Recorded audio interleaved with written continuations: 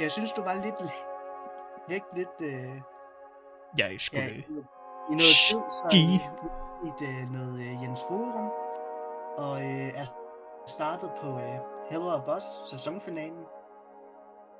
Well, nu skal vi i gang med videospil. Du får aldrig lov til at se finalen af showet. Og jeg er nået til det der stykke, hvor den snobbede pudel begynder at tale. Så du er nået præcis samme punkt som sidste gang. Ja. Kommer aldrig til at se den. Du må ikke. Det er forbudt. Så vil jeg se videre Batman. Nej, vi skal streame. Nu starter jeg afsnittet. Nej, du gør ikke. Vi starter nu. Hallo? Jeg gider ikke lytte på de snobbede hunde.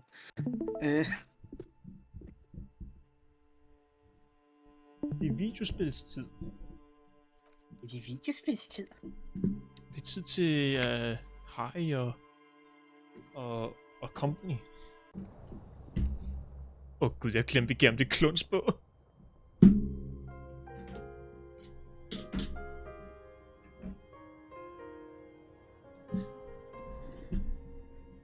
Du har glemt, at vi prøvede at score Kim sidste gang. Har vi den rigtige jakke på? Nej, vi er pis. Vi skal have fuck the world på den elbow. Eller... skal være mere drama.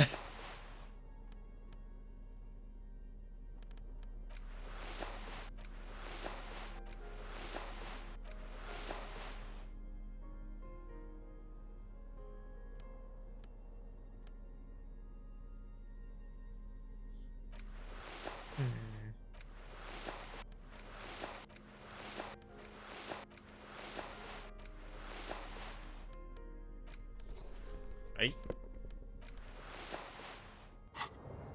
Okay. Hvad fanden lavede vi sidste gang?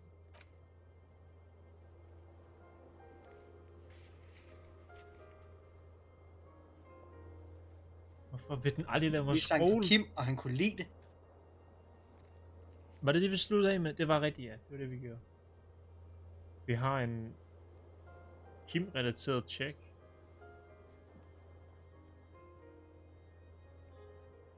Mm-hmm.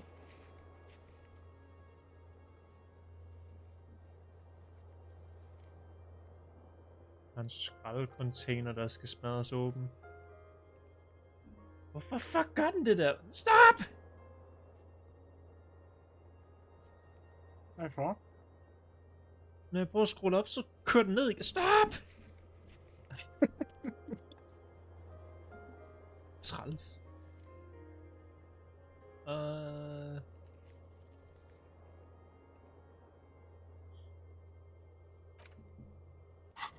os bare starte dagen. Jeg kan huske, at vi lavede sidst.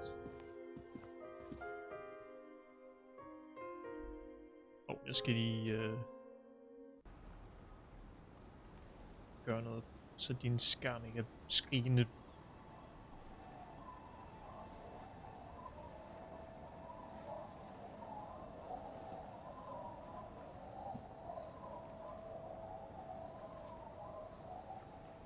Det skulle gerne gøre det bedre, så det ikke er så lyst hele tiden. Vi er live? Er vi live? Vi er live. Vi gik ind i døren igen. Det var ikke det, jeg ved. Okay.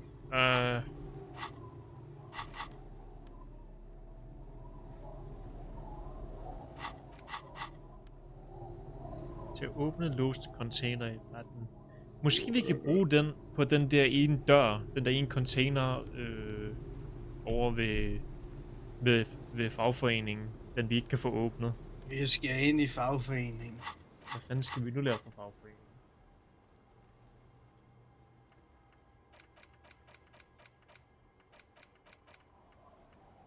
Vi skal se, om de har fundet ud af, hvem der har købt vores køkken. Om det har vi fået svar på. Vi har bare ikke mødt dem endnu. Ja.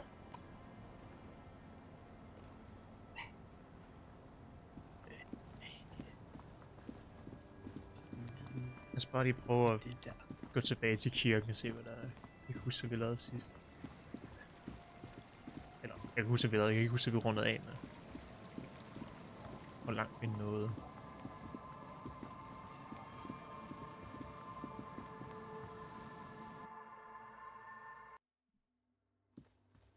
Så vi prøve at snakke til...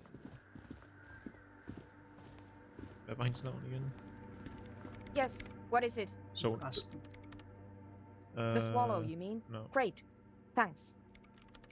Nå ja, hørettelefon. Ja, det er den, der er låst. Okay.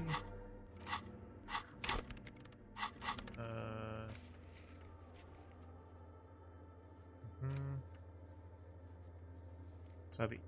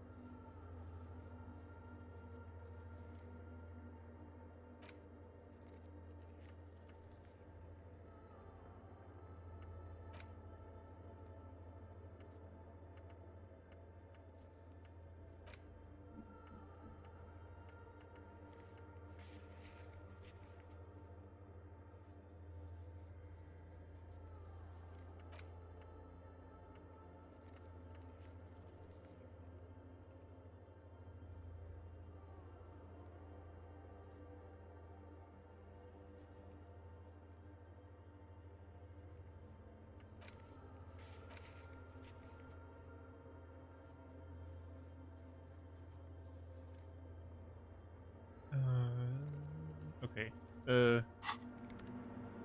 Lad os starte dagen med at fortælle om den forsvundne mand. Det er den eneste konkrete ting, jeg har på listen, vi kan gøre sådan lige nu. Lad os starte dagen med at give de dårlige nyheder. Hey, godmorgen! Vi har fundet din mand. Han er død.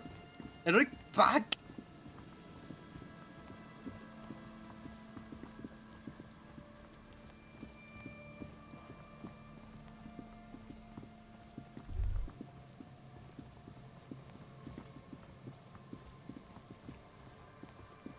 Okay, nu er jeg slået derfra. Nu er skærmen alt for mørk. Jeg slår til ikke. Jeg kan ikke se en skid.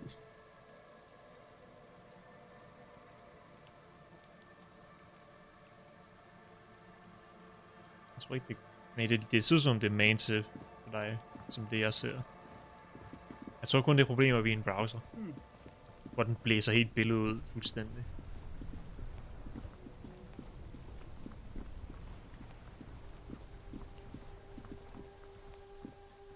Det er herovre et eller andet sted.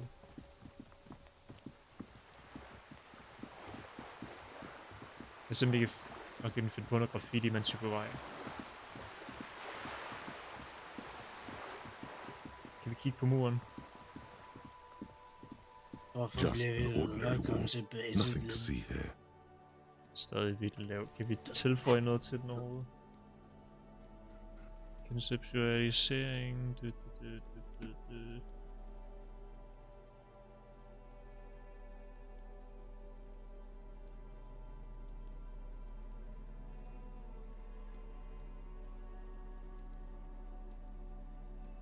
Tilføje 1.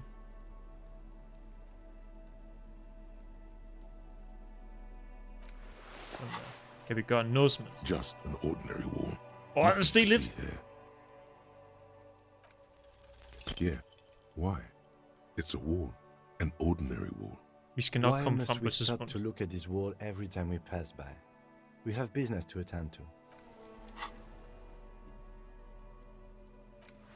Det er en flot mur, Kim. Banan. Muren er flot, jeg vil have et billede. Banan? Jeg har så mange fucking frakker.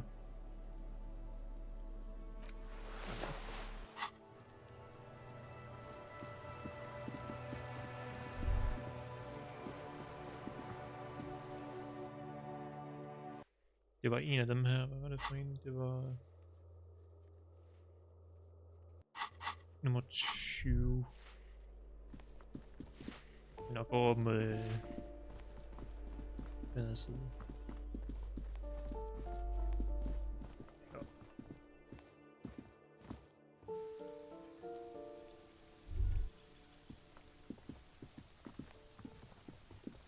A weathered brown door. Ja, det der. The number reads 20. Something smells good. Soup alongio. The lieutenant motions to you to go ahead and knock. This is the door. You already know it's the right door. This is going to be so hard. Åh, Gud. You're right. Let's talk this through. You hear light footsteps passing by the door and some folk music playing on the radio. We have our first preliminary identification. In all likelihood, the deceased is the husband of Billy Méjean. We need to confirm this, as well as deliver the death notification to Billy herself. Now, delivering a death notification is never an easy task. There's a reason why it's often called the most stressful part of our job. This is why it's usually done in pairs. You got this. I'll be monitoring reactions, ready to act if necessary. Dead? Ej, Just fru, don't say vil du that blive you know stiv how they med feel. mig? You don't. Good advice. Men hvis jeg ikke har lyst til det her. Yes, it's hard. But there is no easy way to handle this information. It just has to happen, as soon as possible. The lieutenant motions towards the door. Jeg tror, de gemmer først. A weathered brown. Something smells good. The lieutenant, this is the door. Hello? Who is it? Åh, nej. And someone turns down the radio. He gives you a short, encouraging nod. The police. A moment, please. Give I us am a the law. moment. Åh, Tid og sted, Alex. Tid og sted. Tidying up. Nervously. There's fear in her voice. Come in. The door is open. men ved Henry det?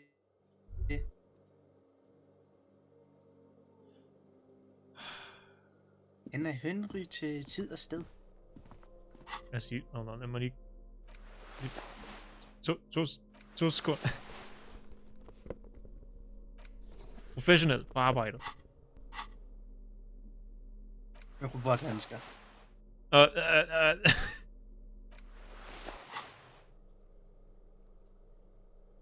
It's you from the book stand.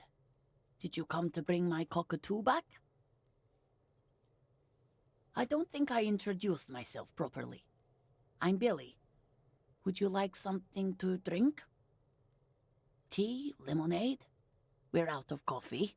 The lieutenant has taken off his foggy glasses and is busy cleaning them in his handkerchief for now. You're on your own here. He must feel vulnerable without his glasses. Is this why he's letting you take the lead? Is this about Victor, my husband? Is he in some kind of trouble again? I can come pick him up in the station if that's what. No, this is something much worse. Is he in a hospital? How bad is it? It's like ripping off a bandage. The least painful way is to do it straight away, without stalling.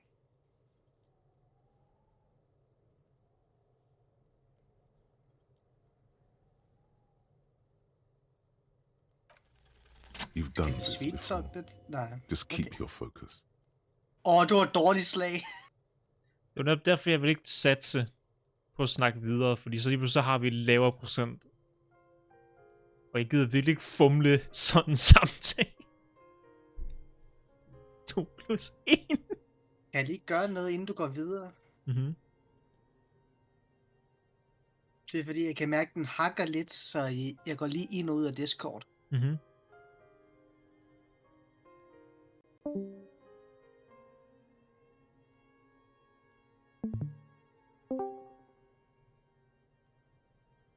For at se, om det hjælper lidt. Yes, that's the most important thing. Use that word. What did you say? A great and terrible spike. The blood Hvad har vi sagt freezes in indtil her videre? veins.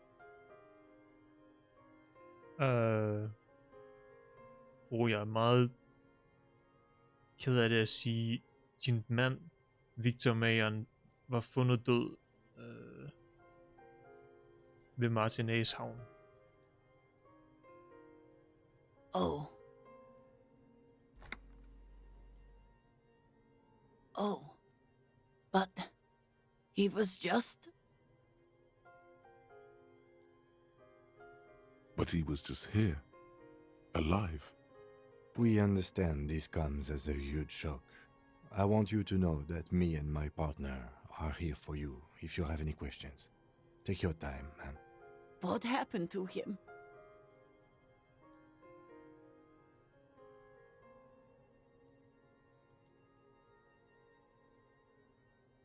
Det var en ulykke, han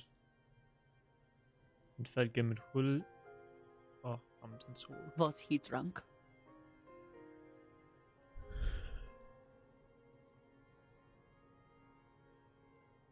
Yeah. I see. And you just found him there, lying in the cold. How long had he been there? If you say 2 days maybe, it will be etched in her mind forever.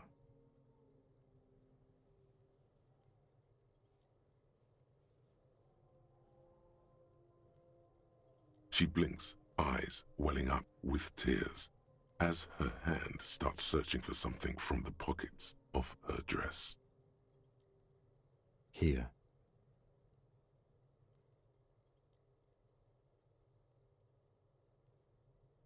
Nogen vi kan ringe til for dig. Ven, familiemedlem. Nogen der kan være her for dig. No. I just need to tell my girls. It burns like acid. God. Should I call them? Should I tell them to come home? No. A day.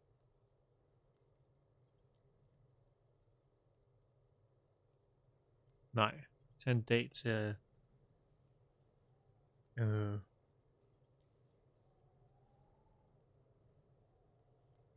Hvad er ordet for det, der ikke lyder forkert? Frisk op? Good.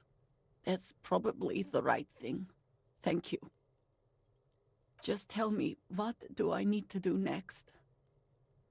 Where is he? Can I see him? We've taken him to the city morgue. The local coroner will be contacting you shortly to arrange the funeral. Here's his number in case you want to contact him earlier. Is there anything else that the RCM could do for you? No, I'll call you if something comes up. I'm still... Thank you. Thank you for telling me. I'll call if... These are her last reserves of strength. Her muscles will give in soon. Already, she starts to shake. We should step outside and talk.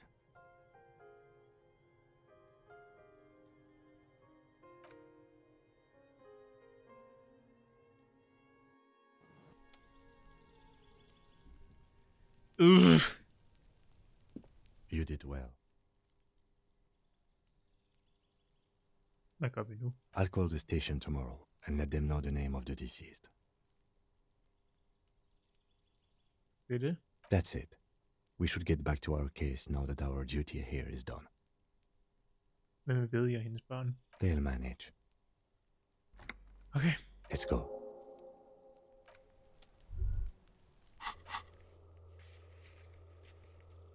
Har vi flere ubehagelige sager, vi mangler at gennemføre? Imens du tænker over det, så genstarter jeg lige. Computeren? Den hakker stadig lidt. Ja.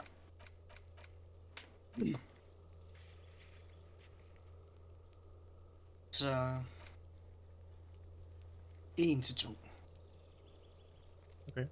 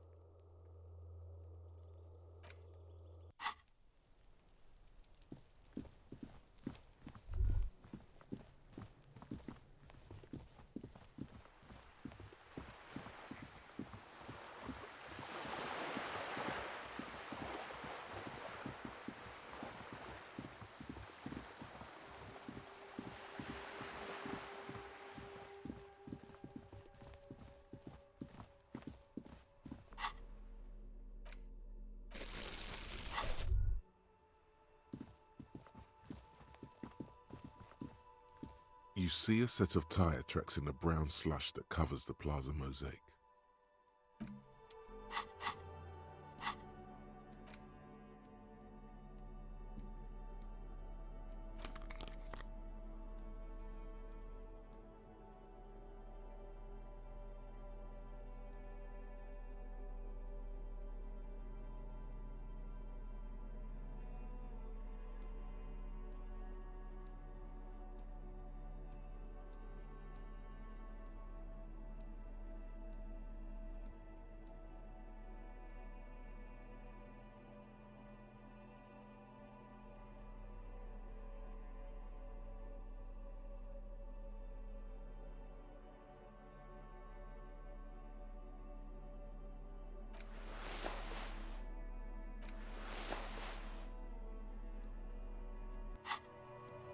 You see a set of tire tracks in the brown slush that... No, these tracks are not interesting at all.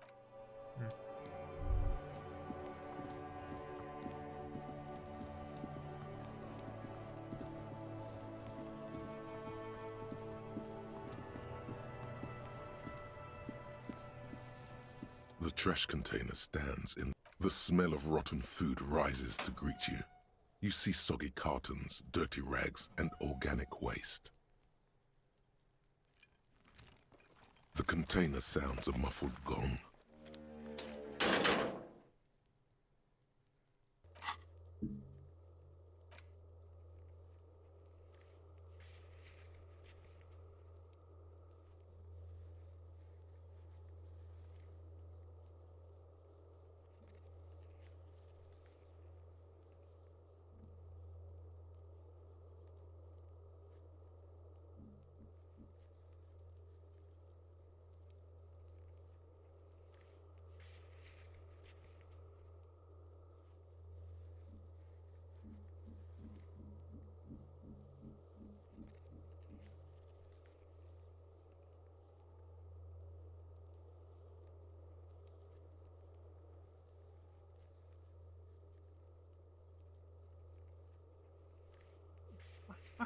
Stop! Jeg kan også bruge piltasten.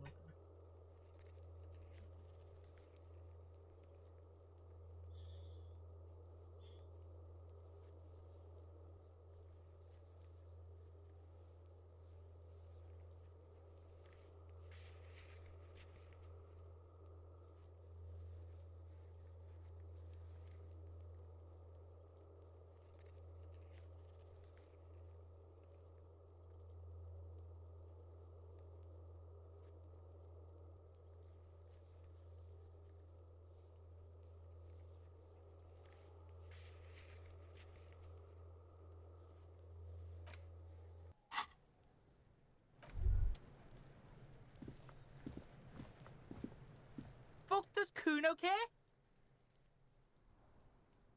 Kuno does...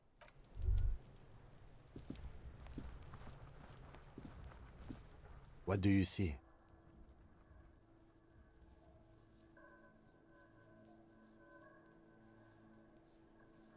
I don't know. They're about the same size. Not the same boots, no, but they could be the same person. It still doesn't rule Ruby out. People change shows, after all. But this isn't an argument for her guilt either. No, these prints are pretty standard. The ones in the dust looked custom. Or maybe they're just a foreign design. It's a boot print, whatever the case.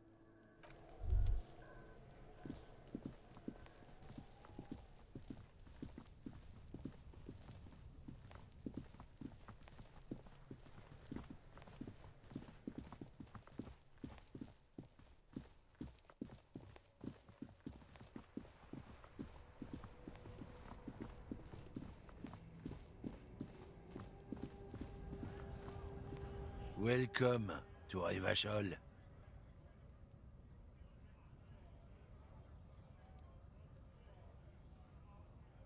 Don't you welcome to Revachol me. My grandfather came here from a 3,000-year-old racist isolationist culture, while your ancestors came to this island a mere 300 years ago.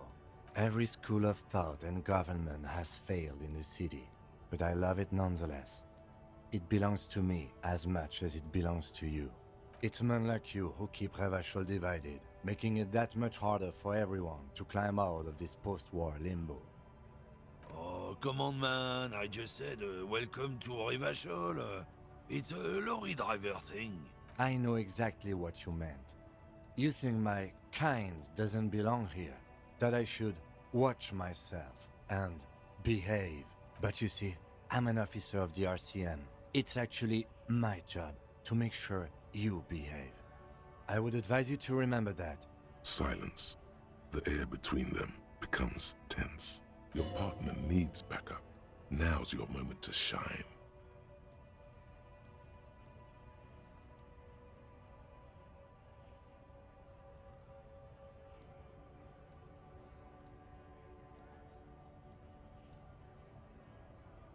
I haven't learned anything I didn't know before. The lieutenant exhales and resumes his regular calmness. You sense slight embarrassment for the outburst. Or is it pride? Impossible to tell. Whatever you say, officers.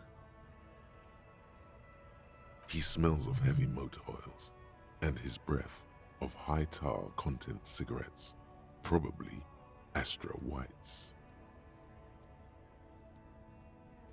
Oh, not much anymore. I'm here to pick up some cargo, but the dock workers are on strike, so it's a sit and wait on your ass situation.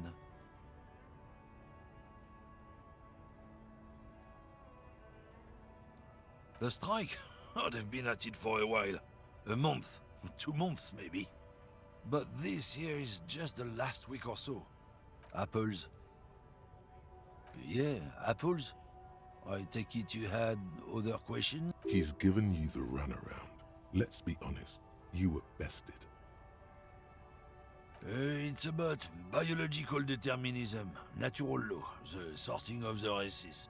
Not the most popular topic nowadays, with a coalition in charge and all. You might want to change the topic. That is, bury your head under the sand like common sheep. Change the topic. The way he says it makes it almost sound like a threat. I'm not just racist. Look, I've read books, huh? The science of racial theory has all been proved, even if some people don't want Den to tager accept it. lang tid om at... People who've studied these things say that you and Hvor er me den henne? are superior by Og vi design. snakker med den racistiske truckchauffør. Naturally, we Occidentals should be in charge. Obviously, you Hvor can meget har see du the lavet, mens jeg merits var in væk? that. Snakker med en racistisk truckchauffør. If this guy's all the Occidentals have, well, let's just say he's not exactly sådan- ripped. Du hakker virkelig meget lige nu. Er du på telefon? Ja. Ja, Er den stadig ved at starte op, eller hvad? den er stadig ved at lukke ned. Gud. Jeg overvejer at slukke for...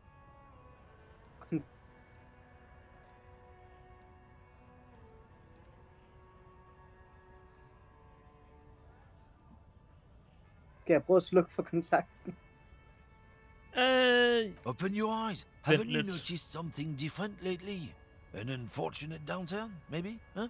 When members of the superior race cease to believe in their innate superiority, they stop competing for resources. Hvad har du snakket This med concerns you, franskmanden om? policeman, so you better be Racisme. vigilant. The damn kips are showing up good lately. Same with the mosquitoes. And the other intruder species too. They're on the precipice of cultural victory.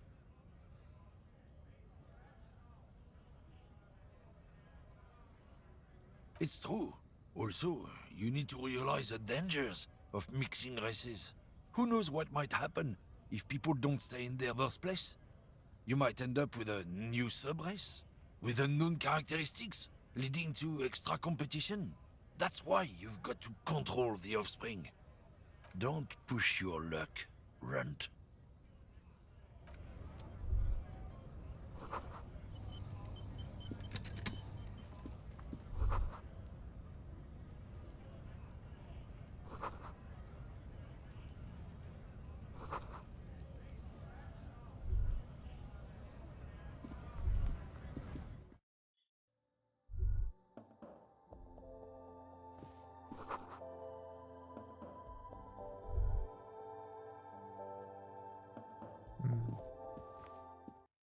Var det ikke morgen lige før? Damn, that felt good. Your heart's pounding nicely. You should tell people to fuck off more often. Fuck ja. That's the spirit. Never forget. The whole world's a wooden house, and you're a goddamn flamethrower.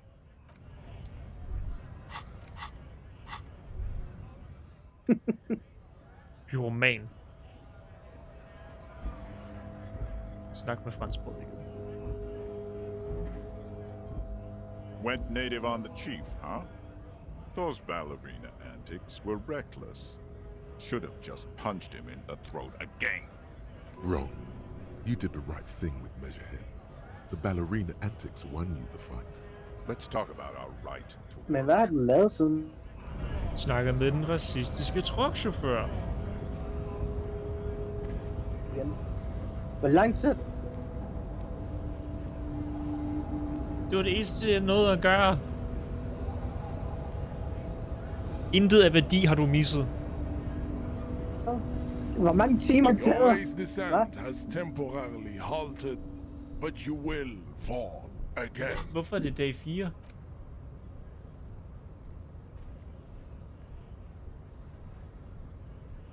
Fuck, vi gik i seng, det er rigtigt.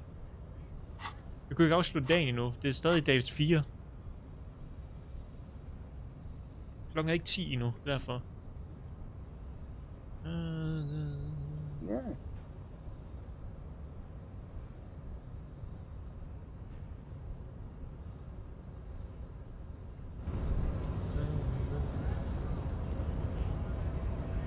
Så det var ikke en god... Jeg kan ikke høre, hvad du siger. Det var en god aften. Ja, Så det ja, var det er ikke rigtigt. en god morgennyhed. det er rigtigt. Jeg troede, det var morgen. Vi gav hende forfærdelige nyheder lige før hun går i seng. A Skørt. lorry stuck in the traffic jam. This big, heavy grad-made machine is well Det kan kept du for sove such an rigtig old godt. machine. The windows are clear. They've been recently washed. You can see a lorryman's cabin with personal belongings, stickers, insignia. The driver has adorned his space with a substantial collection of peculiar paraphernalia. Proclamations about honor, strength, and purity are glued to various panels. A large metal pendant hangs from the rear view mirror. The pendant features a sun crowned with wavy rays.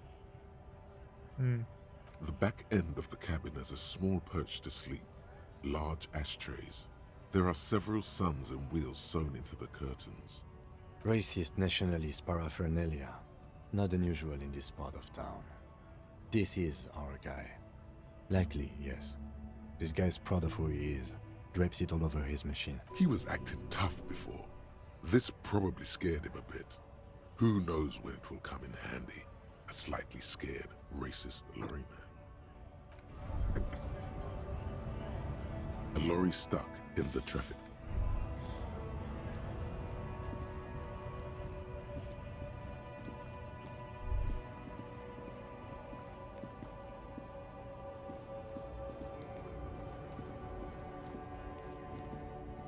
An old monument stands in the middle of the traffic island, pointing toward the sea. It looks as if it's been reassembled piece by piece, secured and mounted in the air with the aid of numerous ropes and rods. A silver plaque on the statue's pedestal reads, "I am Philip III, the Squanderer, the greatest of the Philippian kings of Revachol, son of Philip II, the opulent, father of Philip IV, the insane." As you look up, you notice something about the statue. There are some odd indentations on the king's chest piece. Something with great kinetic energy seems to have impacted the cuirass, around where the heart is. A bullet? Someone shot him in the heart. Interesting.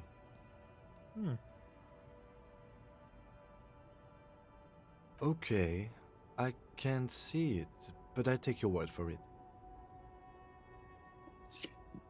Well, Martinez is riddled with bullet holes. This place saw a lot of action during the revolution. But the statue is recently renovated, so maybe a joke? target practice or a Hvad political laver du? statement?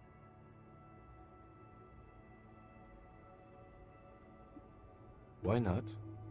What this shows us is guns aren't too uncommon here, and people still shoot them, sometimes at kings.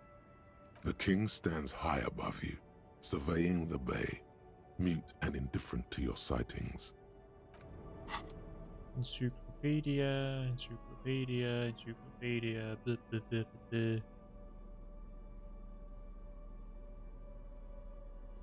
Encyclopedia, har vi overhovedet noget til den?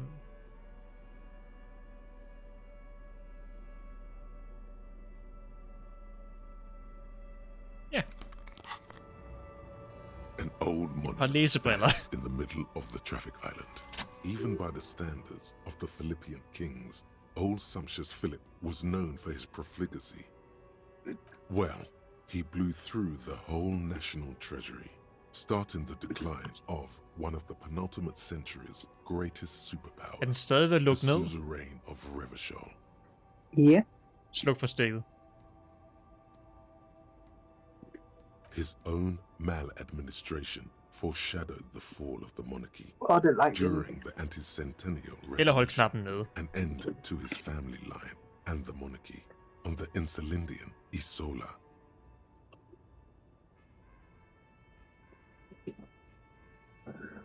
Bare hold knappen nede. Jeg tænder og slukker for stikdåsen. Det kan du også gøre.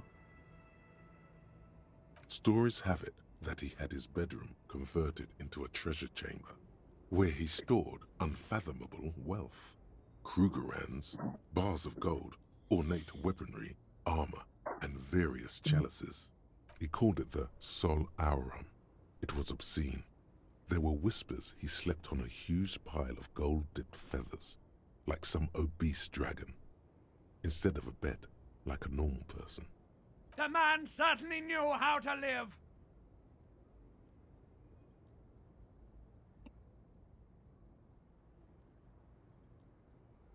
But wait, you haven't even heard about his fabled cocaine addiction.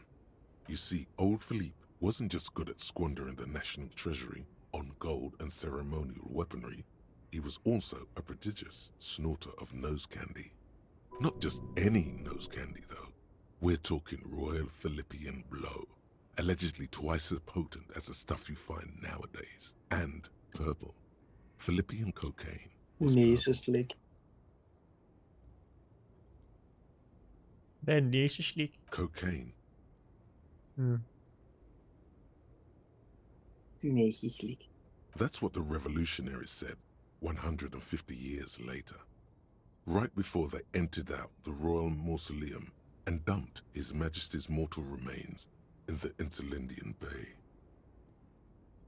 His Majesty's courtiers said it helped him connect with the higher realms beneath the cold waters of the Insulindian Bay, thrown there by the revolutionaries after they cleaned out the royal mausoleum. A group of marble pleurons still surround the king's vandalized tomb. A deathly cold wind sweeps up candy wrappers and old newspapers. The original was blown apart by communards, then further damaged during the landing of the coalition's airships during the turn-of-the-century revolution, when Martinez was leveled. Most historians think the coalition's hasty landing may have ultimately saved the statue. If the communards had more time, they would have reduced it up to even finer pieces. Some years ago, a group of liberal, artistically inclined individuals, designers mostly, thought it would be ironic to restore the statue of the most wasteful ruler of Revachol in the poorest part of the city. The statue is supposed to capture the moment it was blown apart, like an instant frozen in time, a rare butterfly trapped in amber, floating on a sea of shit. People in Martinez tend to agree, as do many prominent art critics and thought leaders, with more nuanced social awareness than the young ironists. Philip III, the squanderer, however, with his bronze face up in the air, doesn't seem concerned about what the hoi polloi think of him in death.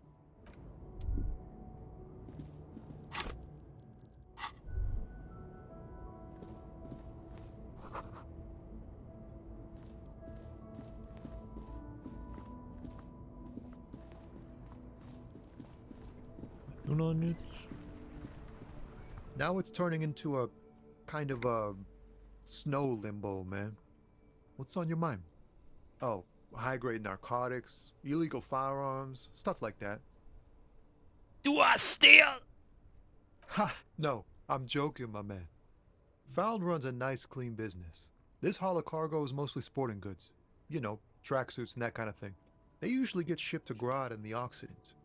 Though we've been making headway in the Il-Moran market lately.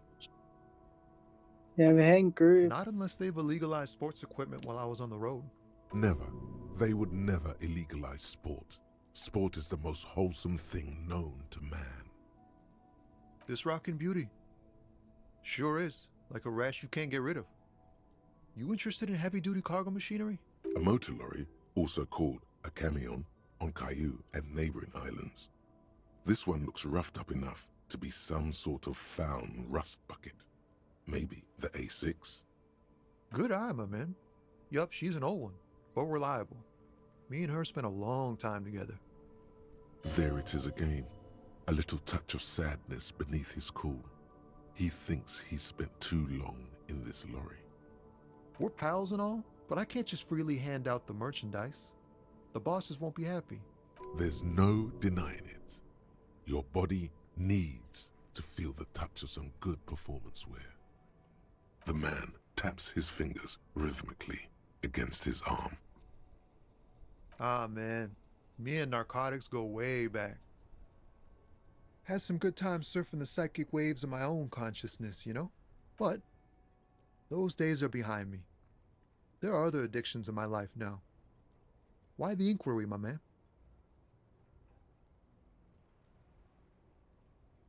Jeg har brug for at blive høj, og jeg har brug for en sælger.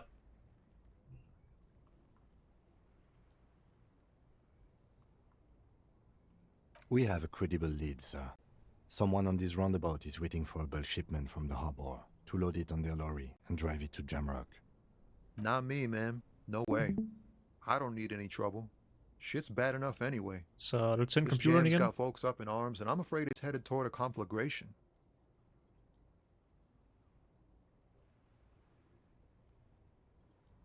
Gotta guard the stuff. Bosses don't look kindly on missing cargo, and it gives me time to work on my rhymes. Working on these rhymes clearly leads to muscular atrophy. Make sure you don't get hooked on poetry. Look, man, I try to stay away from the criminal underbelly of Revachol. I'm a guest here. You really need to find another man to probe Er du på with those computeren igen? questions. Ja, så jeg har lige mistet omkring 1 minut i samtalen. It's not a lie. Snak om stoffet. Something else. Impossible to say what at this point, but there's something in him. Åh gud, vi kan... Some Jamen, vi kan... trepidation. Nu så kæft empati. Vi kan skrive om en fucking... Et digt. Vi kan prøve at opfinde et digt.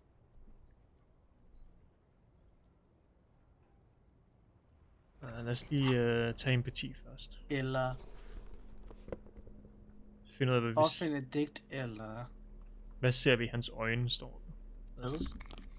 Hvad ser vi i hans øjne? Now it's turning into a kind of a... Ease into it. Fuck! Don't Vi go skal too lave et far. lortedigt. This seems like a personal matter. Hey man! Jeg vil vide, om det er en sjæl! Jeg skulle begynde at råbe af ham.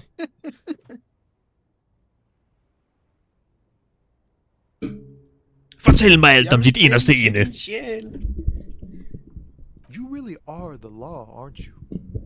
I get that being bluntly observant and inquisitive comes with the territory, but it certainly doesn't help with your conversational skills, does it? Just like that, he slips out of your reach. It is possible the yelling didn't help. Mm. Siger du til mig? Jeg Lad os- ikke kan finde... Skal være endnu mere empati. Fuck, hvad er det for en lyd? Hvad for noget? Den, jeg ved ikke, hvad du sagde, men det er så, der kom ud bare... Det er som en fugl fløj ind i mikrofonen. Ja. Men jeg kan sige, at det der med at genstarte, det hjalp ikke. Nej, det kan jeg tydeligt gøre. Og da jeg var på telefonen, der hakkede den også lidt. Hakker Så jeg billedet vidste eller mere lyden? end bare... Er det kun billedet, der hakker, eller er det også lyden? Lyd, billede, alt. Pis. Fordi hvis det var billedet, så er det ikke så slemt i Disco Elysium.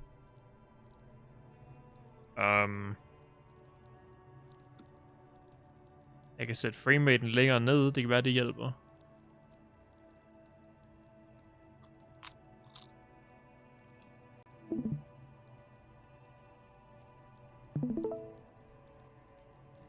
Skal vi have højere empati? Prøv det. Skal det være vores højeste stat?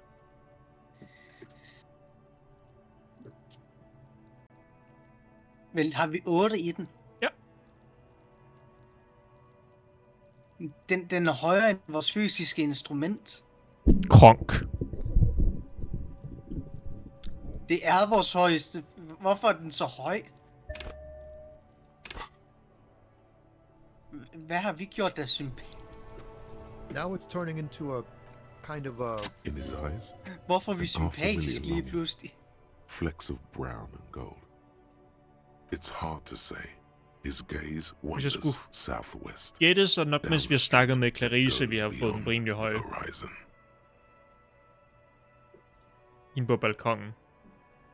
The road continues for miles, flowing together with other roads, turning into causeways or bridges, ending suddenly in dead ends, or ramping up or down highways.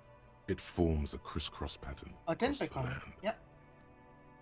Above the Jamrock Quarter, in the form of a raised Hende, der motorway, uden tvivl skrider sprawl, i morgen tidlig. Forberg, high above buildings, new and old, the air filled with the rumble of motor engines. To the old south, to the farthest outskirts of Revershaw, through the checkered fields of farmland, upstream to the river Esperance, past Montmartin, the border approaches. You cannot see. It's out of the city. Up ahead, the mist blocks all sight. A gale blows across your cheeks. It is cold. Before you stands a tall lorry driver with sad eyes. Excuse me? A flinch jolts his frame. The question has touched a nerve. Jeg er betjent, jeg fikser alt. There are things even a cop can't fix, my man. There's no helping in absence, you know? I miss my family. They're all I have. My wife, second kid on the way, waiting all the way in Diora. And here I am stuck in this shit, so far from home. Diora of the Seven Seas. It's on the other end of Le Caillou, pretty much, on another island called Laurentide, off mainland. We've got a little place there. Can almost hear my kid laugh when it snows. What's it like? Good. And bad. An ache that brings you joy. I think of them a lot. I dream up these silly scenarios in great detail of living with them. It comforts me. What about you, cop man? You missing someone? Gud, du skal ikke spørge ham om sådan noget. Is that what it is? This feeling? It's scarier than that. You're pursued by a hunter, smelling miss of my apricots gun. and sorrow. And I'm fine. the past. I don't miss anyone. Jeg føler mig jaget. I miss someone, but I don't know who it is. I feel for you, my friend. It's bad enough to know who you miss. Missing like that doesn't feel like it has much of an upside. But, thanks for this. It's nice to talk to someone. And I know it wasn't easy to ask. I hope you find your way through your own troubles. Jeg synes, jeg skriver et lortet digt.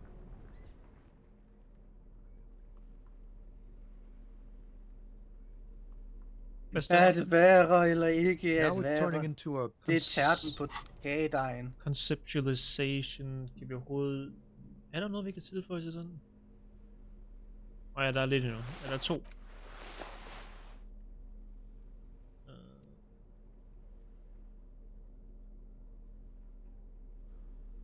Og reset. Ja, den giver logik.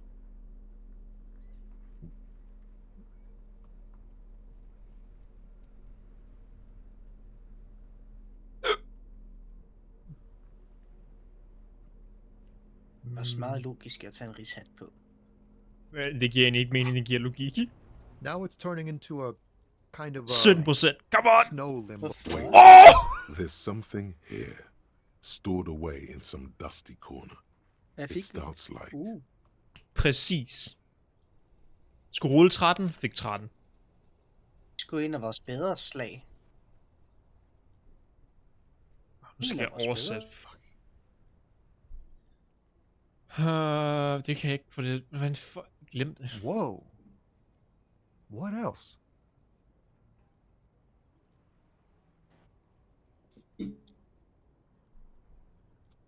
A mirror tremble as RS0. It's Et spejls temperatur er alt... virus. Kan du... It's Stop. dream. Stop. Et spejls temperatur er altid 0. Det er is i ens åre. Dens kamera er et X-ray. Det er en kral holdt ud til dig i stille kommunikation. Silent communion. That's good.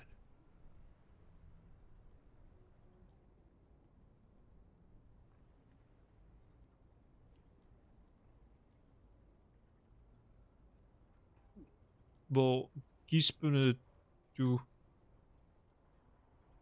påtager en skiftende identitet, der aldrig var din egen. Dang. That's some great shit. You came up with that yourself.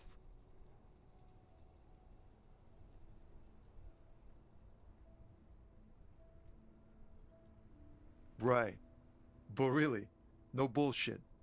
That's great stuff. I sort of want to know if it's yours. Jeg tror, du min. Fucking hey! Seems I got you all wrong. Cops aren't much known for their artistic sensibilities these days. It's good to meet a fellow poet. Someone with an appreciation for real text. The others here say you don't really get it. I get you. When they really click, it makes the world seem manageable. Good to be on the same page. you found some common ground with this man. Even impressed him. The next time you look in the mirror, though, remember those words. Kigge i spejlet, siger du. Okay, vi kan godt prøve at kigge i spejlet. Jeg ved, hvad det vil gøre, hvis vi kigger i spejlet. Ikke hvor smil. Shine on these sunglasses lasts a lifetime, officer. 100% guaranteed. Skal vi se, om vi kan gøre det igen? Det er det samme check. Hvad var det? No. All you find is this line cellophane visor, produced by a bargain sportswear brand called Amphibian. Det var endda også en af vores bedre There's slag. a malformed green frog on its bent cap. Oh, that visor is perfect for you, officer. It'll definitely keep the sun out of your eyes while you're shooting criminals. Bang, bang! And all for a mere 6 real.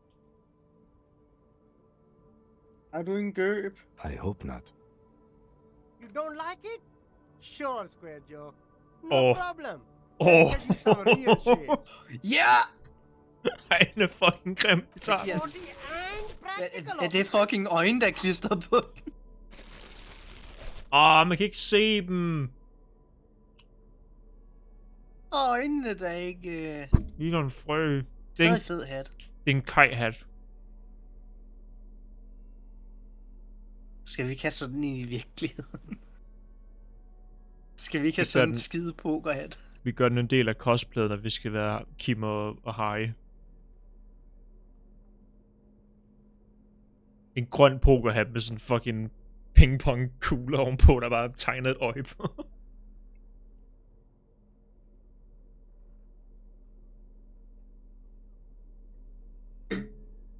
Er det en kugle?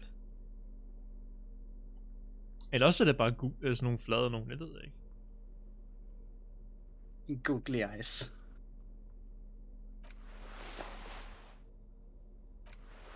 Vi er kommet for at score. Hvor meget er butterflyen? Vent. Så vi gør det, Kim. Hvornår Kim fanden ser godt ud. skiftede vi sko? Nej, vi fik sympatisko. Vi fik bowlersko, det er rigtigt.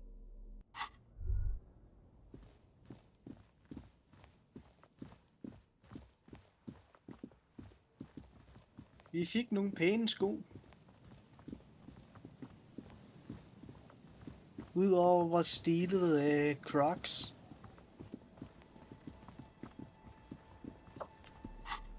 Mener vores langeskins-støvler.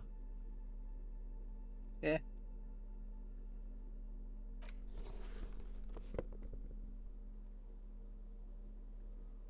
Mere empati. Det eneste, der ikke ændrer, det er vores Skal vi ikke have vores fede røvbukser. trøje? Ja, de gode røvbukser, de bliver på. Yep.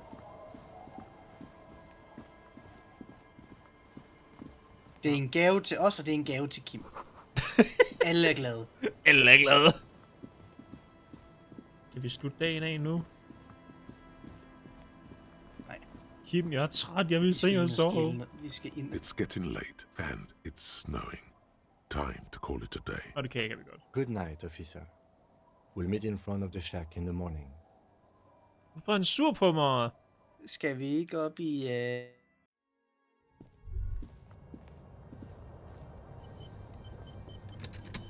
Hvad har du An nu old mirror lavet? hangs on the wall. You see the reflection of your face in Hvad har du lavet, mens jeg har været væk? adorned with the Og den er høj. expression.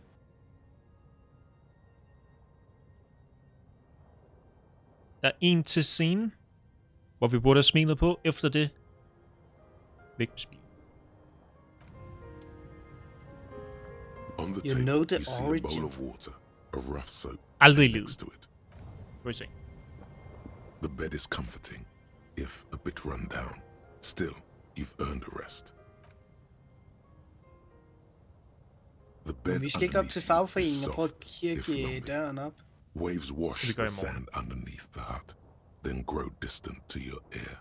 In the quiet hum of the organic heater, you fall asleep. Kim, hej, får I faktisk noget søvn for en gang skyld? Like a deftly cast fishing net, sleep pulls you out of the world and into its dark shore. The rough mesh chafes, tightening around you, it digs into your brain.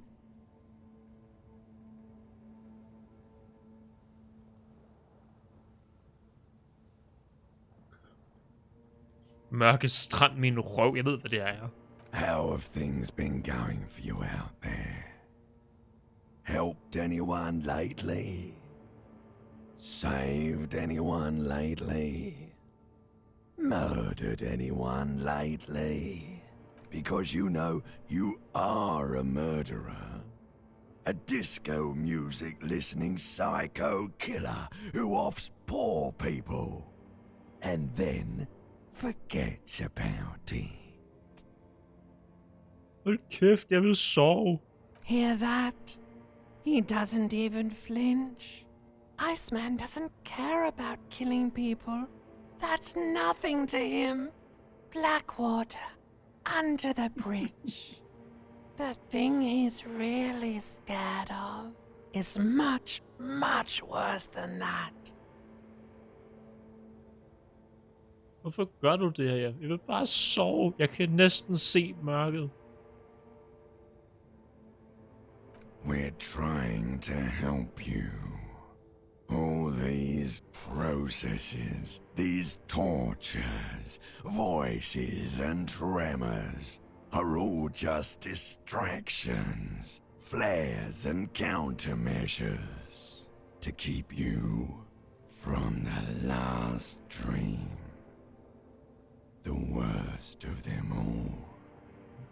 Sidste drøm. The last dream will be total annihilation. Cinders peeling off the fuselage. We won't be there to help you anymore, Harry. We will be dormant. You will be naked and alone.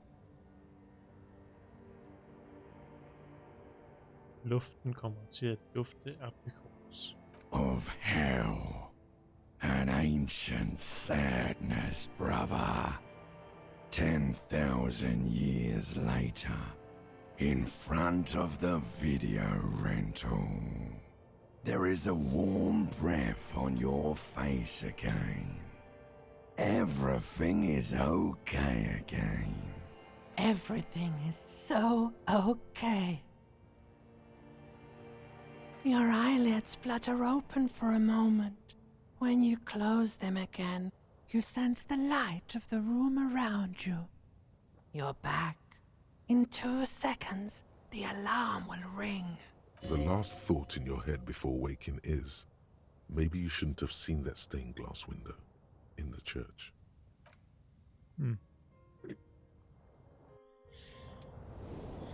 Godmorgen!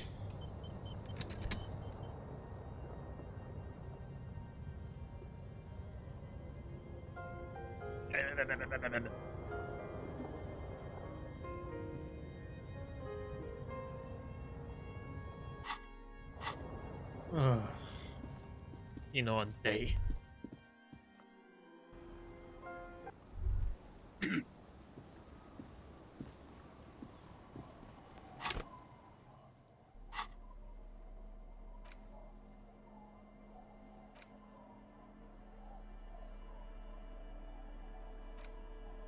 Okay, hvad har vi at tænke at gøre?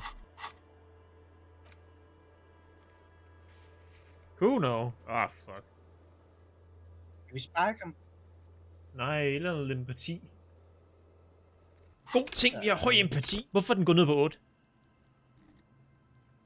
Hallo?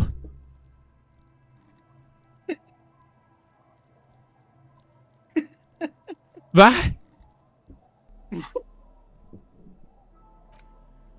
Vi har mistet empatien, mens vi sover.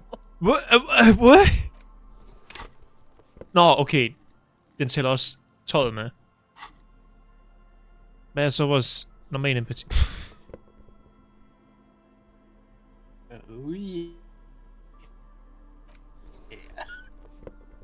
Hvad er vores standard empati? 7, okay.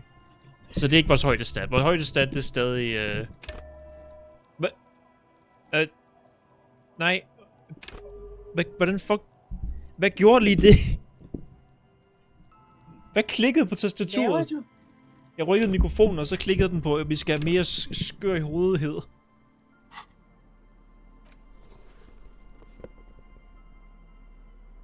Du har ikke lært noget for sidste gang. Jeg rykkede mikrofonen, hvordan fanden skal jeg vide, den klikker på en knap? Lad være med at kigge på dit tastatur, ellers klikker den. Jeg kigger ikke på tastaturet, jeg rykkede mikrofonen. Du tænkte på tastaturet, så klikker den.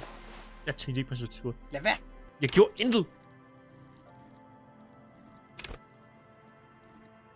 Okay, vores stadig fysisk mand er stadig vores højeste stat. Vi har ikke empati. noget højt at tilføje til den. Empati er... Også 7. De er lige høje. Vi kan sagtens tilføje noget til fysisk instrument. Vi skal have mere fysisk instrument. Sådan der, nu har vi højere fysisk instrument. Hvad? Hvad? Og lige meget, jeg troede den lige meget. Jeg havde lige...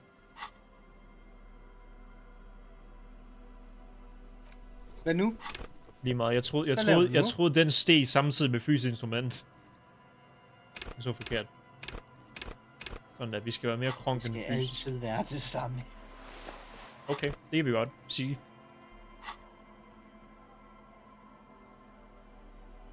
Hvordan vil vi gøre det? Det er vel bare sådan her. Så ser vi professionelt ud.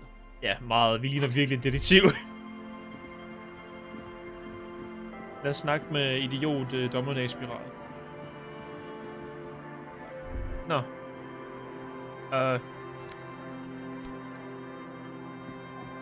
Jeg har efterladt penge til os. Jeg ved ikke, hvor de er gået hen. Men det er sgu også lidt lige meget. Lad os fortsætte på diskotekskirken. Hvad? Ja. Og stenroden.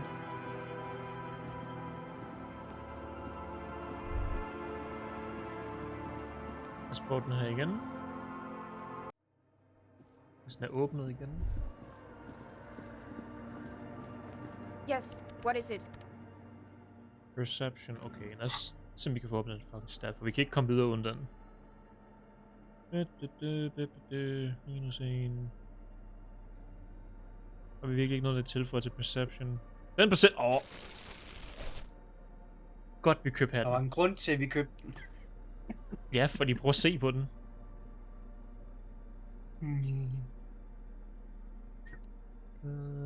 Perception. Støvlerne. En tid til at gå i seng. Ja, det gør med støvler. Perception. Det vi kan tilføje. Har vi noget, der mister? Okay. Jeg skifter. Perception, den er faktisk rimelig. Ser vi godt ud, Kim? Yes, what is it? Everything disappears. You are draped in silence like a drowning man staring into his puny little headspace. And then the pressure changes. It feels like flying on an aerostatic, or when your ears pop, or like a subtle difference in the atmosphere. A weather change hanging in the air. Vi slog rimelig godt. What if the sound you're looking for is too low for you to hear it? Hvad hvis vi bare bruger for et bedre lydsystem? A better sound system? Alright, but where would we get one? Suddenly, a rhythmic beat permeates the walls, causing a small patch of decorative stucco to crumble onto the wooden floor. They should really allocate some renovation funds to this place. No. What they really should do is shut down the disco men for disturbing neighborhood peace. You mean the speed freaks? Of course, the speed freaks. They have a fantastic sound system. And you think they would help me? De vil, hvis du ikke vil have noget, de flytter herinde. I guess I could live through a week or two of peaceful coexistence. Brilliant negotiating there, detective. As always. Sure. Let me know how it goes. Thanks, officer. Hvorfor er du sur på mig?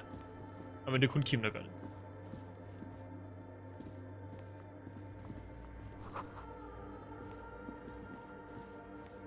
Det kunne dog være sjovt, hvis den gav dig muligheden for... Det er sur på dig, når de kalder dig officer. Det kunne være sjovt, hvis der var en mulighed for at sige det hver gang, efter du regner ud, at han bruger officer, når han er sur, og detektiv, når han er ikke sur.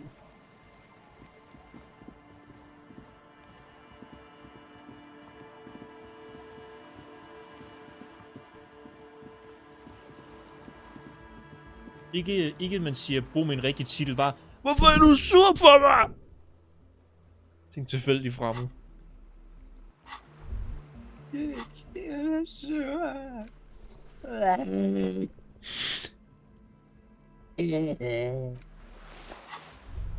Jeg vil få ham til at brække sig, mens han græder. Bare fordi der er en, der siger officer. Måske. Det er vel ikke... Hi again. So, how are things going? Yes? What's the deal? Gode nyheder, jeg har fået... Jeg fik overbevist Sonja. Det er ikke hendes navn, men det tælles på.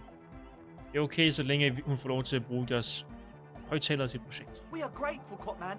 You're an augury of a new era of Nordic dance music.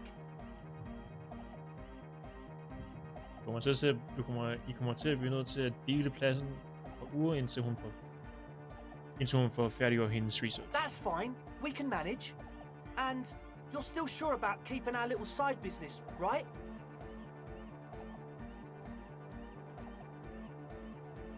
Du mener, det er ulovlige stof laboratorium.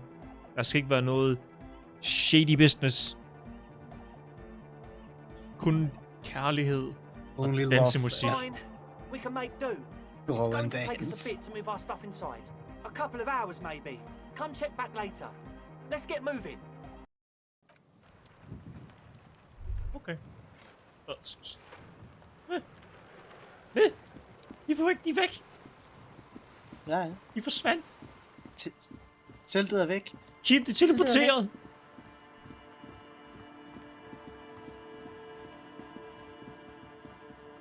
Kim, jeg er bange. Det er okay, også. Er du sur?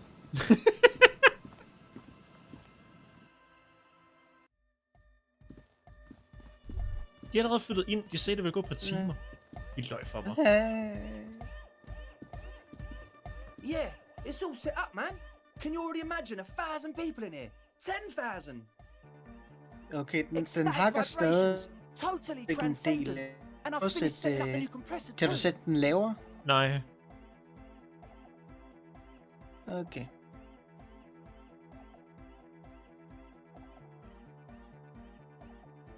Now the only thing left to do Let's see. is the name of the club. Will you do the honors, detective? Det er tid til at navngive klubben.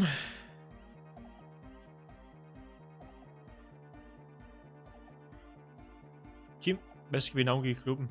I wouldn't build a club, and I wouldn't name it either. An underground place with no name? Sounds like something the Crabman would say. We're not going with anything the Crabman would say. Why not?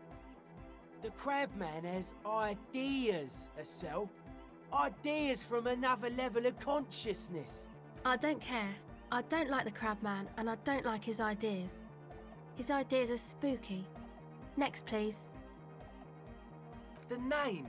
Everything I managed to come up with sounds just wrong.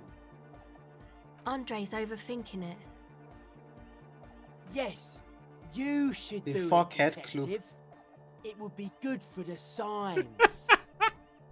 Lloyd's Fuck right. hatklubben. You've helped us so much. Knip din It's the hue, right klubben. thing to do. Seksuel samværsklubben. How about something simple? Like the club? Too modern and too ironic. We don't want ironic. We want real. Real and true and beautiful. Like a morning after the rave. Jeg så ikke Æggehoved. Har idéer. Yakokata! Yakokata! The place to be! Yeko Qatar, the zone of ecological catastrophe. That's too morbid, Egg. Got anything else? Hardcore! Hardcore to the mega! No, it has to be bigger than hardcore. Yes, it has to be even bigger than hardcore to the mega. It has to be bigger than the scene. The amnesia. Like the... I can't remember the name of the club, Amnesia. Amnesia! Ikke et dårligt navn. It's not amnesia, guys. I don't. Good. We have too many opinions anyway. Jeg tror, jeg kommer op med et navn. You have? Well, what's the name? Disco Hvad har vi? Elysium. Vi har titlen, okay. No true Ingen fred med vreden. Reversal Vest. with the friends. Eller Foreningen. Skal vi tage titlen? Vi skulle tage titlen. Like that DeLorean word for the world, you mean? Elysium. But Disco Elysium?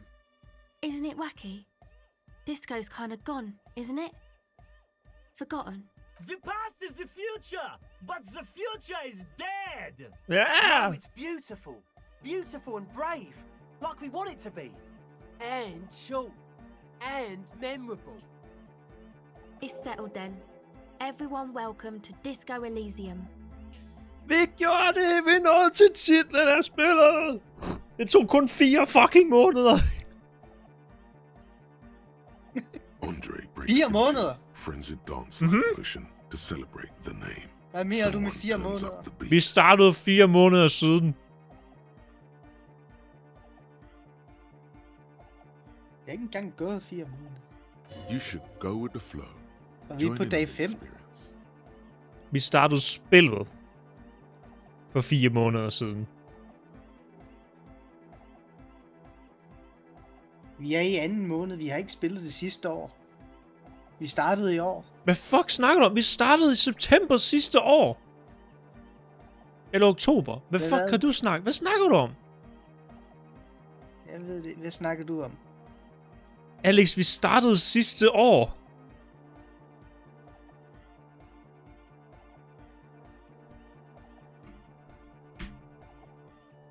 Ikke med det her spil. Jo, vi gjorde. Hvad fuck er der galt med dig?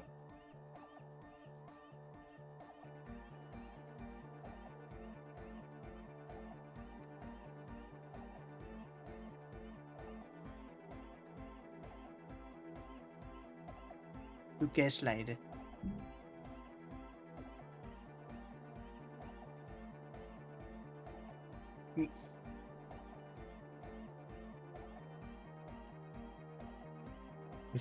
Nu tjekker jeg min fucking...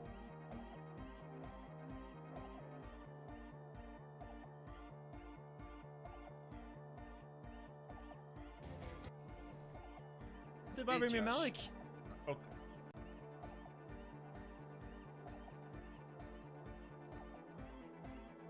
Nej. Jeg tror, jeg blev skør.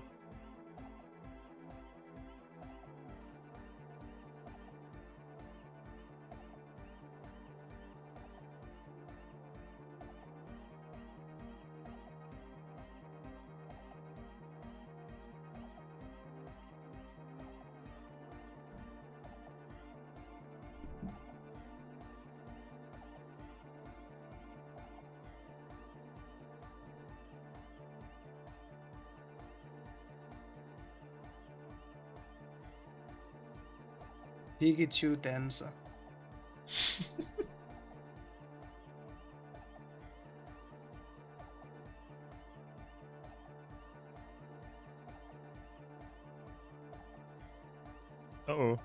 Hvad fanden sker på min computer? Hey!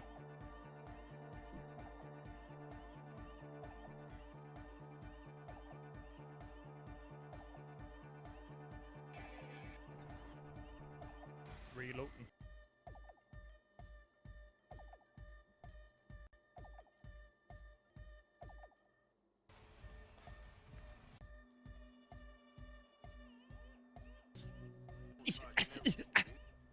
Ellers skal jeg bare...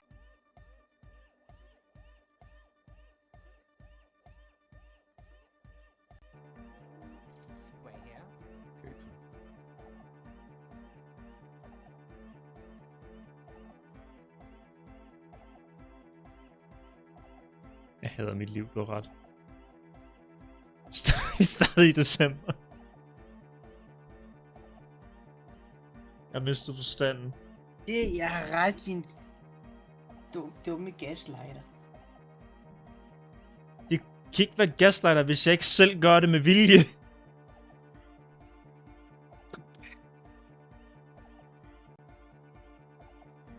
Men du kalder mig det. Ja, fordi du gør det bevidst! Det er det, der gør det en gaslight. Det er, at du ved, det er en løgn, og så fortsætter du med det alligevel.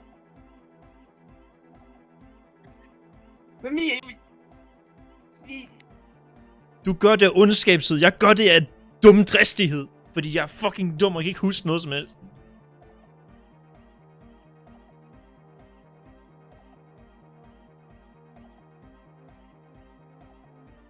Hvis du siger, jeg er gaslightet, så siger jeg, at du er gaslightet. Nu gaslighter du mig igen.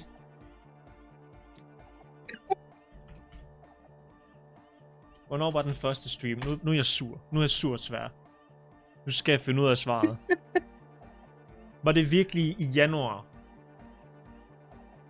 Er jeg så fucking forladt mentalt? Ja. Yeah.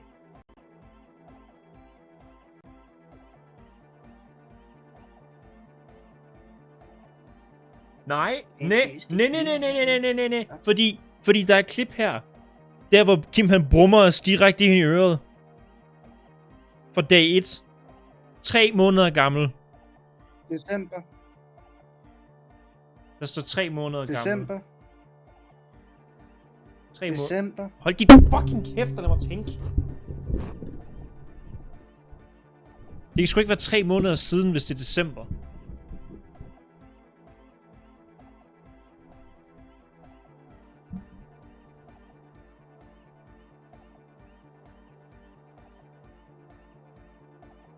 Hvorfor viser mig ikke en fucking dato? Hvorfor muter du den ikke, når jeg beder dig om det?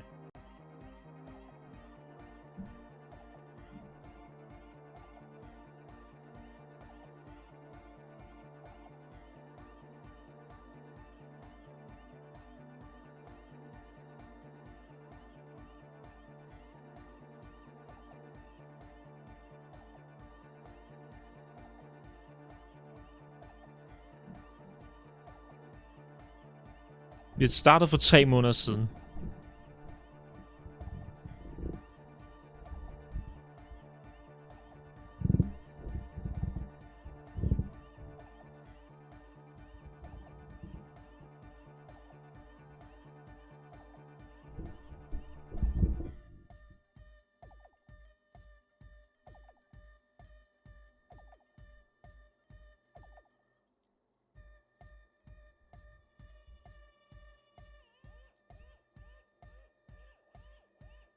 Jeg har ikke den specifikke vort længere. Den originale. Men jeg har en fra den 5. januar, der er dag 2.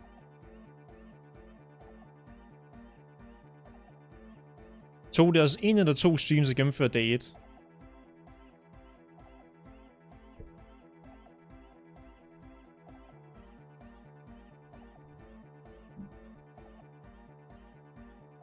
Er du gået?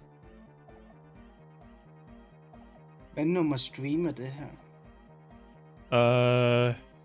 6, tror jeg. Ja. 6, vi er på dag 5.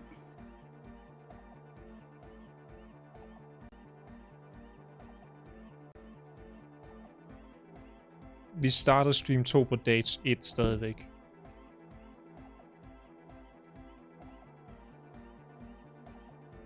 Ja, det tog os 2 streams at gennemføre dag 2, det kan jeg huske. Vi må have startet sent november, eller lige starten af december. Så vi startede...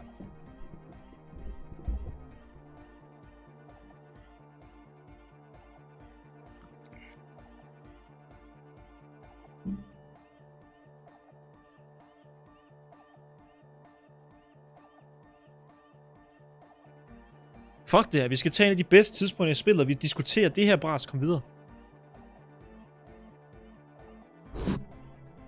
Det synes jeg er dans. Fuck det her. It feels good. Jeg gætter på december. But what is this? What is this thing that Andre is doing with his limbs? Vi skal danse med Pikachu. Hvad laver du, Andre? I'm dancing. Ja, vi burde tale om det. Vi burde tale om din såkaldte dans. Yes, my man. Talk? What is there to talk about if you can express yourself with moves? Audio waves thump against your rib cage. The speaker setup makes everything sound much better. But there's a full lack of something. Ej, den er så lav. It's to express my individuality. Is that a bald spot? It's hard to tell for sure with the fused together spikes, but it looks like he's balding. Vi skal teste ham i dans. All because I'm balding, yes. I want to fuse the remains of my hair together before it leaves me. I want to show my hair. I don't give a fuck how old you think I am. I'm 20. Hvor gammel er du, Andre? Not 20. Er det vigtigt for dig at være en individuel? Of course it is. Otherwise, I'd just be another poor guy with no education and no money. General issue, man. Now I'm all that, and I have radical spikes. That's idiotic. Fair nok. Maybe it was a bad idea. Anyway. Og det er et hvidt check, okay. Goodbye, officer. Saberfare skal højst som overhovedet muligt. Så hvis jeg har det grimmeste kluns på muligt. Giver minus.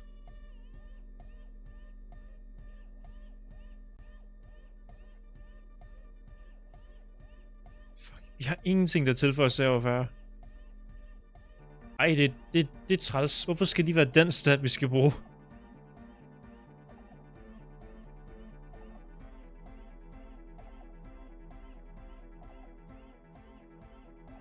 Fuck. Men mistede det hvidt check. Oh, hey man, it's good to see you. You close your eyes and dream of the shapes your body should form to bring this strange music into life. For now, such ferocity of Lortekast. Med ansigtet først. But just imagine the moves you could pull to this futuristic beat. puts a grin on your face just to think about it. Even a failed attempt gets the juices flowing and repairs some of the damage done by battles lost. If you up the dose and truly dance, who knows what will happen? Salvation. Okay. Goodbye, officer.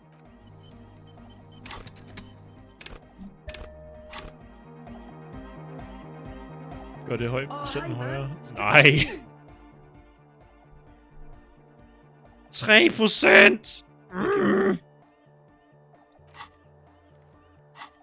Goodbye, officer. Hvad du gjorde? Jeg prøvede at få den op. Tag alle stoffene. Tag dem alle sammen. Fucking...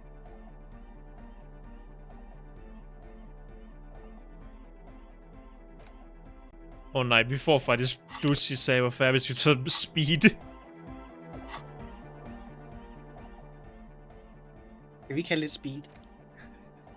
Er det virkelig værd at gå så lavt? Så vi kan blive fast. Så går vi over og køber noget alkohol. Nej, vi har klaret så godt uden. Alkohol plus musik er lige med gode dansetrin. Ikke for en alkoholiker, din fucking stodder.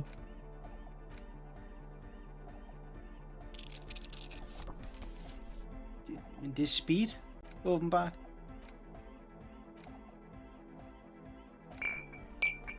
Hvordan bruger man det overhovedet? Huh? Now that you've acquired some stimulants, it's time for a little pick-me-up. Time to detect. Men Kim her, han bliver vist så skuffet. See, that's your problem. A lack of confidence. Speed can help you with that. And, Kim, it can help you with everything.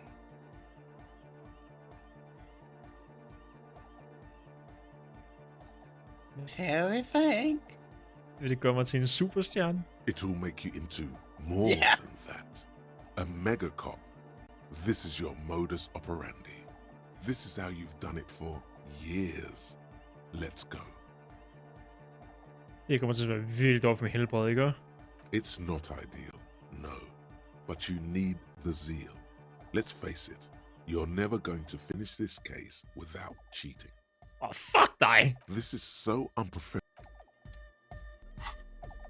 Jeg har ikke brug for dine skodpiller.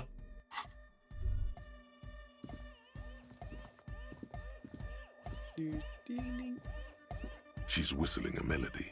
Her trusty contact mic. Du stadig knip min hat. Pulpit. Det var ikke det fucking spørgsmål, I er ude på. She stops what she was doing and... Hey there. I've been recording some new audio from all these beams and rafters. The sounds travelling through the wood are pretty cool. Creaks and stuff. Like you're underwater, you know? But like, underwater inside a tree. But that's not really what I wanted to talk about. I wanted to thank you instead.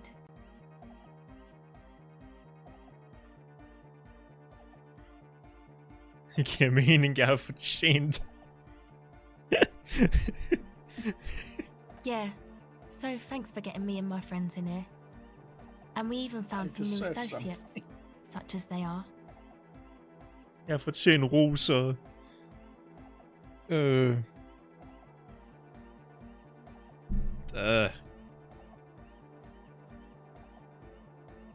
Good, I think. Noid is getting a read on the place. I think he finds the carpentry very impressive. Andre's been setting up the compressor and dancing. Egghead's been keeping the party up. He's got the stage under control. Sorna, the programmer, she's doing whatever she does behind that radio computer of hers. She doesn't talk to us much, and the Crabman hasn't shown himself, thank God. Sure, you helped us out. I can repay the favor. Hey, what do you want to kom know? ind. Shh. Ah, she's a bit odd, I have to say. Doesn't talk much. I'm not really sure how to vibe with her, you know? Seems like she's not in a very good mood most of the time. But earlier today, she told me about Welkins, and she seemed oddly happy, like she had some idea with those little creatures. Some artistic idea. I didn't really listen, I was busy with my mic. Åh. Hun prøver at snakke om D&D, og hun gider ikke engang lytte efter. Oh, the Crabman. Still gives me the creeps the way he moves. But he doesn't actually come down that much, just climbs around the rafters. I just tried to stay away from the Crabman. But he talks to Noid. They seem to have some thing going on. Beats me. Noid said they get along somehow. They're both crazy enough, I guess. Who knows? He doesn't really answer our questions, see? Not that it's easy to ask them. What are we supposed to do? Yell up at the tower? Who do you want to know about? Andre. Andre? He's a cool guy. Doesn't really come off as one, but he is. To me, at least. She rubs her sides, but not from cold. Her shoulders are relaxed. She must have taken a hit, or she's on an upswing. He takes care of shit. Sorry. I mean, he's got a vision. For what life should be, you know? He tries to push things until everything falls into place. He's an organizer. Nothing. But then again, there's nothing to organize around here either. He really wants this church thing to work. Must have taken it as a sign when he found it abandoned like that. Said it was an augury. I don't know where he got that from. Andre's not super intelligent. I've never seen him so psyched about anything though. And he's often psyched. Looks sort of desperate, like it's his last chance or something. Or maybe he was just high. I mean, not that he does drugs, just high, you know?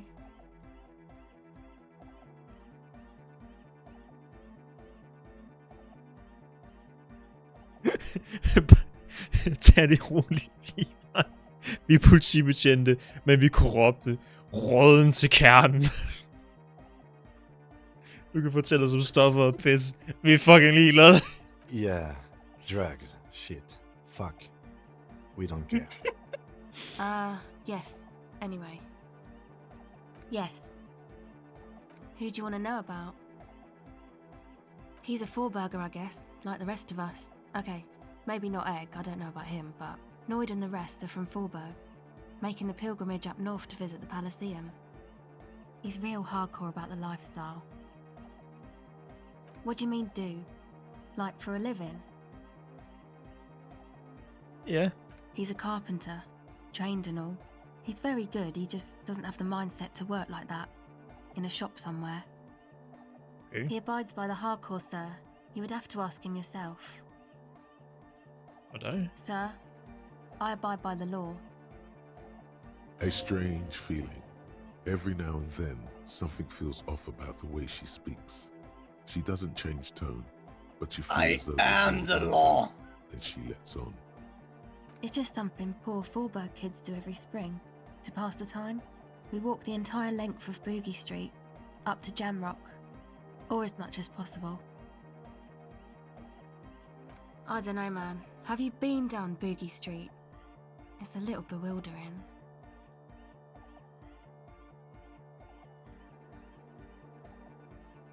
Undskyld mig, har jeg glemt at fortælle dig, at jeg er en fucking alkoholiker, der har for nylig drukket mig selv ud til hukommelsestab, og ikke huske noget som helst, hvad der skete i byen.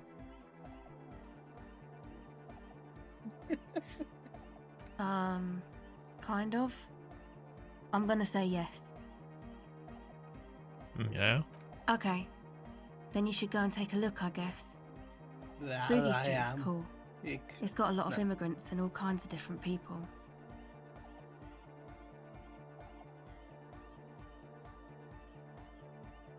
Det er usandsynligt, jeg når derhen. Brystsmerter. Jeg bliver nødt til at drikke videre, men tak. Yeah, I hope you do. Who do you want to know about? Hvad sker der for æggehoved, mand? What do you mean? Hvorfor råber han hele tiden? Oh, that. He's the party boy. Nordic music doesn't really do vocals in the traditional sense. Vocals are thought of as rock. That's to say they're a bit backward. No offense if you like rock music though. Rock music's cool by me.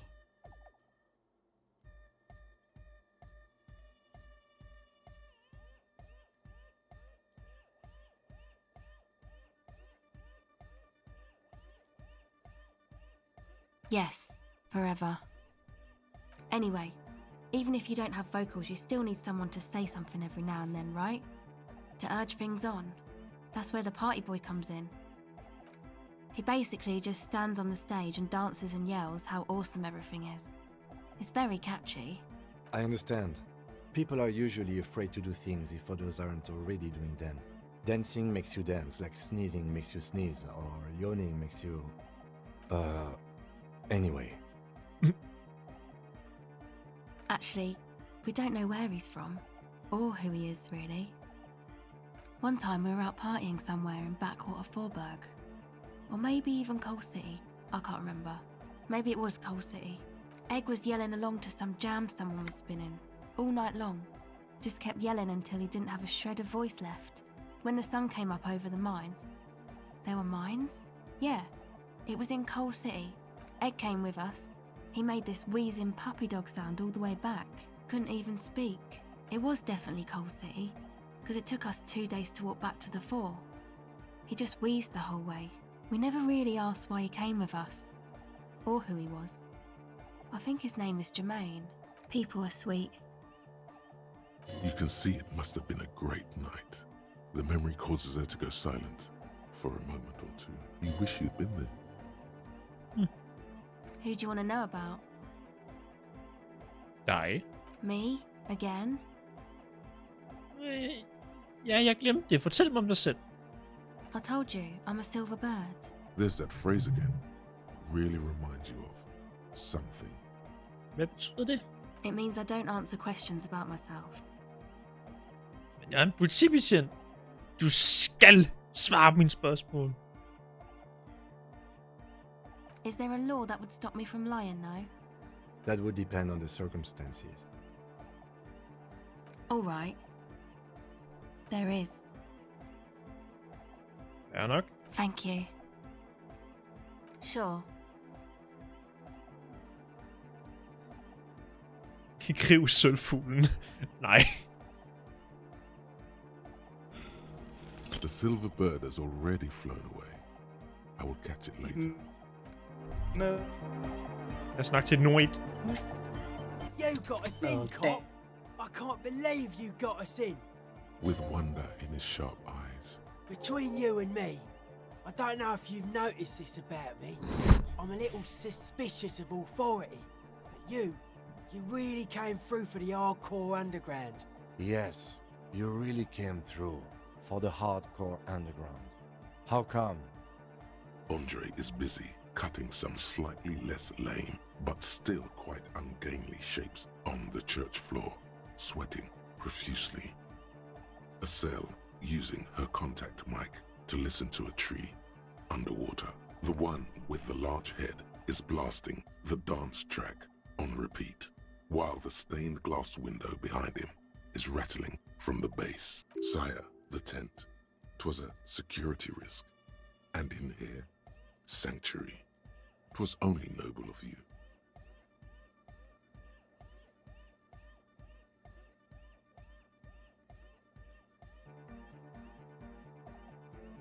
Jeg gjorde det for menneskeheden. For hele menneskeheden.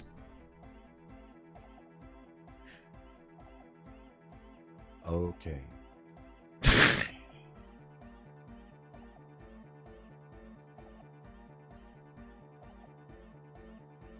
It's a miracle of carpentry. Dead bodies carved into total shapes. Now it can be something more.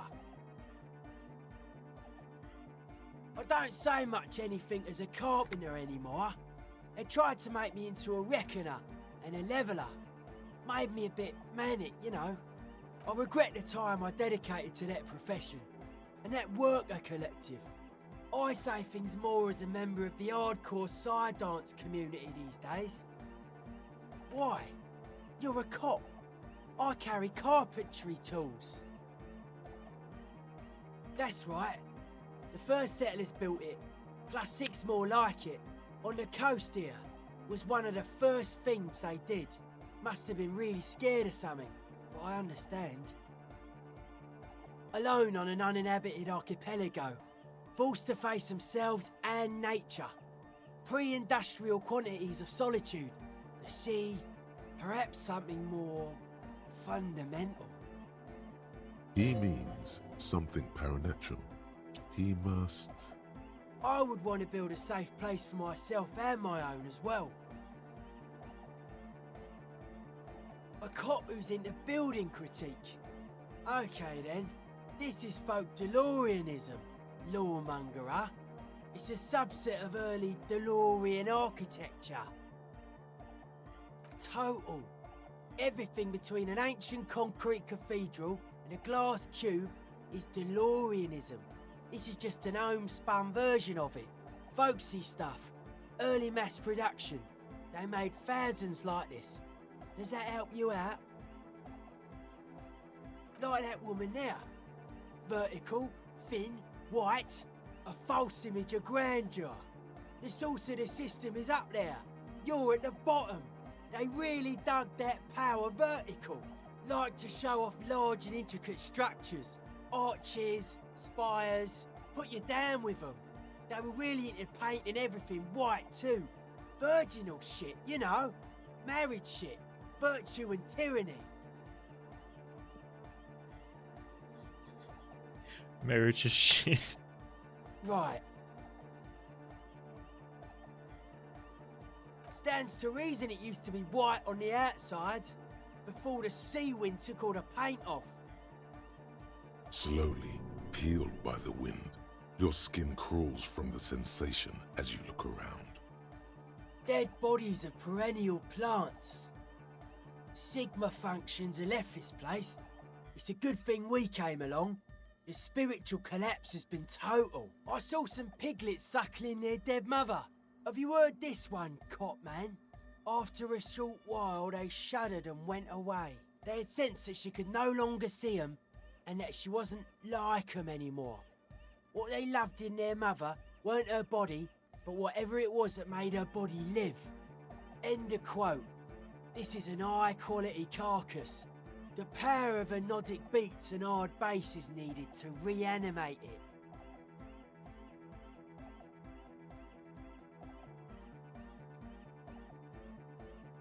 It never was. A 3,000-year-old regime of history, built by hundreds of generations of self-appointed intellectuals. It's false to the core.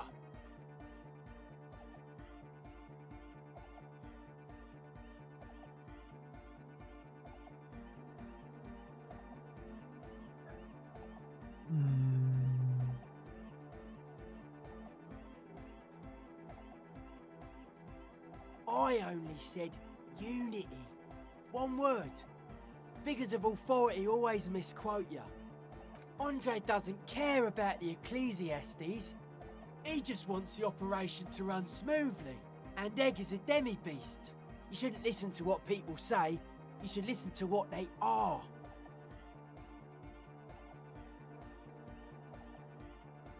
Anodic dance music. Regular dance music wasn't hard enough. And yes, I do. You know what this kind of stuff goes well with.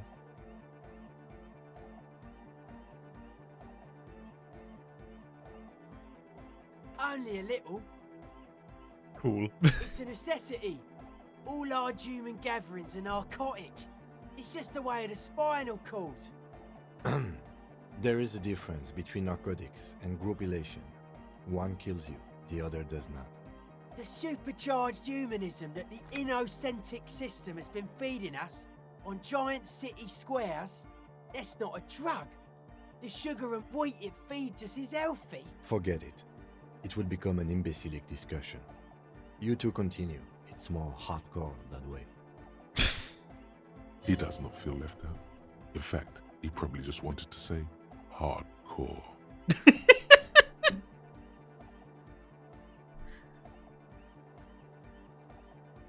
I don't. Fuck her giving me the evil eye.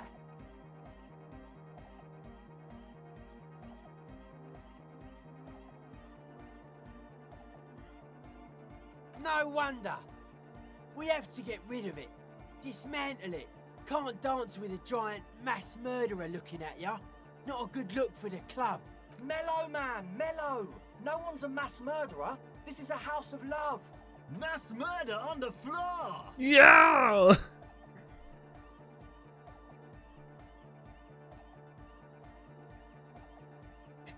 Massemorder på golf. Ja, okay, men hvem er ikke blevet anklaget for at være massemorder nu om dagen?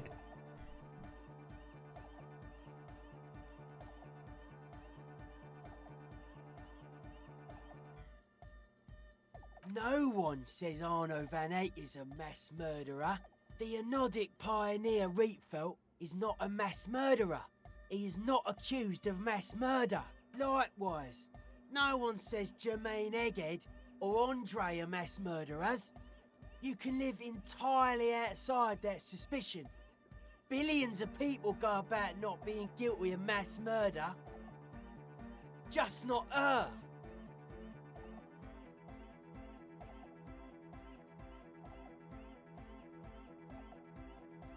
The world spirit does not have a body. It has organs. This Arno van Eyck track is an organ. The carpentry and glass cutting that built this house are also organs. She's a thief, if you ask me. An organ thief. All innocences are. There is. She is a party repellent and must be taken down before we can begin partying in here. No, that's not it. It's something more. Something closer to your skin.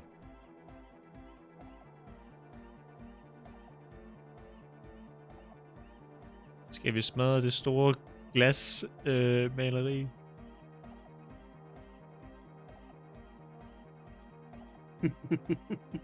Det minder mig om min ekskone. Smadre lortet, få det væk! Will do. No, Noid. Stop twisting my melon, man. People are gonna love it. It'll be our thing. Plus it keeps the cold out. I like this question, Cop Man. She did not live the life of a human. She lived like someone who's playing a game. The life of an operator.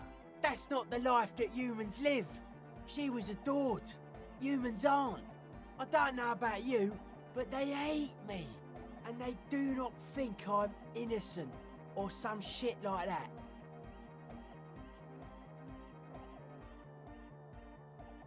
Jeg ved ikke, hvad du snakker om. Jeg har tusindvis af fans. Jeg er omringet af kærlighed og støtte hele tiden.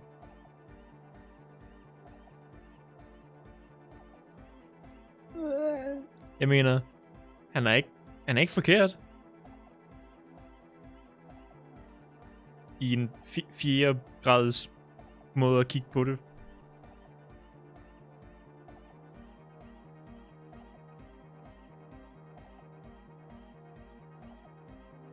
Fame is a false existence. It doesn't happen inside the head. Men hun er smuk. She invented the beauty you're feeling. She and her glass cutters and iconographers. You set the standard, all right. Then you meet it. It's effective like that, but it is also very soft of core. That so-called beauty of hers.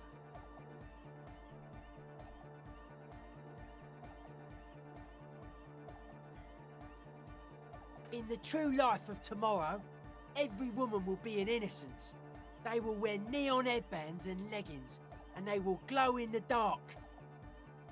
Oh my living God. It's there. Suddenly you feel like you need to plummet into it. Look away. Say something.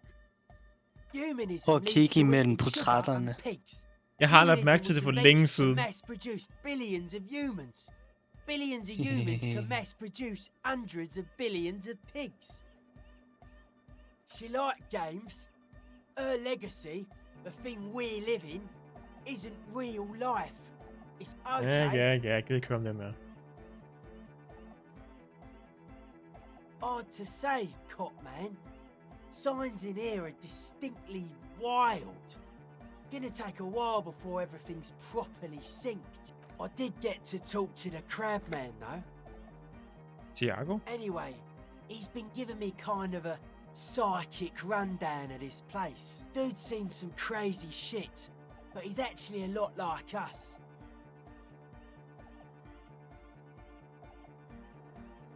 Hvor lang er hans samtalepapir?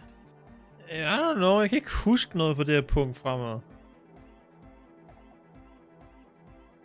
Have you been listening to what Egg's been saying? Love is hardcore, man. And the mother's love is the hardest core of all. The man picks up on stuff. And he knows a lot about the church. I got a lot to learn from him.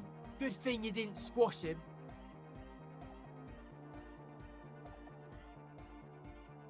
Fuck det, jeg gider ikke snakke med dig mere.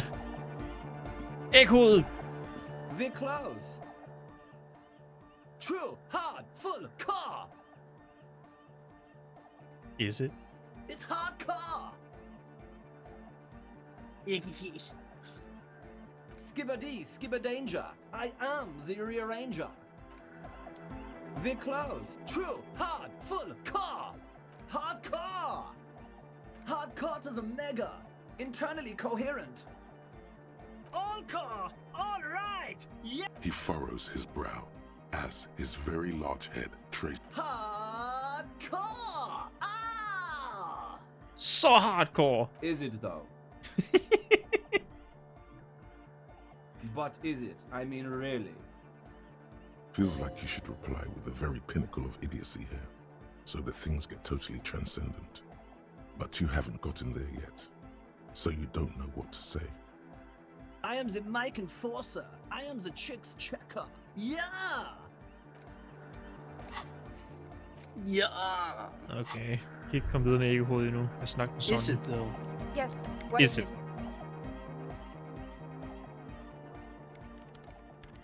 What? What did you say? Jeg sagde, hvordan går projektet? I can't hear you. The music is too loud. Projektet! Går det fremad? Oh, the project.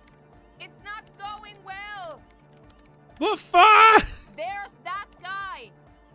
I need him to plug a 3.5 cable into the auxiliary input so that I can route the audio signal through the mixer into the speakers.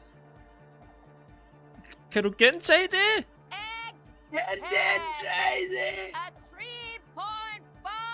cable into the auxiliary input. Okay? Hvorfor spørger du mig ikke bare? He doesn't listen to me. He only ever seems to care about hardcore and Yekokata. A place to be, apparently. Okay, jeg snakker med ham. Maybe you can get through his magic rhymes. Hun gjorde jazzhænder for at håne ham. Let me know how it goes.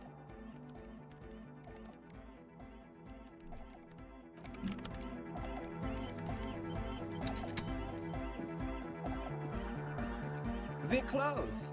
True, hard, full, car, Hvad siger du? hardcore, internally coherent. Good morning, yeah. 1, 2, 3. Yekokata, the place to be. Yekokata is a hardcore place.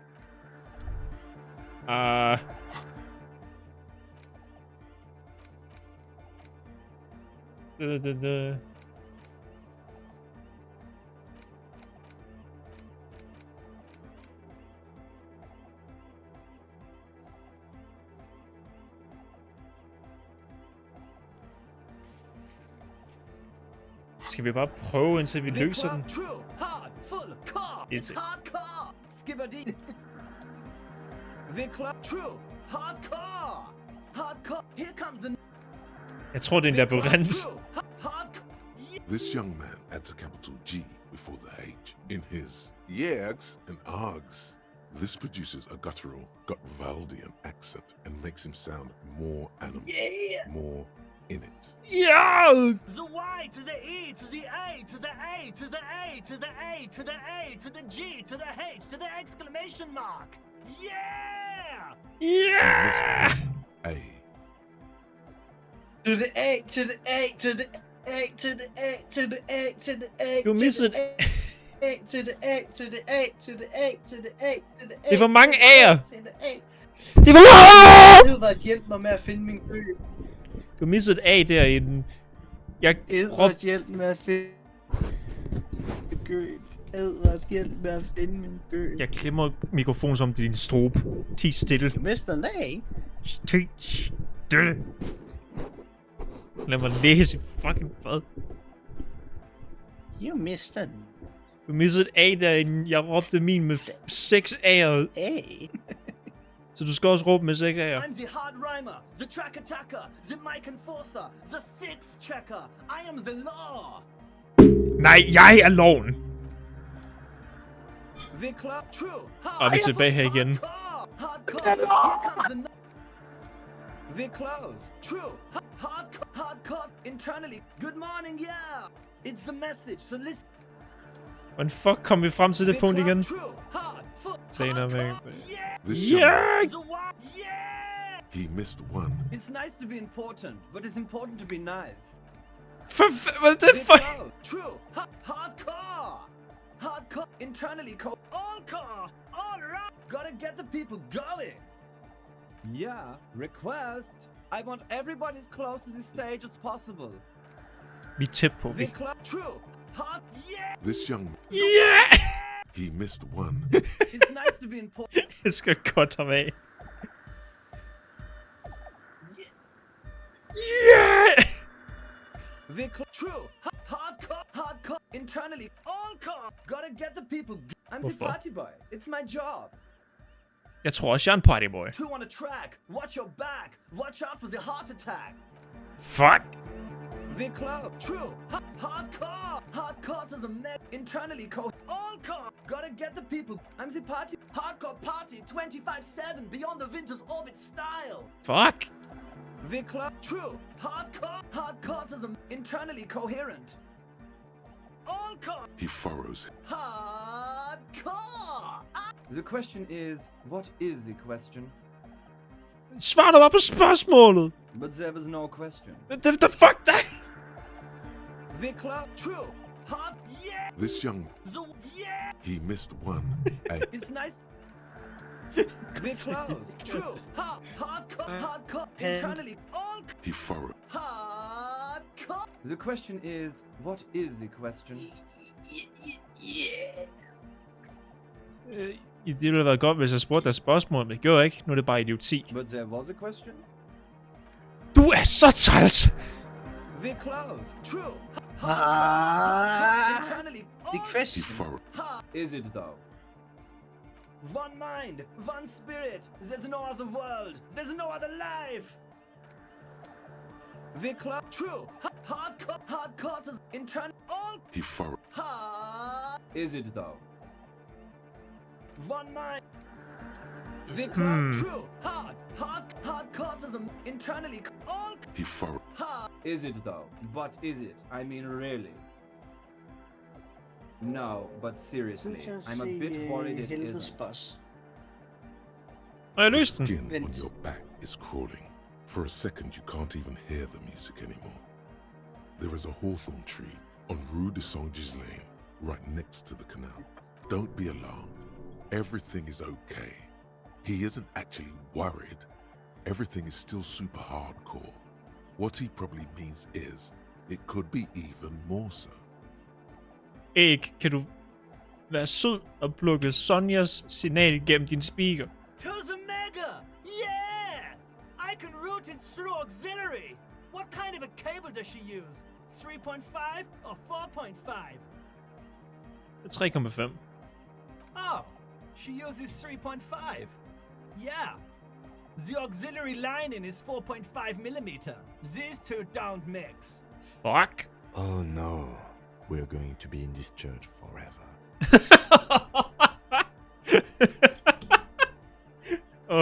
Stakkels Kim. Don't worry, I have an adapter for it right here.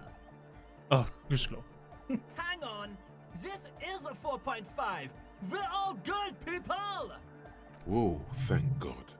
Adapters noticeably degrade the sound quality. Great! Someone got through to him. Okay, let's get it all set up. Can we turn the music off, please? Æggehovedet musik. Everybody! Everybody! Don't panic! I'm going to turn off the Arno for just a sec. For a special scheduled event. The Arno will be back, but we're doing something else for one moment. Alright, go tell her that Egghead is ready to rave to her tunes. And then I'll turn off the music. Så hvordan kan du lide det i kirken? Yeah! Back on the case! No disgrace! Bring it down to party place! The first page of the second chapter! Du sagde, du var bekymret. Hvad er der galt med musikken? There's nothing wrong with it. I'm still in love with the hardcore. Sometimes I just feel like anodic music is in its infancy, you know? For example, take this Arno van Eyck jam I've been pumping for the last months, and will continue pumping for the rest of 51. Isn't something holding it back from being hyper? It's like it's only ultra. I think it's super hardcore, but you're right. It's not hyper hardcore. Jeg kan godt lide, at vi kan se begge to danse inde i kommentaren, og så udenfor.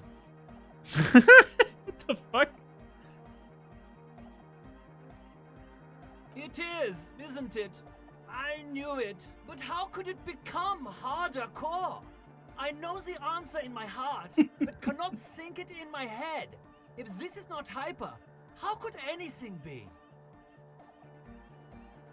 Hardcore. Vent, jeg kommer lige i tanke om noget.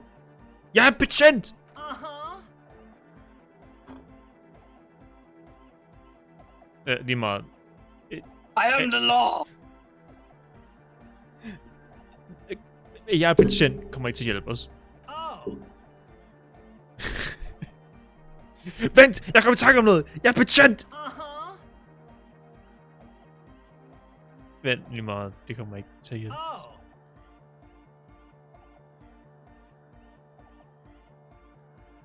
Hvad? I remember. Jeg har skabt mit eget loop. No! This is the answer! What? Guys, there's something happening in his head. As your mind works, the beat recedes from your ears. You hear your own blood pulsing through your head, nourishing your thoughts with oxygen. The rhythm is familiar. Tænk endnu hårdere. Oh yeah! He's doing it! Thank God. Føl bevægelsen af bloden gennem dit hoved. The abstract shapes swelling in the foreground have done so in vain. This is a core matter. The answer in the double kick that moves the milliliters through your mind. The dark thud is the source of all rhythm. The inspiration behind mathematics. The hardcore. I know! So does mine! But there's something else that hasn't failed you. Yeah! Et nemt. You know it in your lungs where the pressure should vibrate. In your heart that's alone. And in your solar plexus where the hit should land. So does every chordate and... Fysisk instrument! Fysisk instrument! Fysisk instrument! Vi spiller bare. What? Skal bruge mere bass!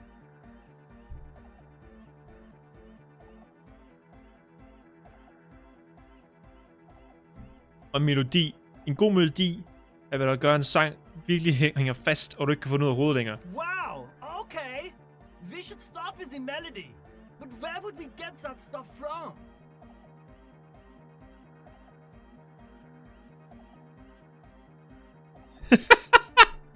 Ingen steder.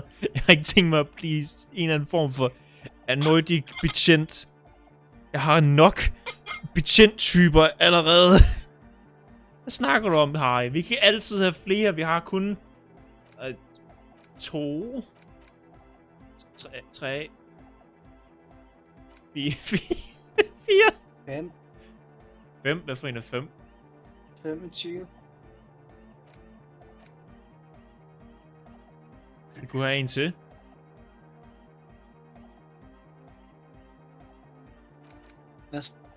Bringer of the Law. Og den skal vi have, for vi er loven. We are the law! Det er det, vi råber hver samtale. Den skal vi have. Ja. Hvad stod der nedenunder i parentes? Minus en retorik. Lovhage.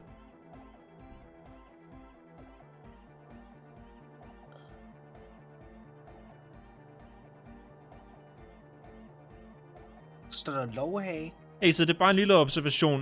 Det er helt okay. Ikke freak. Ikke blive sur. Men hver gang du siger, jeg er loven, og du siger det en del, det er mere eller mindre dit goddag. Din hage gør det her mærkelige ting. Den glider nærmest til siden. Hænger af dit ansigt. Mens ordet lov lyder underligt. Og hvad fanden er guttural på dansk?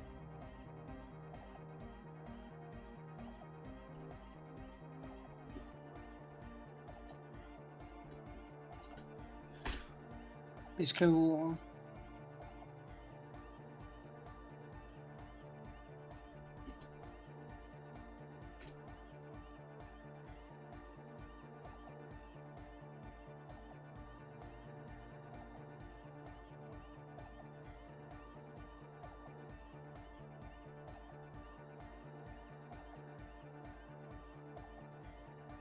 Det er det samme.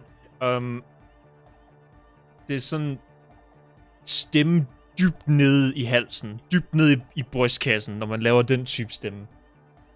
Hvor det kommer dybt ned fra stemmegulvet af. Dyb og lav. Det er underligt. Du vil nok ikke sætte lidt mærke til det, men... men efter du har sagt, du er loven 80.000 gange, så kommer spørgsmålet op. Hvorfor har du lovhage? Så hver gang vi siger, vi er loven, så vores hage, den slår til siden. Vi laver bare den der Sylvester Stallone ansigt, ligesom jeg er sikker på. Ligesom i portrættet, eller? Nej, jeg tror, vi laver et Sylvester Stallone-hagen.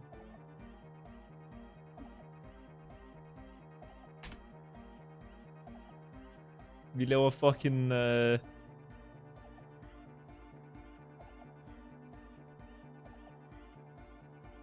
finder et godt eksempel. Ja, vi laver det ansigtsudtryk, hver gang vi siger det.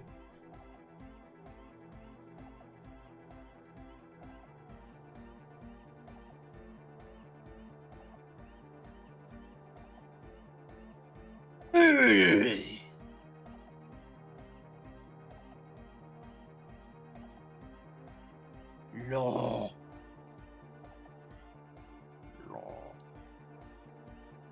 Vi skal have lovhage. I am the law. Men lad os sige, vent, vil vi ikke op, hvad vi bruger for retorik. Giver den også noget minus? Ja, retorik. Mærkelig hage. I'm sorry. I don't know anything about Nordic music. I'm just the party boy. I get the people going and say it's hardcore. He feels ashamed he can't be of more service to the future of dance music. Okay. Jeg troede på dig, æggefjæs. Jeg kigger på det i en officiel kapacitet. Det er op til politiet at gøre beatsen hårdere. The young man falls silent with appreciation. He even tries to contain his smile, as if it could hinder your investigation. Basically, what you need to find here is a tape with some banging music on it, so that Egghead could use it to remix Fan 8's jam. Og det burde ikke være så svært. Yeah. Maybe that street hawker across the pawn shop has got some tapes to sell. That's just an idea. There is a hawthorn tree on Rue de Saint-Gilles Lane, right next to the canal. A reel of magnetic tape is caught in its branches, like bronze ribbons blowing in the wind. Okay, vi ser det her højlydt. Does it? Oh, I know this. I can tell you where it is. St. G is the boulevard before the canal bridge. The one that takes you to the whirling in rags and the industrial harbour. It's got the lanterns and the... I knew that. I could have said that. And the mosaic sidewalk. But it's all blocked with that stupid traffic jam right now. Anyway, that's all yours to figure out, Copman. Copman! Vi elsker ikke hovedet. Kan vi give ham... Copman. Og say Copman. All right. Here comes the night. Kan vi give ham den vi spillede karaoke?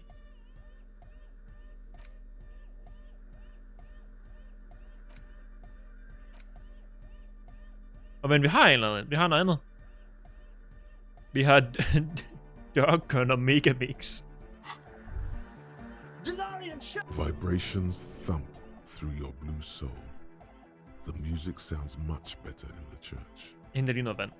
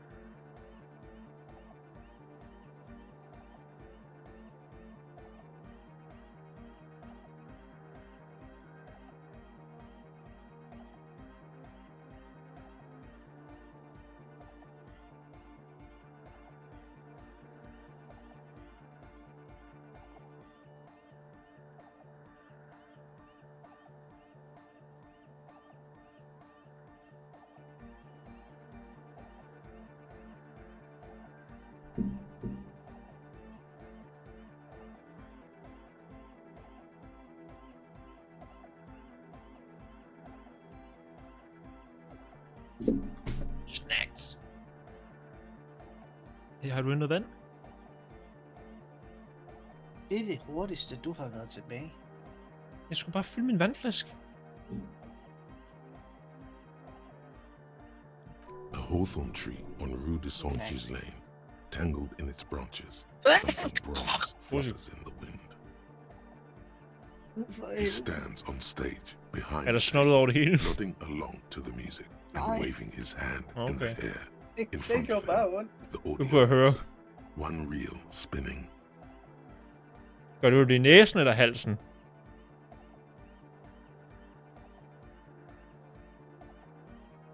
The other reel deck is empty. Cables run hither and thither. On one side you see an auxiliary line in with the number 4.5 written next to Alex? it. Hvad? Ved du? Ja, Gør det ondt i halsen eller næsen, da du nøs? hals. Ja, det er den klassiske. No nation, the trans nation. No war, Der er et glas the vand. class war. Men næskilder til gengæld er helvedeste. Så du er ikke en tankelæser? Du er en kommunist? He's not a communist. It's just something he likes to yell. He picked it up from a tape jockey at the Elysium. She was a communist, though. Yeah! With the rebel Jarl! Don't be a lunatic. Of course he isn't. Jermaine here just yells random things. Odds are, sooner or later one of them will come off as fault reading. Yeah! Reversion imperative! Unless you were thinking Reversion imperative right now. Anyway, I've had a similar thing happen with eggs yelling. I know what you mean. Men jeg tænkte på Reversion Imperative. That's fucked up, man. Lying like that. And a cop too. Yeah! Er det et rigtigt navn, Jermaine? Darkord hardcore! Jermaine Egghead! Basically, yes it is. Jeg kan godt lide parentes. Lege. Parentes. Slut parentes. Ja, vi løg. Han sagde, vi var fucked up, fordi vi gjorde det. Hvorfor vil lunger være for kærlighed? When Dolores Day was anointed innocence, her lungs started glowing through her body. For the world loved her, and she loved it back. Yeah! Nå, siden du brokkede over, at jeg kom for hurtigt tilbage, så henter jeg også din cola. Ja, det er også noget nu. Ja.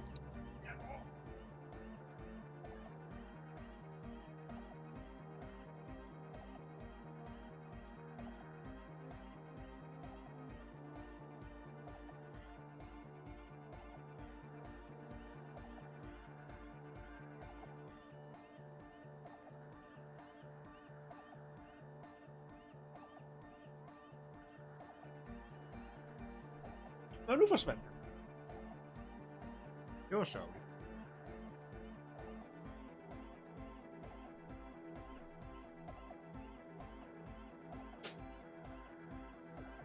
Jeg venter, så han kan få lov til at høre ikke-hovedet.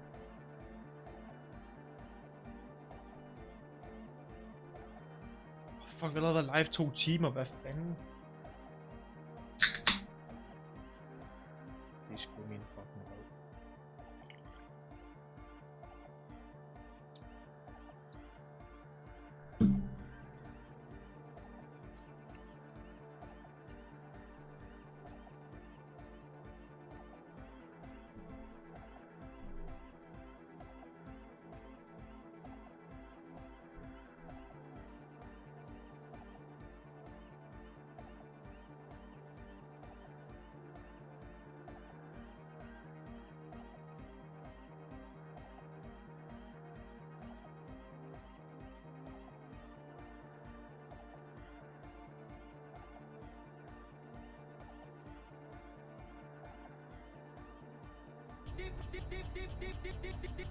Og han er tilbage.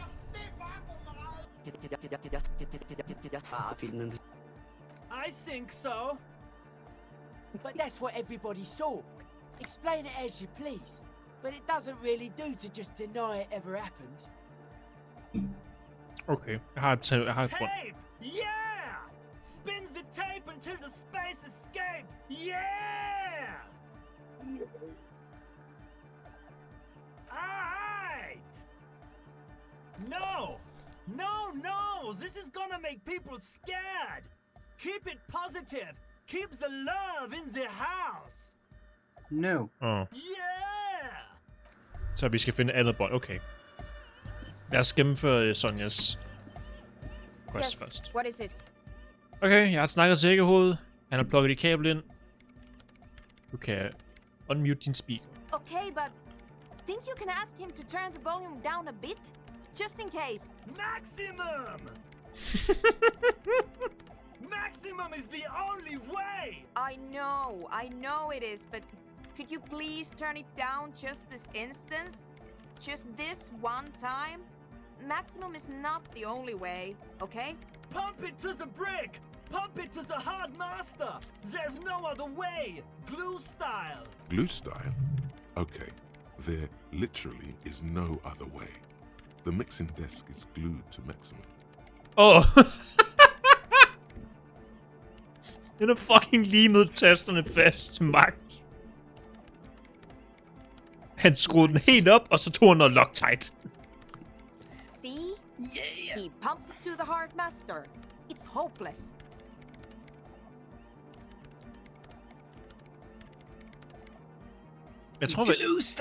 Jeg tror, hvad ekkoet prøver at sige, er, at volumenknappen sidder fast på maksimum. Of course it is. Yeah! Permanent enlightenment! Ray of sound! Never mind then. Let's get on with our project. I'm going to unmute the speakers on a count of 5. Everyone ready? Egghead pumps his hand up in the air, waiting for the beat to drop. Born ready. Ready. I'm ready if you two are detectives. The lieutenant nods stoically. Suddenly, your palms are sweaty. The church seems cold and large, somehow.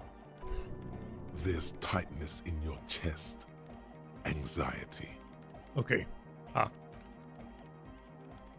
5. Oh. 4.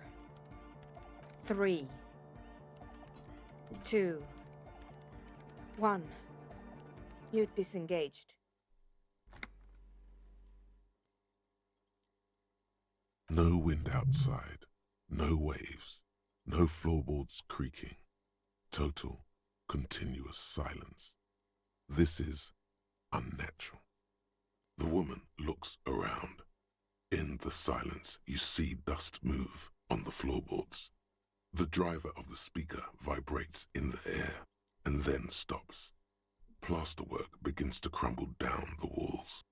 In the silence, a low hum starts creeping up your spine. It's a song inside you, not in the speakers, not in the room. A great bass sigh in the basement of your mind. Slowly, it builds until the air around you starts to vibrate. It's out there now. Jeg kan godt lide den dans, de alle danser. Made manifest. Jeg tror ikke, det er en dans. It will devour every... Selv Kim er bange. The floorboards. Nej, han er bare med på danstrinene. The streets and the people. Nothing. Han har den ene hånd over hans fucking gevær. Er det klar til at trække sit våben? Guys, what's going on? This fragile world is about to break. It's getting louder. Det om det kommer Spider-Man igen. In the basins, the water looks like it's boiling. Det vil fucking ødelægge det fuldstændig. Hosiana! Mother of Mega! Spider-Man også var at lave den dans, alle laver ned på A tidal gulvet. wave approaching from afar, swallowing entire coastlines on its way. Salvation. He's peaking. The worst high he's ever been on.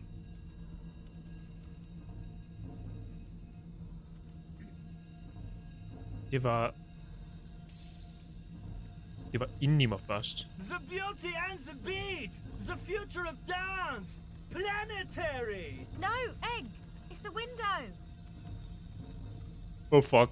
In the corner of your eye, the lieutenant steps aside, cautiously. His eyes searching for a possible evacuation route. The window is going to come down! No, the roof! Oh shit! Cracks appear on the stained glass window. Cracks run up the wooden pillars in the dark. Come down to earth! Love! Ekko, du bliver fucking crashed! Below it, all the bass grows, like the jaws of a giant compressor gnawing on metal and wood. A great pulse arises in your flesh. That's it. I'm muting it. Ned til os!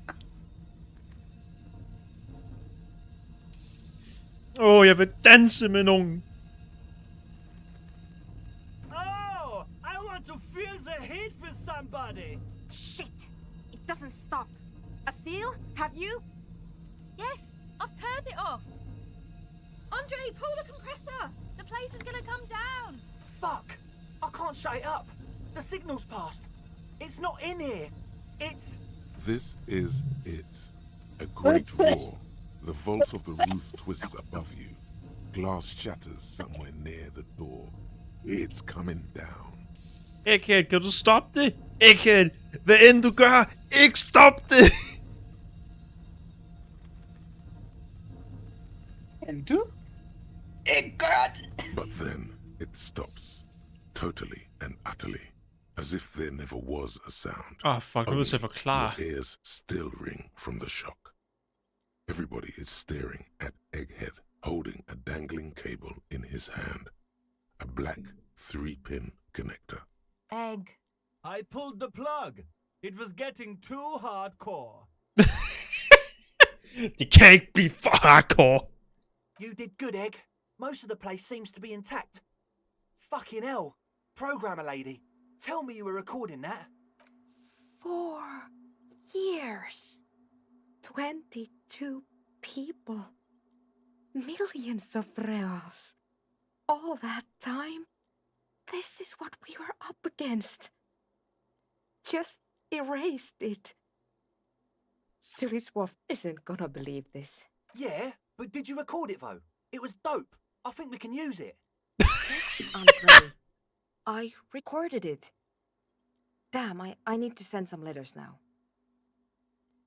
Kan vi bruge det, der næsten hæver hele kirken ned? Kan vi sample det i vores musik, tak? Thank you all for doing this. Jeg har god bass. Eggman, you too. And you, officer. Hvorfor er du så I for don't mig? know what we've discovered, but I know what it sounds like now. That's a start. Kim, hørte du det? It was very hard not to. I think you're right. There is something going on here. And you need to be very careful with it. I promise, officer. We will not play it again. Hvad var det? Har du nogensinde hørt noget sådan? Ikke uden noget ekstra bass og dope It was shit. mathematical information from the anomaly, presented as a waveform. That's what it was technically. Theoretically, I have no idea. I've never even heard of anything like this. A voice seems muffled in the silent church. It's your ears adjusting after the exposure. Yes, our lead designer. And maybe some of the producers too. And some of the writers. If they're sober enough to open a transmission. They need to hear. That it wasn't her fault. Or theirs. They need to hear about this. Don't worry, I won't send the recording. Although I doubt they have the speakers to produce the frequency anyway. Stay here. I'm going to stay here with these lunatics. Send letters, maybe meet Sulispov. Also devise further measurements. I want you to know that's totally chill with us. I don't care, but thank you anyway. Jeg bliver ved ham eller ej? That's the best she can manage for Andre. It's quite a lot in truth. For her, at least. Now, I have a theory to come up with.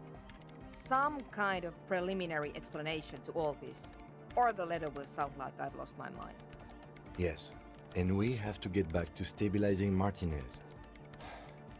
Instead of demolishing it with loud bass noise of unknown origins.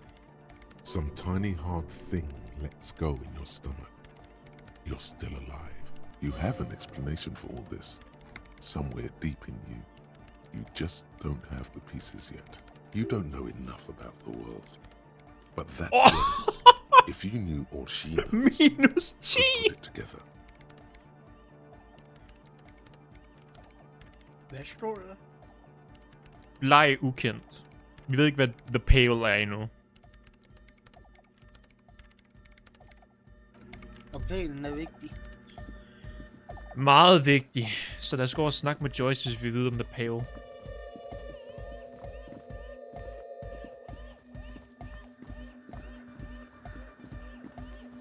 Men lad os lige se, om vi kan få lov til at danse nu. Nu har vi hjulpet kirken. Oh, hey man, it's good to see you. Goodbye, officer. Ikke hoved, hjælp min stats. Good morning! Yeah! Yeah! It was awesome! Jeg gider ikke engang at prøve at danse. Very hard. Jeg gider ikke proppe alle point ind i den, der gør os liberal. Jamen, den... Vi vil ikke være liberal alliance! Hvad har du savet? Okay, det er fint. Too hardcore, in fact. Ikke hoved sagde godmorgen, og så gemte den. At all. It sucks up all the air in the mix until it's the only thing left. Starts compressing itself and everything around it. completely fills up the headspace.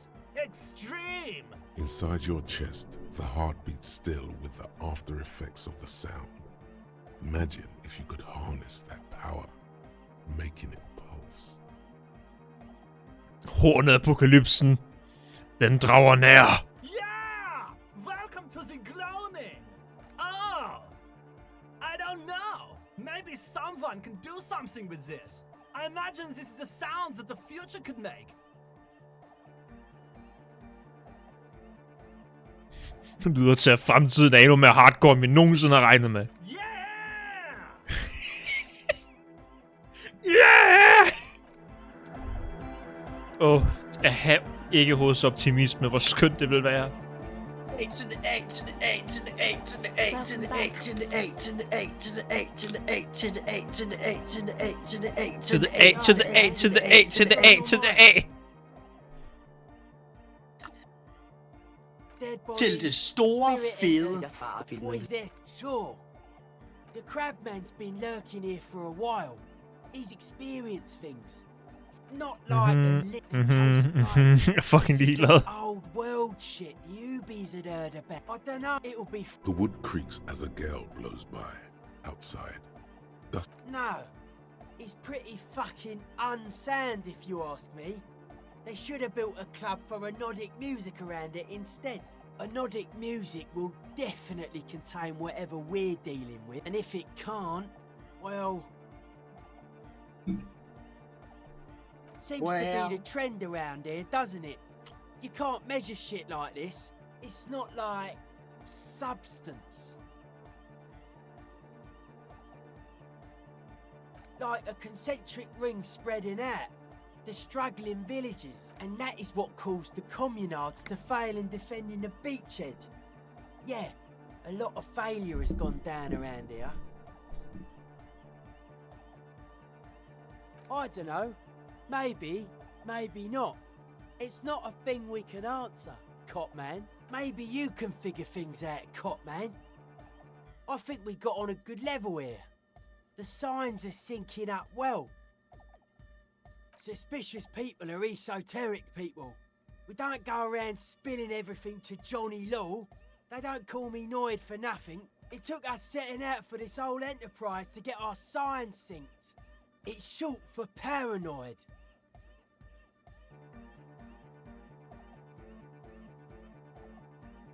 A reasonable question. Say I get hurt. I want to make sure it never happens again. So I analyze... It'd be easier to list stuff I'm not suspicious of. This is a good, dangerous line of questioning. You should prod him on. Og hvad er de mest tænkelige ting? I don't have a top 10 list of things I'm most suspicious of, but if I had one, the left-right complex would be number 1. Number 2 would be their sole accomplishment, the pig-wheat paradigm.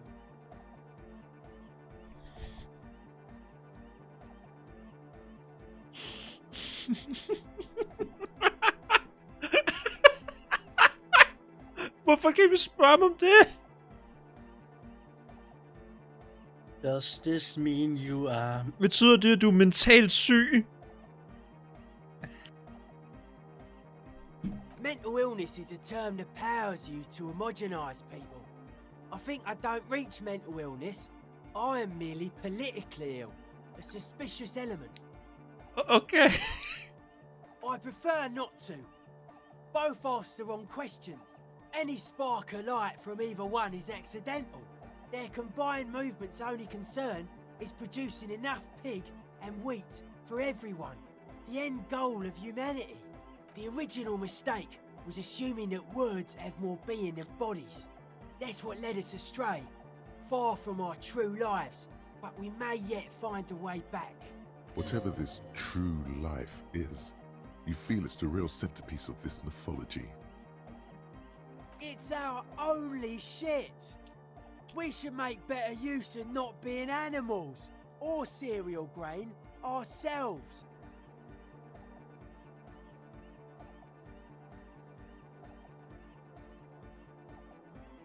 Hvad er der galt med dyr? Dyr er søde.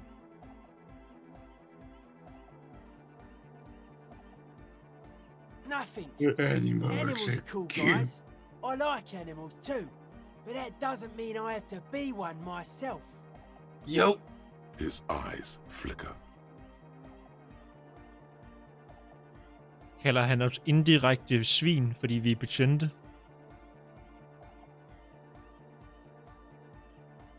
I am the law! Kim, jeg skal bruge din gøb. But life is true if it's free from fear, an eternal division among oneself and others. Mankind has seeds of greatness in it. A germinal will come, a return to trueness. It will be hardcore.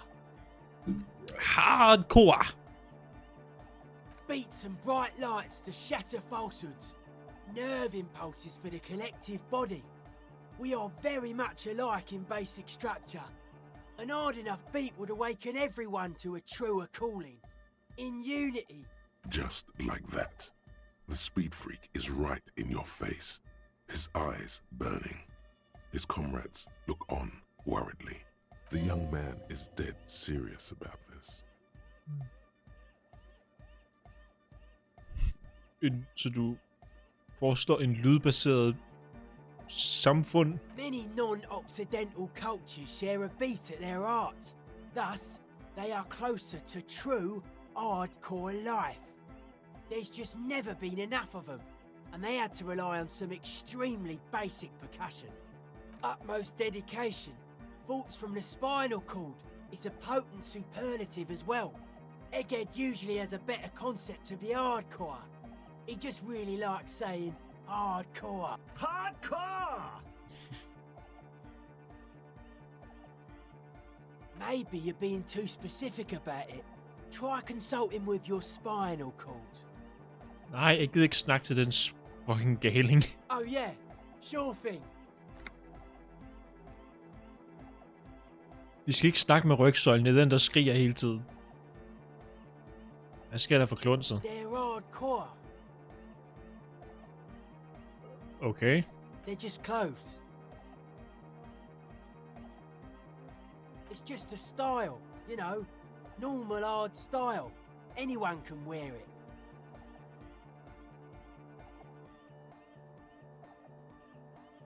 Gud. Den kommer vi aldrig til at få åbnet, den der. Vi har ikke høj conceptualization. Vi er ikke kunstneriske nok. Nå, vi skulle have lovhage. Har vi fået den? Nej, vi har ikke klikket på den. Nu har jeg smidt den ind. Hvad? Vi klikkede ikke på den. Jo, men jeg byder den ikke ind, for jeg var bange for, at der ville være retorikspørgsmål i de vigtige fucking quest. Skal vi lave en værmølle, eller hvad? Hvad? Jeg forstår ikke, hvad du siger. Eller er det ikke den form for myterik? Retorik. Din evne til at være retorisk. Et retorisk spørgsmål. Ja. Når du ser en meteor, hvad gør du? Det skriger. Og så bliver jeg pulveriseret. Korrekt. Korrekt.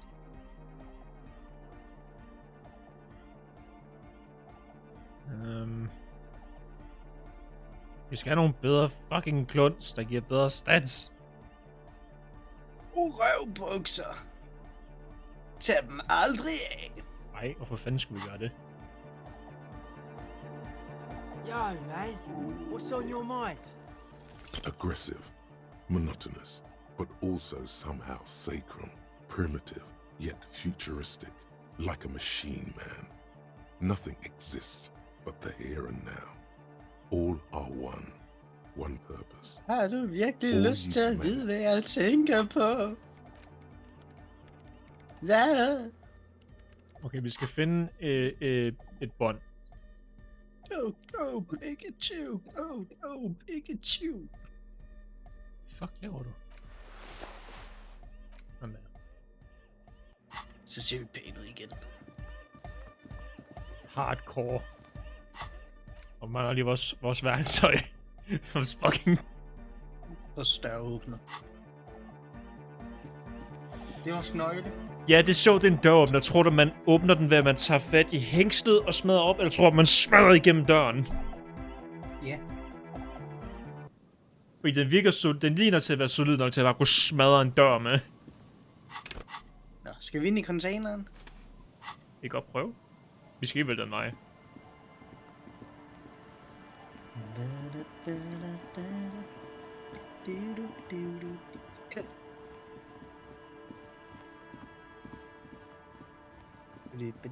Okay, jeg har et forslag. Når vi endelig kommer i gang til at danse, skal vi så ikke sørge for, at vi matcher portrættet? Er det en god dans? Ja. Ja. Vi kan stadig godt have vores gigantiske nøgle i hånden, men vi skal have canon-tøj på.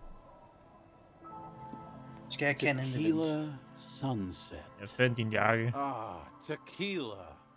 I knew you'd come through. That's fucking great, man. Jeg fandt lidt mere, end jeg havde regnet med. What's that supposed to mean?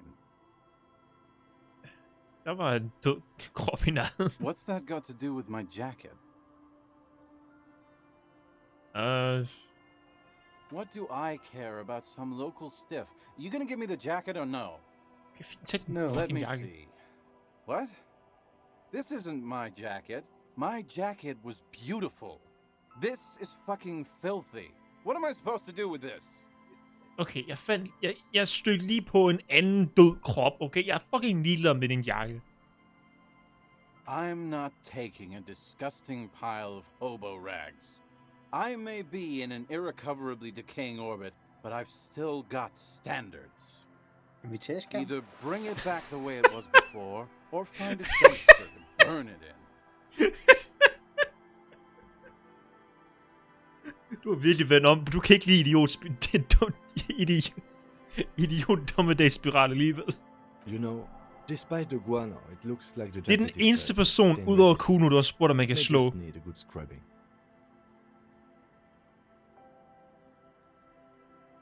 Vi hjælper ham med at finde hans jakke, og så er han utaknemmelig. Jeg vil sparke ham i fjes. Ja. Nu har vi rendt land og rige rundt og fisket en grim, klam jakke op af en kloakke eller et eller andet pis. Vi fandt den på et hegn. Dækket i dueklatter.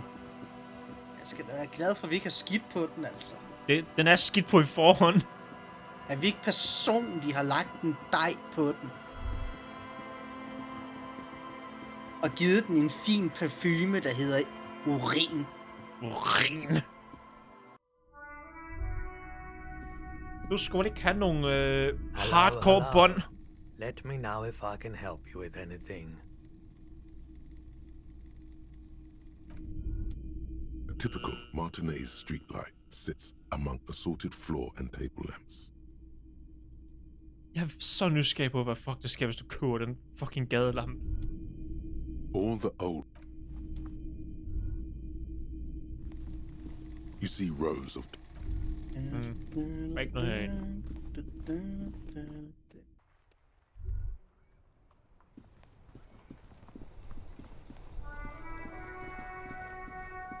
Hvad er noget her?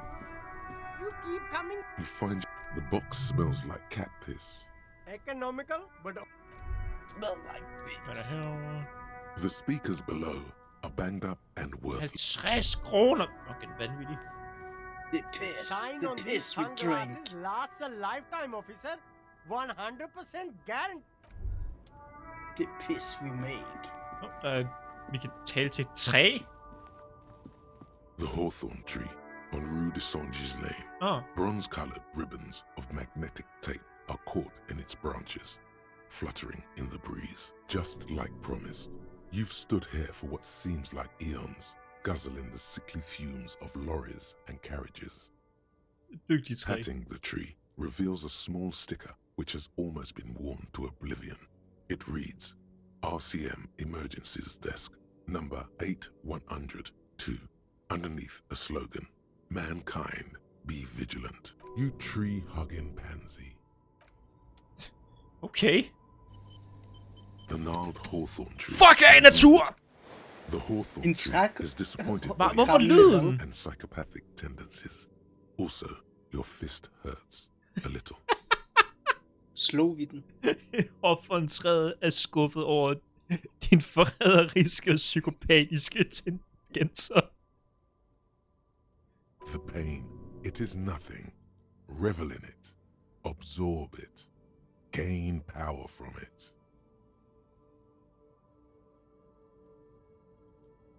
Jeg troede, det ville være cool, men i stedet al den vold fik mig til at føle ked af det og tomsindet. Yes, your pain is real. Had enough assaulting Madre Natura? We should get moving. No. The gnarled hawthorn tree. I want to punch the it. The hawthorn tree is disappointed. The pain, it is... Yes. Had enough the gnarled hawthorn tree on Rue de Saint-Gilles with slow and deliberate motions, pulling, bending and unraveling, you manage to extricate the magnetic tape from the branches. It curls up into a mess inside your pocket.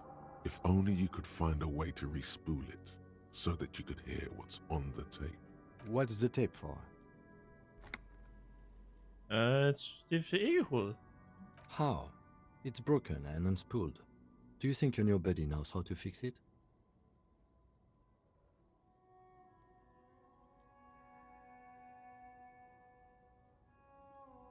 Jeg vil gå ud fra, at i hvert fald en af dem i klubben vil kunne finde ud af, hvordan det fikser den. You could also get it fixed at the pawn shop across the street.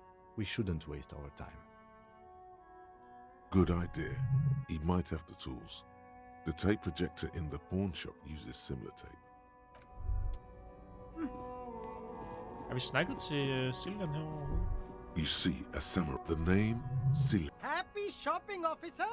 Everything's cool here. Everything's cool. From out on the bay, a cool wind gathers.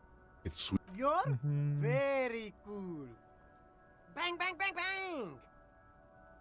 Oh, yes. You got style. You got personal style. Det kan vi vel godt sige, vi har. Like. Ja, vi har stil. Ja, du har ret. You like premium menswear. Look around and browse. Everything looks cool on a guy like you. Don't be distracted by the flattery and funny man act. Questions. Kan du lide min fuck verden, tror jeg, jakke? Eller foretrækker dig min pis jakke? Only the coolest goods in Revachol. I've got sneakers, speakers, extremely comfy pants too. Try them on right here. No shame, only freedom. I'm an entrepreneur, officer. I've got sources, buyers, suppliers, distributors, manufacturers, wholesalers, all extremely cool and above board. Har du tilladelse til at sælge alt det her? Good joke, officer. Here we don't have permits, just economic freedom. You glance around the decrepit buildings, the miserable weather, the sidewalks strewn with sunflower seeds and a dust-choked air. It's beautiful. Beautiful freedom. It is, yes. Anyone can set up their shop whenever they feel like it. That's right. No permits, no bureaucracy. That's why this city and its law officials... If you wanted to be cynical about it, you could say we are here to protect the interests of property holders. I am not, however. My man, officer, you make all this possible. Without you, this climate would be extremely bad for business. You're part of the Gossamer state.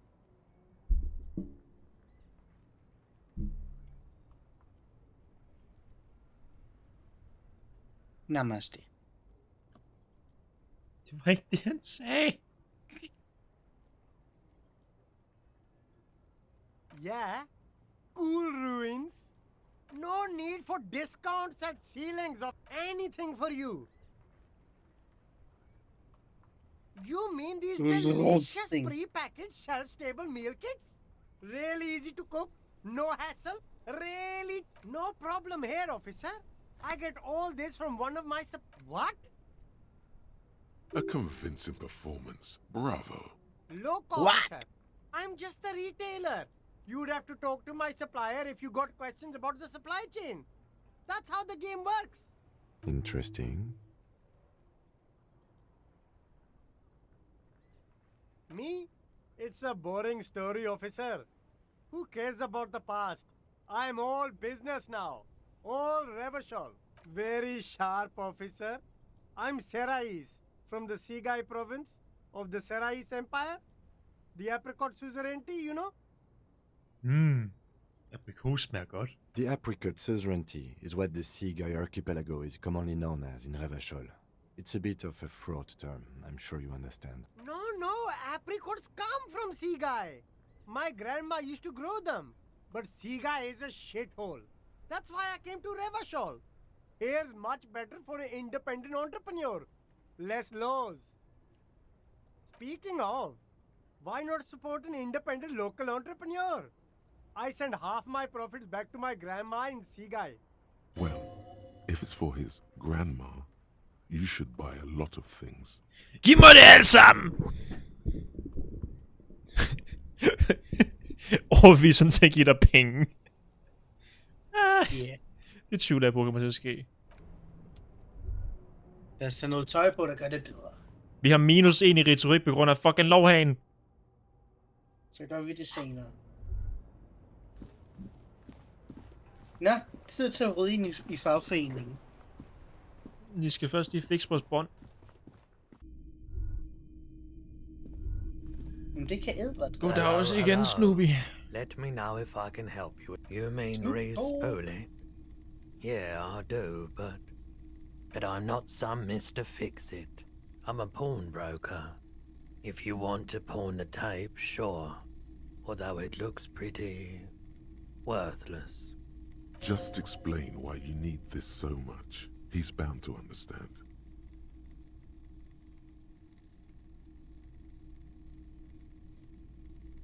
Værdiløs! Den er ikke værdiløs, Roy. Det her kunne være den næste store ting for det lokale dansemusikscene. Huh? What do you mean? Kender du den gamle kirke nede ved enden af kysten? Yes. What about it? Jeg hjalp nogle unge... Rødder. Jeg vil godt kalde dem. Rødder gør det her til en natklub. Og de spiller de her mærkelige beats, som de kalder anonodisk musik. Is it any good? The music, I mean. No.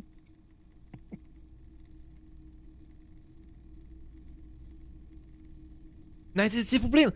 Du vil ikke fatte, hvor umuligt tynd beatsen er. Der er intet til det. Der er ingen bass. Det går bare buts. Men det her tape kunne gøre det hardcore. Man, you're really invested in this. Okay, I'll help you out.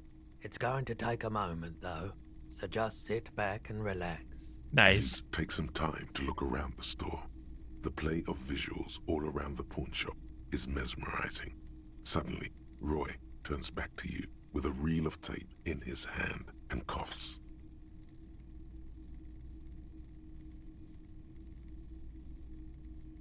Tak for hjælpen. Yeah, my pleasure. I do what I can for true passion projects. Just try not to use this tape for negative photon emissions. Take responsibility. Okay. Cool. Tak, Roy. Okay. Tid til fagforeningen. Skal vi... Okay, fint. Jeg skal også snakke til fucking Everard. Nej, vi skal ikke snakke til ham. Vi skal bare bryde ind i containeren. Jeg penser på det retorik.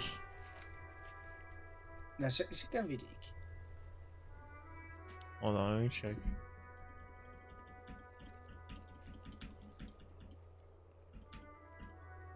Er containeren inde i checklisten? Ja. Det er jo en check.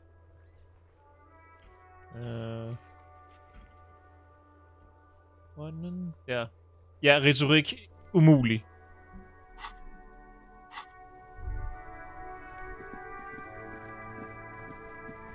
Vi vender tilbage til det senere.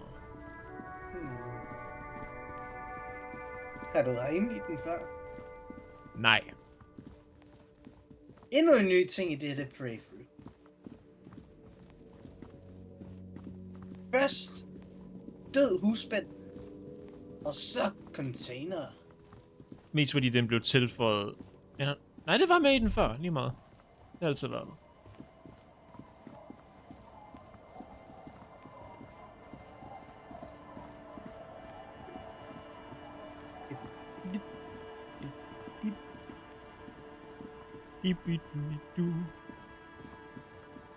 I have a big red dashing for you.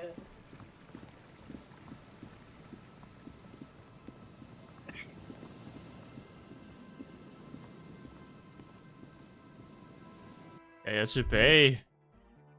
Jeg er kommet for at lægge røv på dansegulv. Good morning! Yeah! Hardcore! Yeah! Remix time! Tape goes here, into deck B. A hand on his ear, he listens to the audio through his headphones and shouts. Wow! Did you get this from Arno himself? A great excitement is bubbling to the surface within him. This is big. Hvad mener du? Listen, I'm just going to show it to you. Ready? Ready. Lad os høre det. Yeah! So much better!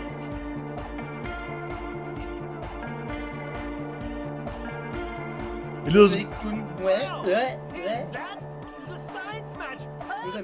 Det lyder som introen til en 80'er-serie. It's good. Now if only we had the beat for the full assault. Og dobbelt Pikachu igen. Unbelievably hyper. What is this? It's good. How did you guys do that?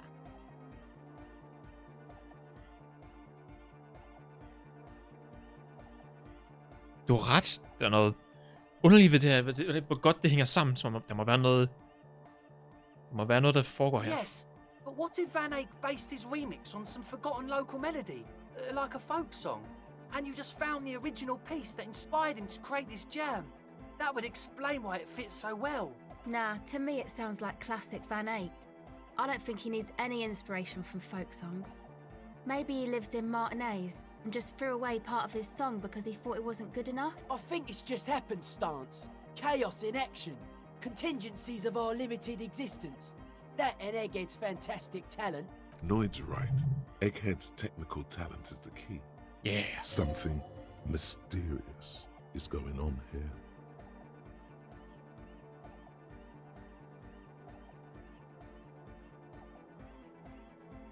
Skal vi lytte til vores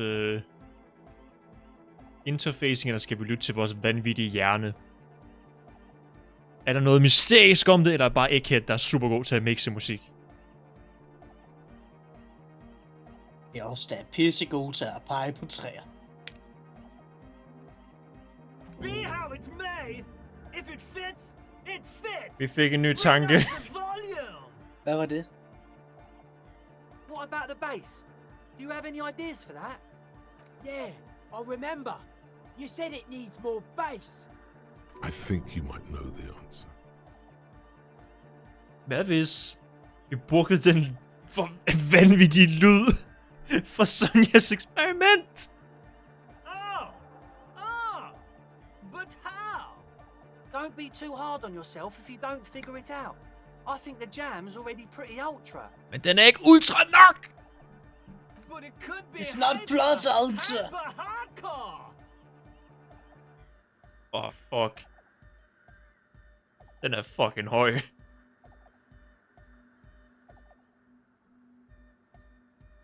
os lige se, hvad fik vi? Aaron Van Dyke.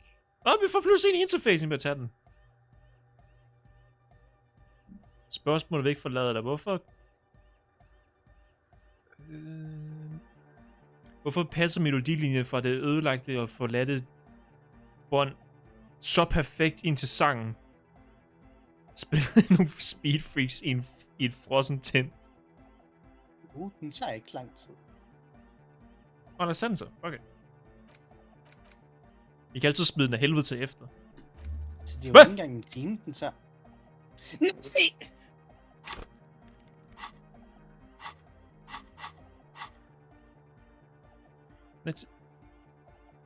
Koster det et skill point mere? Nej, det gør det ikke. Okay, gudskelov. Jeg pauser den bare med en fejl. Eller gør det? Nej, det gør det ikke. Okay, så man kan trække den tilbage, hvis man ikke har lyst til dem alligevel. Forslag. Tager den først. Og så lovhage. Arbejder videre på hagen. Ja. Aaron von Eich. Okay, hvad er dens beskrivelse? Eller havde du læst den? Den skal... Okay, lad mig lige tjekke, om vi nu skal fjerne den her. Du kan godt fjerne den. Hvad gør den? Bedre loot i låste container. Lad os fjerne den, efter vi har rendt rundt og åbnet en masse container med den nye nøgle. Og det koster et skill point at glemme den dog. Aldrig i livet skal vi fjerne superstjerne.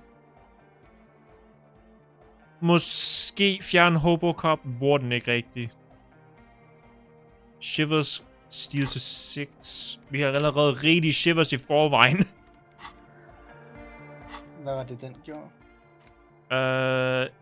Viser ekstra specielle Collector Edition flasker på metal. Men vi har høj nok i bedre forvejen. pant, basically. Men vi har god pantfinding skills i forvejen. Alle endurance checks låst op. Learning cap for endurance. Stiget til 4. Endurance igen. Allerede rimelig høj. Vi kan godt fjerne den. Vi har ikke brug for at level op i endurance ret meget.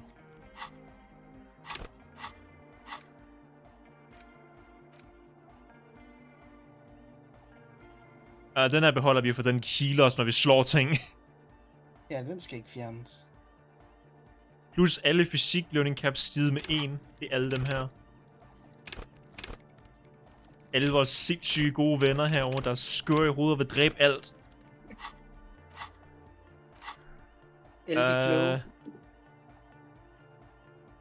Vi kunne fjerne feminist. Det giver os dog en empati, det er ikke altid ret at have. Vi beholder apokalypse betjent. Vi beholder homoseksuel undergrund. Bare fordi at den er godt. Fordi det er en åbenbaring for Harry, vi ikke skal tage fra ham. Han tænkte over det, og hans svar var... Hvad var hans svar? Jeg har stået med at tænke over det. Nu tænker jeg på andres. Han har en lang tanke... udforskning foran sig. Vi har allerede været der, Harry. Held og lykke. Vi skal bare have noget, der kan fucking øge dem her, fordi de fucking laver alle sammen. Undtagen... Visuel kalkulering. Den kan vi få virkelig fucking høj. Vi kan være super geni til at se alting med øjnene. Burde vi ikke opgradere den lidt? Den er på 0. What?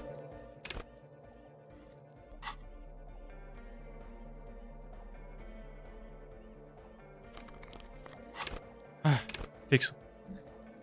Det var brillerne, der gjorde det. Hvad briller plejer vi at have på egentlig? Plejer vi at have briller på? Nej, vi gør ikke. Vi plejer bare at have den på. Yeah!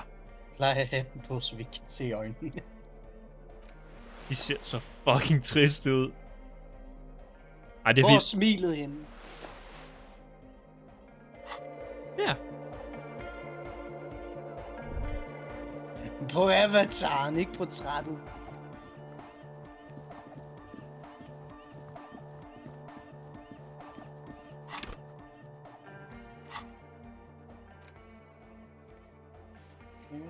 Vask den beskidte jakke. Fuck dig, jeg gider ikke gøre dit arbejde.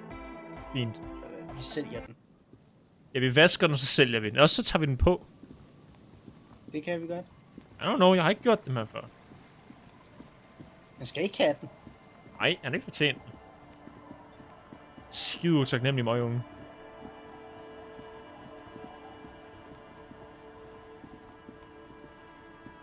Kan vi vaske den herinde måske? Kan vi vaske den i den lille tallerken? On the table, you see a bowl of water.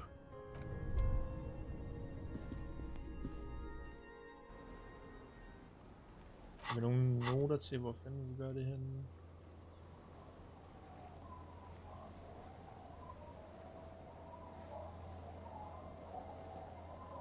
Wash the dirt. Okay, og hvor fanden gør vi det henne? Måske på hotelværelse? Kan vi gøre det ved håndvasken? Der er ikke en håndvask herinde. Nej, kun et spejl. Ja, opvask i håndvasken. Der var et badekar. Bare gør det hotelværelse ubeboeligt for den næste person for evigt og altid. Hey, nu har vi ikke været der i et par dage. Måske har de fikset det. Gør guards arbejde endnu fucking værre, end det er i forvejen. Stakkels cafeteria manager.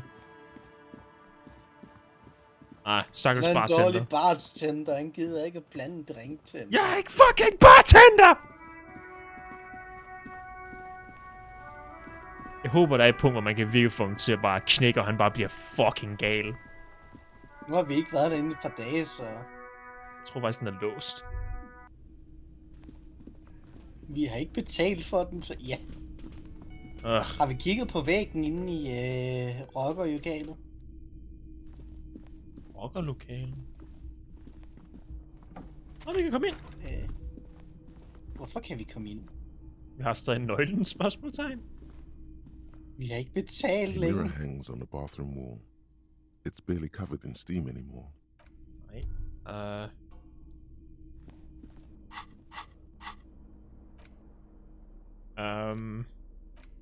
As you hold it in your hands, it makes an uncomfortable crunching sound. There is no why.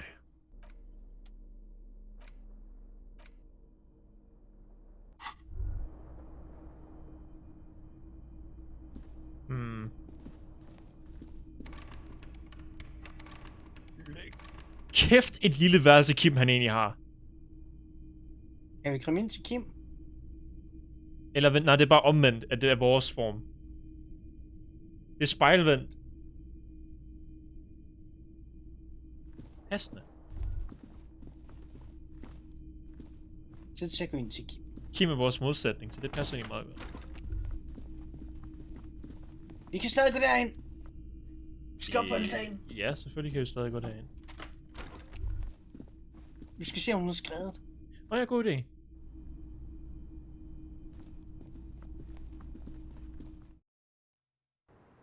Nej, det er hun ikke. Hello, officer. What brings you up here again?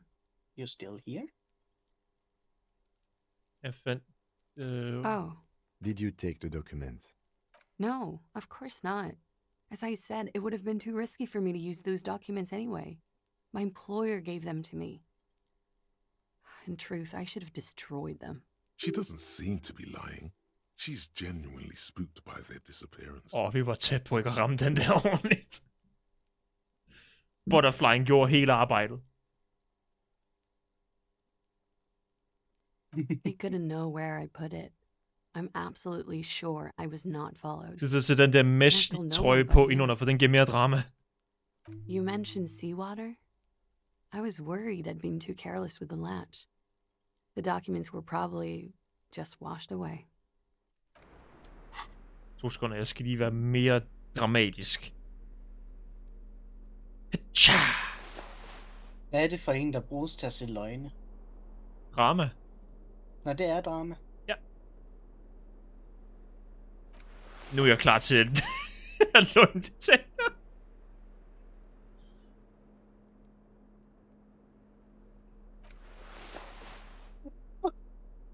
Oh yeah. Max hipster.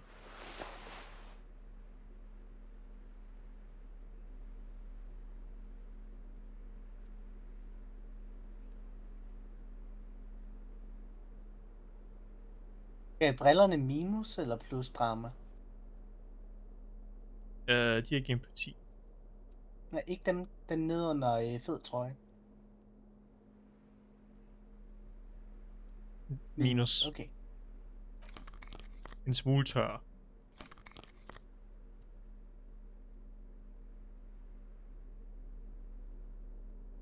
Skal vi ikke have robothandskerne på igen?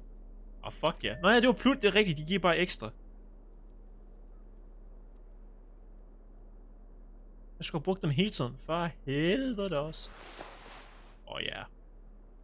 Har vi en fed jakke, vi kan putte på? Der giver drama. Nej, desværre. Logik. Nej. Men vi har plus 3 drama, så det er rigeligt. I was just lies. Yes, we demand she be Jeg var punished for bare deceiving us. løgne. We demand her anxiety. We demand her fear. She nods, then nervously. Og der er ikke noget, vi kan sige noget nyt. Giv mig ondt i skuldrene.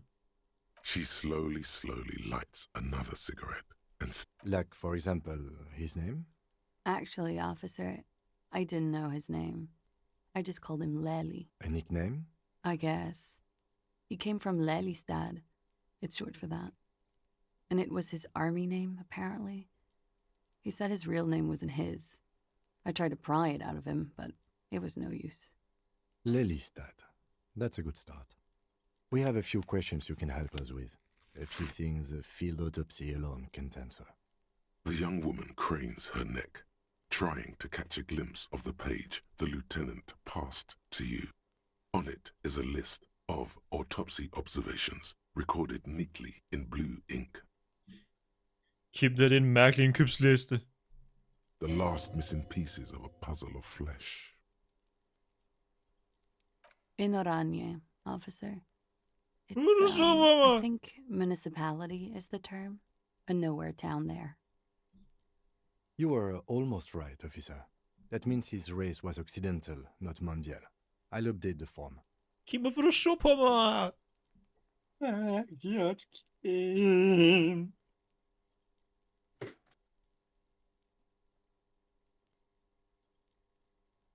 Jeg tog ikke speeden, Kim. Er du ikke stolt? Jeg holdt den kun i hånden og kiggede på den lang tid. Did that bring you together? No. He was too old for that. And from another part of Oranjenrek. I didn't even understand his accent. What brought us together wasn't Oranje.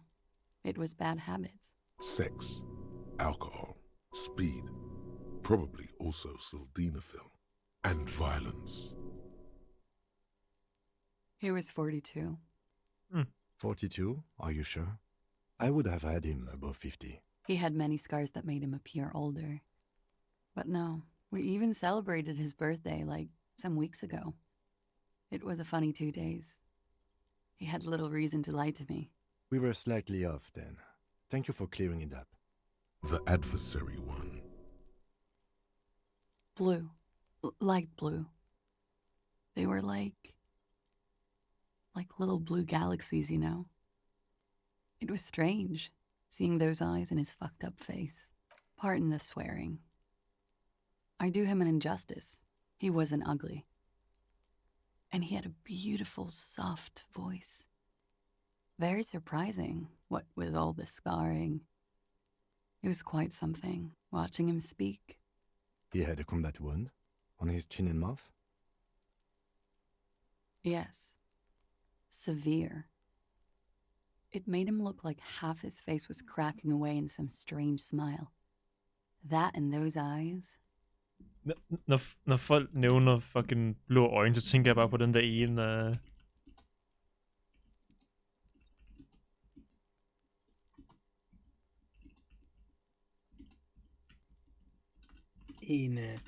Og hvad, jeg skal finde billedet.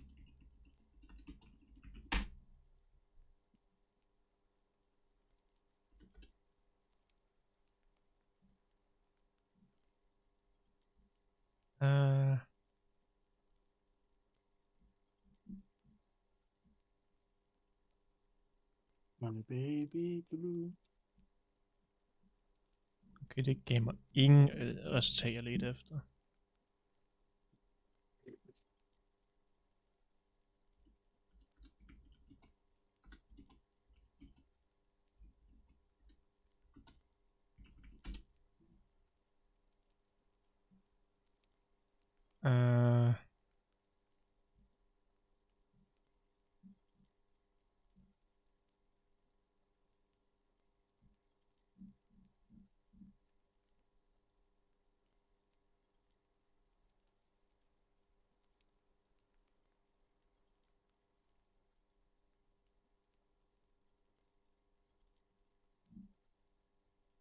Okay, meme virkede ikke. Så prøver vi Tumblr bagefter. Så får jeg få billedet. Fucking Google, du svigter mig.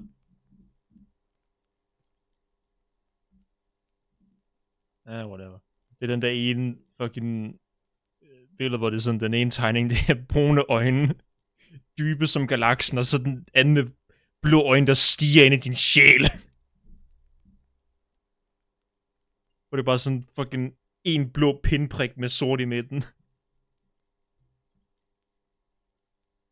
Jeg kan se det billede før.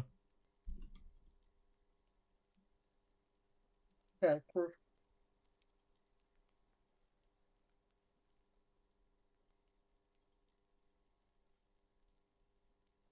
Nå.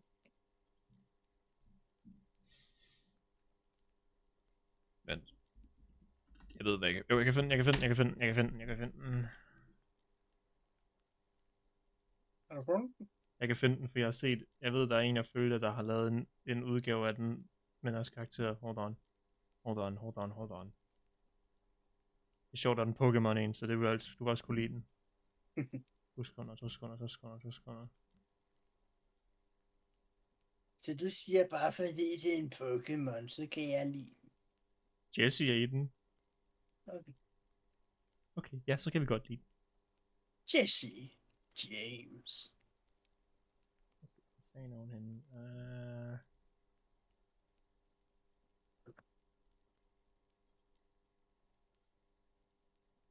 Jeg gør dem ikke. Hvad fanden er de inde på min tidslinje? Fuck!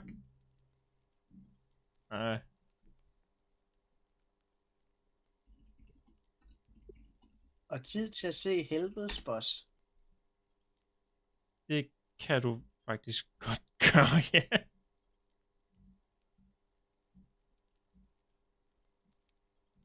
Mens jeg lige finder den her fucking blog.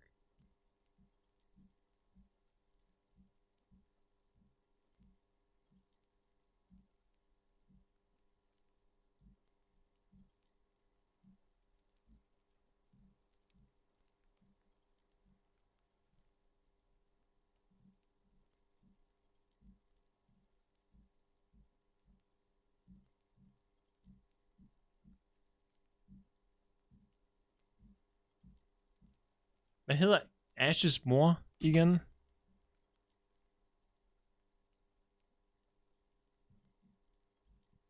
Ash Ketchums mor, hvad er det hun hedder? Så mange afsnit er hun ikke med i.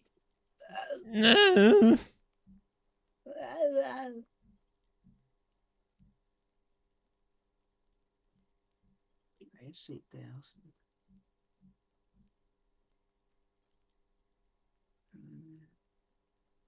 Lad os se lige senere.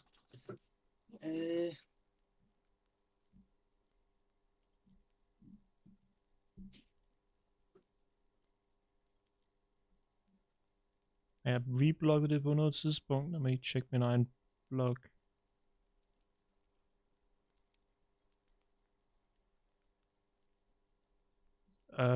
Hvordan fanden søger man på sin egen blog? Jeg har ikke tør Tumblr. Det ved jeg godt.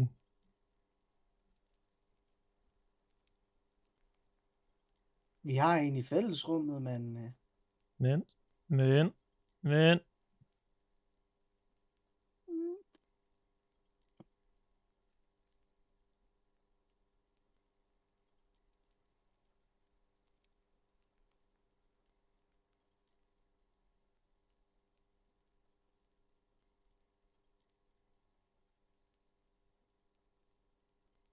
Ja, okay, der var bloggen. Jeg fandt bloggen. Vi nærmer os... 2 sekunder.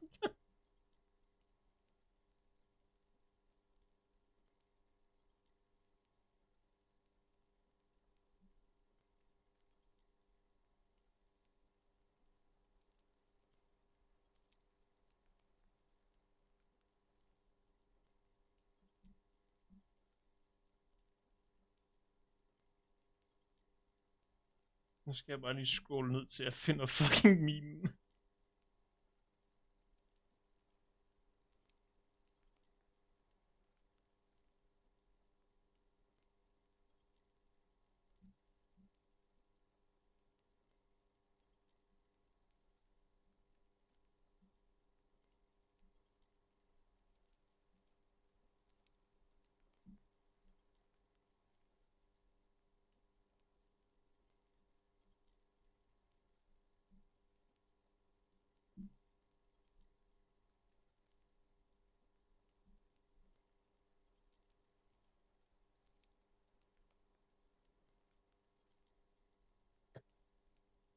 Hvor langt er du nået i Hell of a Boss nu?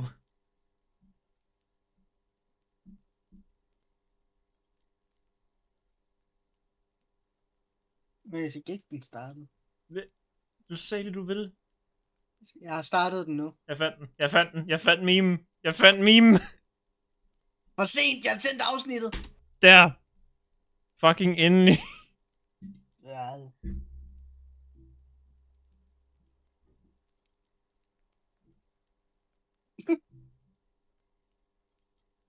Okay, du grinte, så det var besværet der.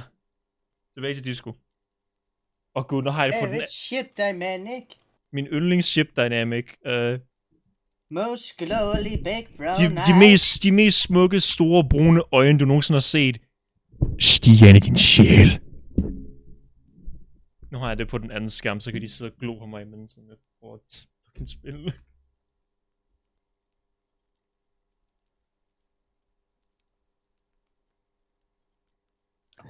Tid til at lave en lydeffekt.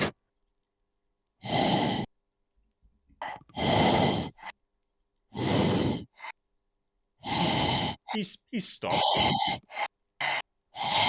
Er det dem begge to, der ånder så dybt, eller hvad fuck foregår?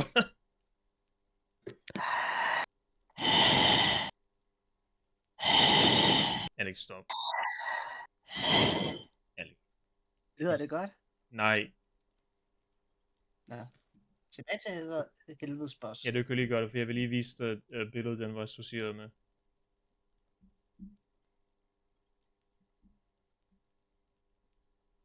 Hold on, jeg skal ned til det igen.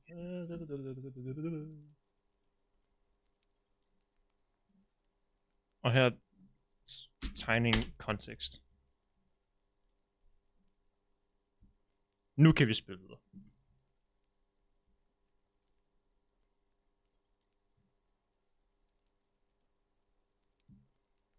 Ah, yes. His hair, if you can remember.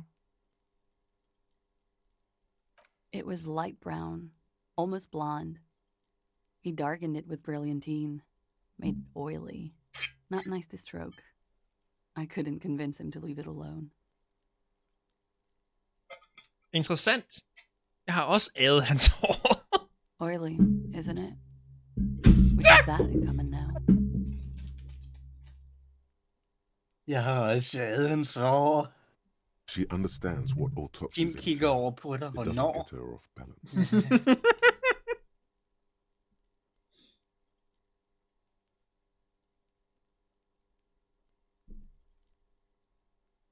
Oh, that. It's clear she liked it. Quite a lot, yes. Sure, service history. It was mostly for showing off to chicks, though. How?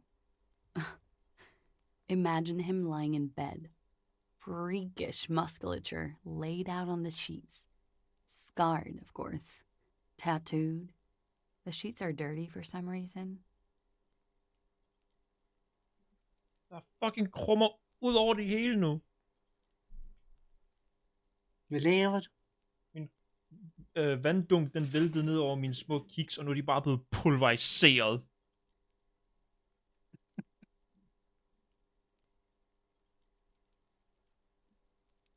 Lad mig lige skåle dem sammen, så jeg kan skåle dem i min mund bagefter, så tager jeg lige min håndstøvsuger.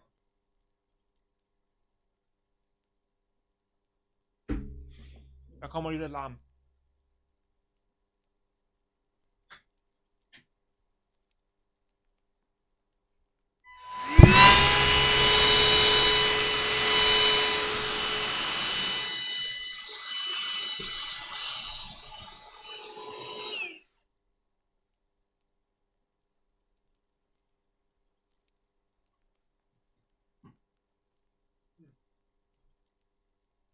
Jeg er sikker på, at den lyder fantastisk på streamen.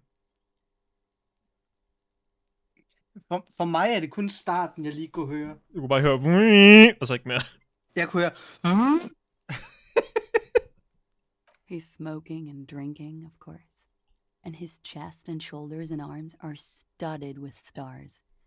Tens, hundreds of them. Maybe even thousands. Jeg kan se det for mig. And the woman goes like, "What was this, baby?" And he says, "That was too hardcore.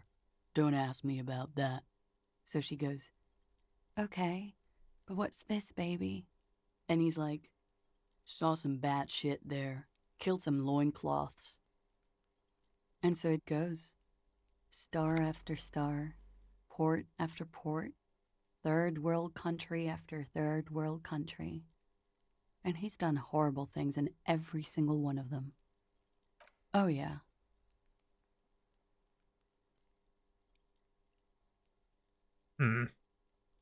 No, thank you. I've seen enough of him dead. I can tell you what they meant without looking at them. Du er et sygt menneske. Go on. He was a blue-eyed boy with thick arms, from a small town. He was also poor, and the government of Oranje needed some people killed, so they turned him into a grotesque killer. For money. He went to Killer Academy in Vredefort. Then he killed some people on the Seminine Islands, and on other islands too. All of the islands. After this, he came to Revachol and got killed himself. Du kan ikke sende mig memes fra den. Jeg følger bloggen nu. Jeg troede, jeg havde gjort det for længe, men åbenbart så er det bare en, der har reblogget dem hele tiden. Er det samme blog? Det er pænt sikker på. De hedder... det kan jeg ikke udtale. De hedder... Det gider jeg ikke prøve at udtale det der. Yamu Yiburo. Er det Yamu? Nej, han er ikke så fucking fremtidsseende. Er han stadig en af dem, der shipper Jesse og James? Har ingen idé. Ja, det er lige præcis for den blog. Det billede, du lige har sendt, det er fra den 12. februar. Det er en uge gammel. Hvor er det der, hvor jeg har det fra? Den skal der. Referencebilledet er endnu bedre.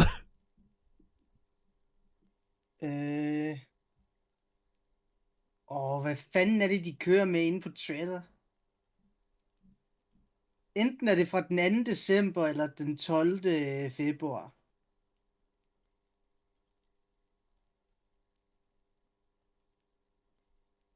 Hvis det er dansk, så er det den 12. februar. Det vil give mening. Det billede ligesom er derfra.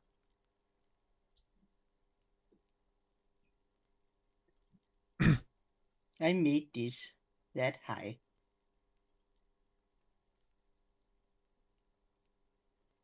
Hasn't kissed anyone.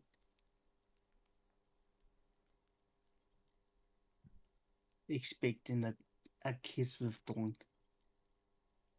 Fucking ananape.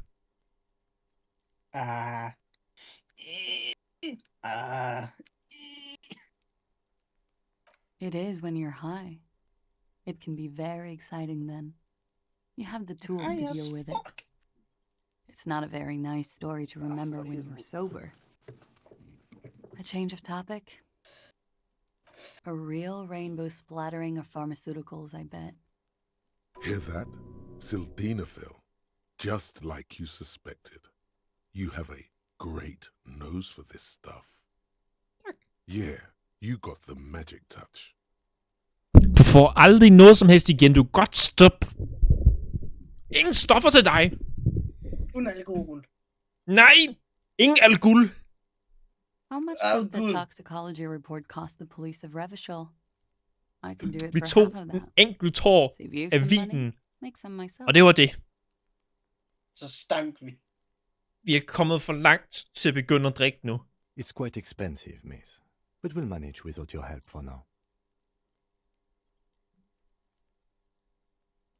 Okay, jeg siger alt det.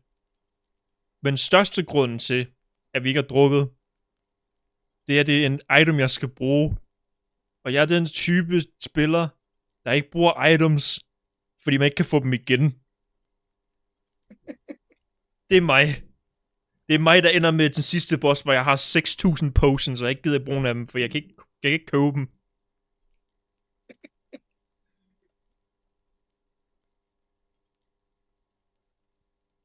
Det er mig, som aldrig bruger granater eller et eller andet, fordi de er kun en vis mængde, man kan have af dem.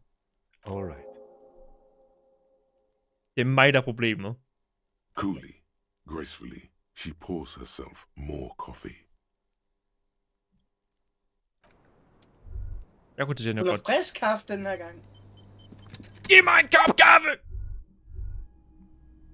You can almost see the shape of a man and a woman writhing inside, bathed in drug sweat and dirty linens. Bottles lie around everywhere. You lean closer to the peephole instinctively. I bet they're doing something quite unnatural. You can barely see through. Better not to jump to sensationalist conclusions here. The footprints on the floor, however. Boring footprints. I want to jump to sensationalist conclusions. You clearly see... Jackpot. These, unlike everything else here, are new. 3 weeks, Mac. This is good. It was a stereo investigation after all. It has no... Large prints. Okay, everything around you is quiet. Kunne vi åbne døren egentlig?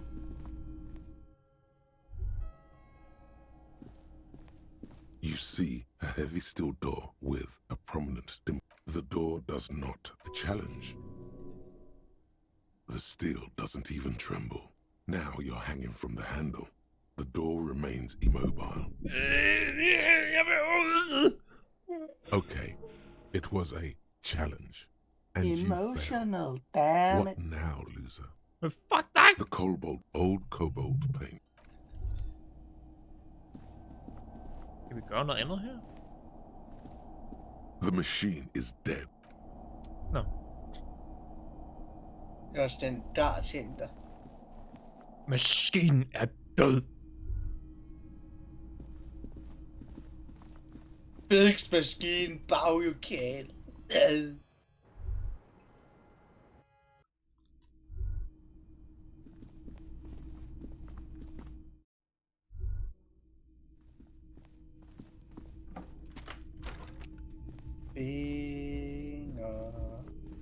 Men der må være noget, vi gør med vinduet der. Husk godt. Kan vi kigge på det igen? This window is pristine on the inside, unlike the one next to it. Okay. Light from the... Okay. Visual calculus. Vi skal finde ud af, fordi hvis vi kan regne ud af, hvor vinklen af skuddet kom fra, kan vi få en idé om, hvor lang aftrækkeren er, eller hvor lang gerningsmanden er væk.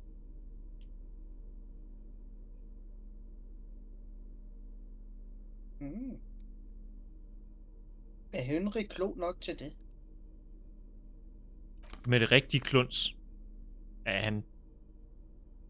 Det er tøjet, der gør manden. Kan se.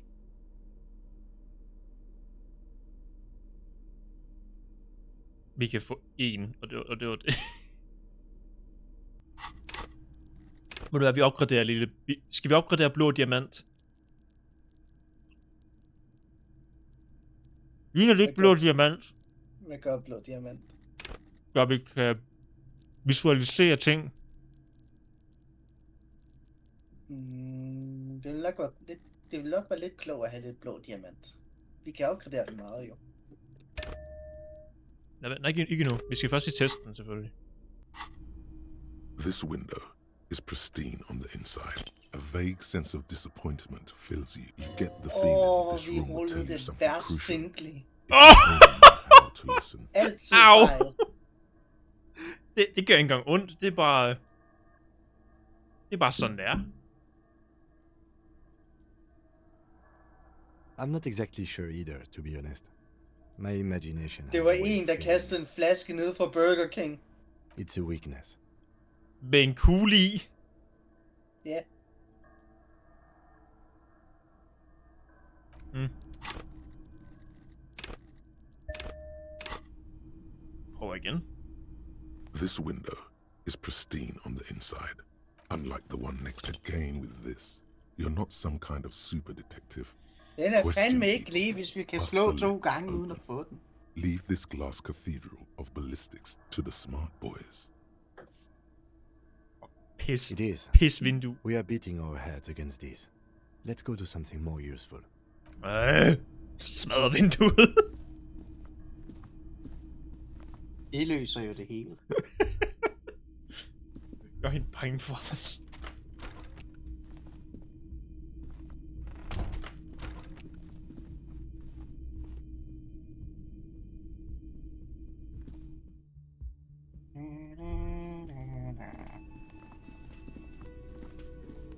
Fik vi fortalt Gart om...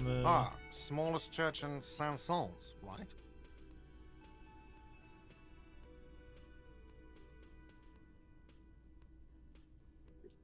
Er du kage? Sagde til, jeg vil fucking klare det shit. It was all right. Subdued. I might start letting people up there again. Now, what can I do for you? Jeg shall try. Another thing. Great. I love those. Han skal Why? fandme ikke have hans No, skraldespandsnøgle. I don't want to know. Det er I vores don't want to know altid. why these degenerates do what they do. I thought we had one good guest in the building. He really doesn't like it being classier. What's that supposed to mean? Fuck you, buddy. She's not my taste. Good thing she pays for her stuff on time. I'll forward her the bill and be done with it. Now, was there anything else? I have like 4,000 coasters to stack. And then I need to wash dishes because it turns out I have to do that too now. Ja, hvad hvis jeg fortalte, at jeg kom ind i baglokalet? Oh, okay. Well, I did hear you make noise back there, so good for you. He's really holding himself back here. Jeg tænkte at spørge, hvad der er derude? Okay, what is back there?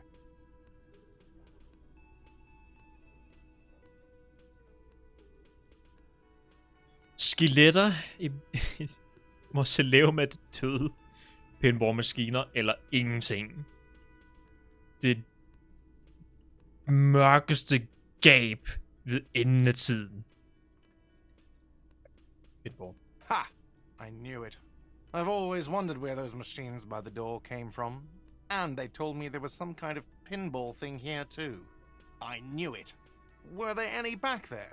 In working order, I mean. Do you wanna play? No, I was just wondering if you found pinball machines there. He was wondering about something business related, about how much money he could make of one.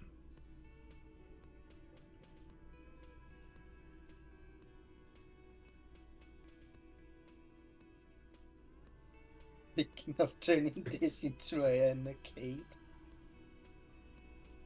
No, but we could diversify the entertainment options, seeing as you've opened the door back there. The machine we have in the corner now is broken. It wouldn't hurt to get a little life in here. Other than the hellish karaoke machine. That one's always causing trouble. Sounds like he cares about the place. He's not going to be overjoyed to hear that it's part of the doomed commercial area. He should still know. You have to be forewarned about these things. Jeg er blevet taget, var der. Jeg har måske fundet ud af, at The Whirling er en del af det fordømte område. Why would you say that? We're at a completely different address from that whole thing. So he knows of the doomed commercial area and its address. He's thought about this. Så du har hørt om forbandelsen? Everyone knows of it.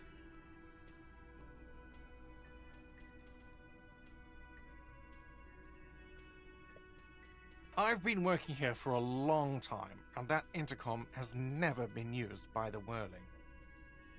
Ikke eneste gang. Er det allerede et tegn, at det går ned?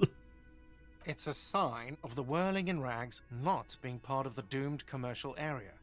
If anything, we're revitalizing this neighborhood. Relax, Mr. Gart. I'm sure there is no doom. He simply wants to share his discoveries with you.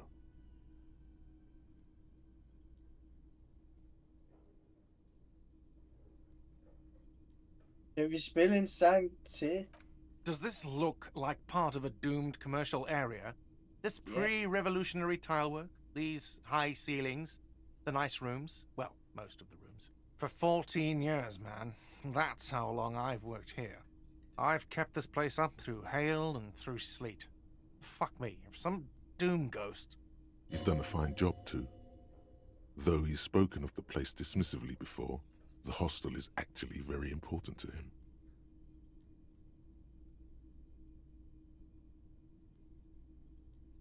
Yeah, it's slowly growing on me again. It's beautiful in its own way, especially for this neighborhood.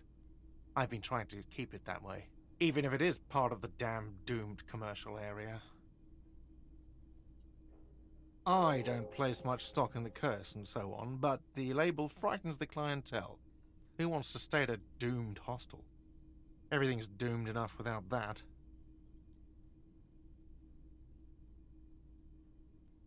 Well, it sure as hell wasn't the real estate company. It was you? You look surprised. What? It's a great name, I know. Cafeteria managers come up with great names too. It's from a song. Hail, Holy Queen, by the Ateniers. Hail, Holy Queen of the Sea. You're whirling in rags, you're vast and you're sad. Good pick. Hvem ejer det her sted? Some real estate management company. They never come around here, just collect money from afar. Honestly, I think some money laundering might be involved. Højst sandsynligt. What about them? One is a basement dive frequented by chain-smoking communists. I can't tell you how sick I am of Kraz Mazov and Ignis Nielsen and all those old ghosts. Hey, God. Tror du var en kammerat? He's hesitating, not sure if he should share this information with you. Encourage him. The other is a kebab cart. It's very successful in its way, but it's nothing like the Whirling. Well, så det er samme fordømt. Whatever. Was there anything else? Because I need to think about how I'm going to get those pinballs in here. Der er et smughul i væggen. What wall? Ovenpå i et hemmeligt bagrum, lige ved sådan et soveværelse. I'll have it fixed at once. Thank you for letting me know. I assure you, the Whirling does not abide spying on its guests. The color has drained from his face. Yeah. What a shame to fix such a good peephole. Du er så klam!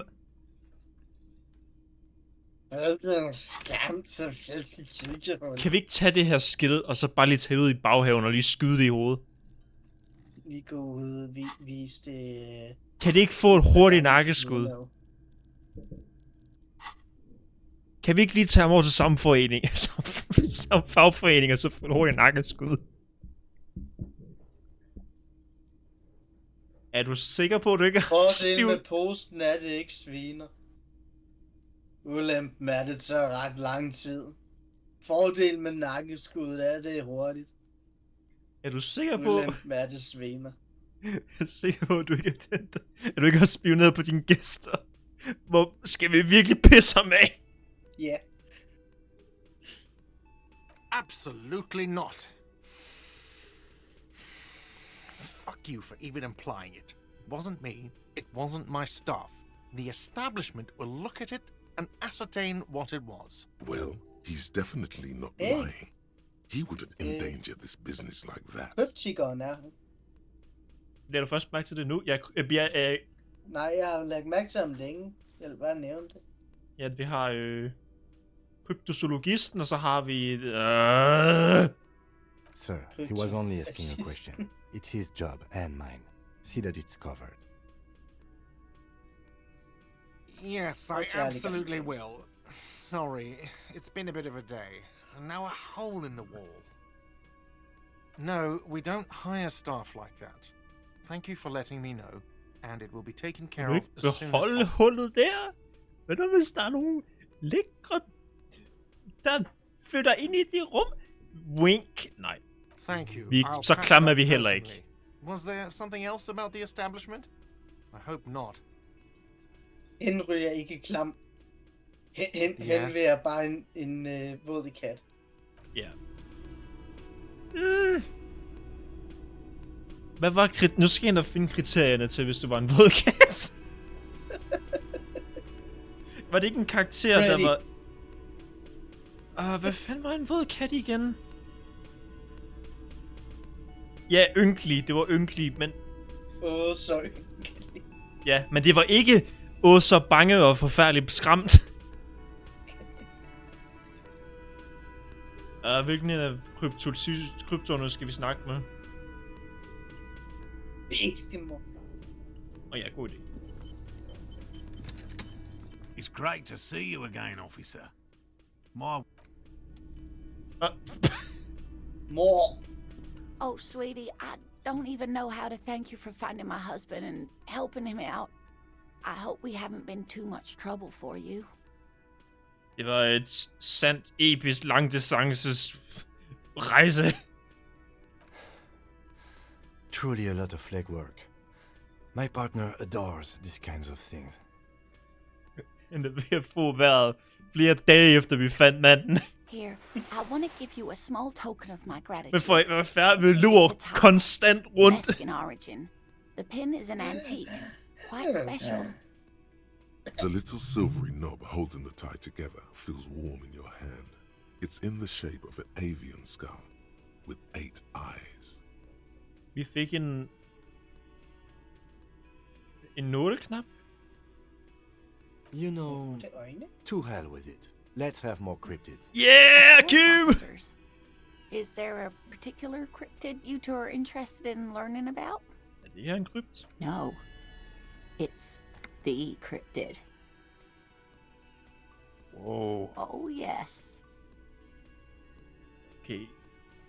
Hvad er The det? 8-eyed teratorn, the largest flying avian ever discovered, with a wingspan of 11.5 meters. Det er en stor It was fugl. thought to have gone extinct 3,500 years ago. Some even doubted the fossils were real. A mutation, they said. Until... Mutation? All of evolution is a mutation. Kan du tie stille og lade din kone fortælle hendes historie, din fucking stodder? Until it was cited by renowned Gotvaldian explorer and naturalist Uwe Plattenkalk in 21. Jeg kan ikke lide kryptolisten. Og jeg kan især ikke lide kryptofascisten, men jeg kan godt lide bedstemor.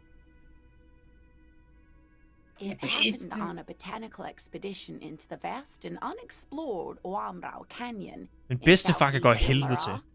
Dr. Plattenkalk got separated from his group during a sandstorm. The world's largest canyon system, sweetie. It's a barren waste east of the Erg Desert. An ancient riverbed completely dried up. Alone in this blasted desert heat, the doctor wandered eastward, where man hasn't stepped foot in over 1,000 years.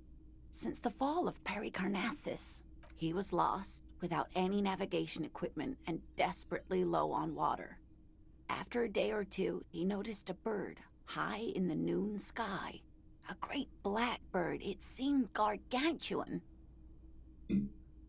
Every now and then, the bird would dive down to feed on an animal carcass somewhere on the horizon. But by the time Uwe got there, the teratorn had taken off already, and the carcass was picked clean. This happened many times. Eat the bird, Uwe. It's the only way to survive. Yes, or rather, hunting. A bird that big has a lot of blood in it, and he was dying of thirst. For many days, Dr. Plottenkalk followed the Teratorn until they reached a great canyon wall where the bird finally landed to rest. The professor climbed up there with a rock in his hand. He found the bird sleeping with his head tucked under its wing, a great black pile of feathers on the perch. So he approached, slowly squeezing the rock in his fist. Then the Teratorn suddenly looked at him. He could see it had 8 eyes, 4 on either side of its skull, like a spider. And the man couldn't move. He was paralyzed, frozen into place with the rock in his hand. Whatever he did, he could not get closer to the bird. The bird was controlling his mind. It kept him from approaching. He could step back, but every time he stepped forward, paralysis. Uwe spent 3 days trying until the bird flew away. En 8-øjet tankestyrende fugl. Fuck yeah. Absolutely, sweetie. Yeah. Ever since, but Wamrao is vast, mysterious, and holds many secrets. Modern radar telemetry shows great promise. We will confirm this one by the end of the decade, latest. This one I liked. Not only does it have 8 eyes, and is a living fossil, and the largest bird ever to live, it also does mind control. Sadly, Du har ret, Kim. yes, Det er ikke but nok. there are numerous reports of 8-eyed bird skulls from Il Mara. And then there's the striking resemblance to the Pericarnassian imperial eagle, an ancient heraldic symbol that is hard to pass off as coincidence. The imperial eagle, too, had 8 eyes. Very, very hard. This one's very famous. Everyone knows it. People will be looking at that tie on you and thinking, that man is into cryptids. So, what else do you want to know? Der er desværre ikke flere krypter at snakke om. Of course, dear. Hører flere. Arno van Eyck. Okay. Okay, so Egghead is clearly not Van Eyck in disguise.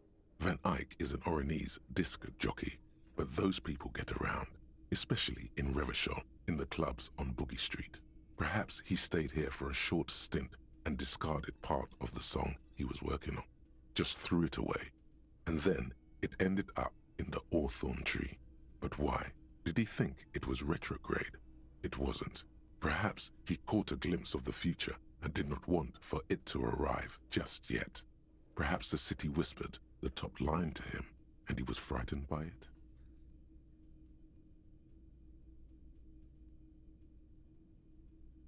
What?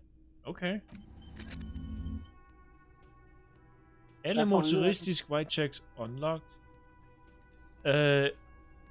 Afslører Arno van Eyck plakater rundt i verden. Meget specifikt. Amos interfacing er høj. Fuck yeah.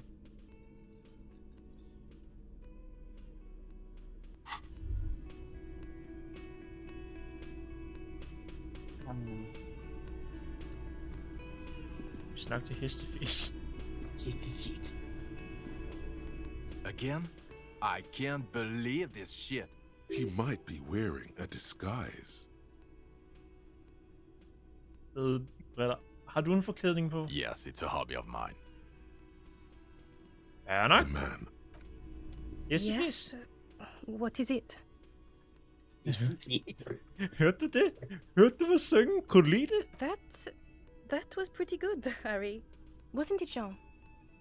That was... Yeah, that was absolute shit, if you want my opinion. Drunken shit. Haven't wanted anything to end this badly since I had cluster headaches. Jeg har ikke drukket i 4 dage. Gå væk. Horrible. Truly horrible. I beg of you, don't ever subject anyone to this torture again. I mean, seriously, you need to... Jean, it's not right. Don't make it worse. And I really liked it. Tak, hestefjes. She actually did.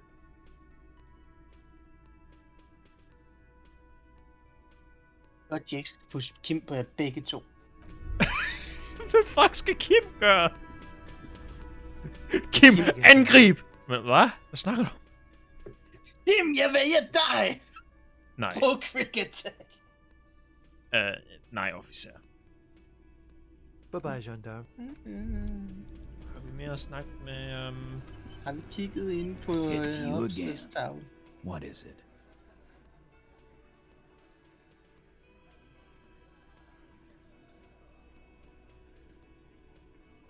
Why?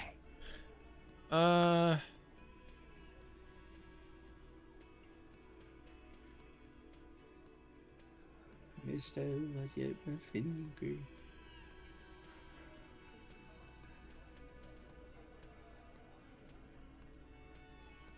Fordi hun er jeres leder. You're cuckoo, cop. I'm the only man responsible for this unit.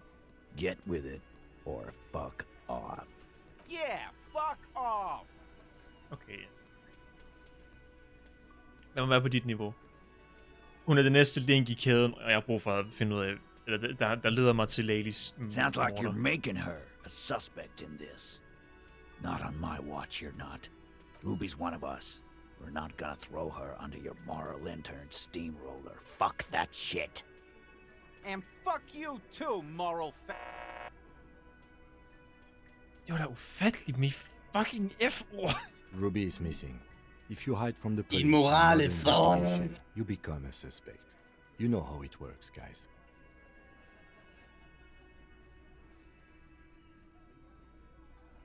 I et frygteligt sekund troede jeg, de skulle til at sige det uden at censurere det. That's nothing.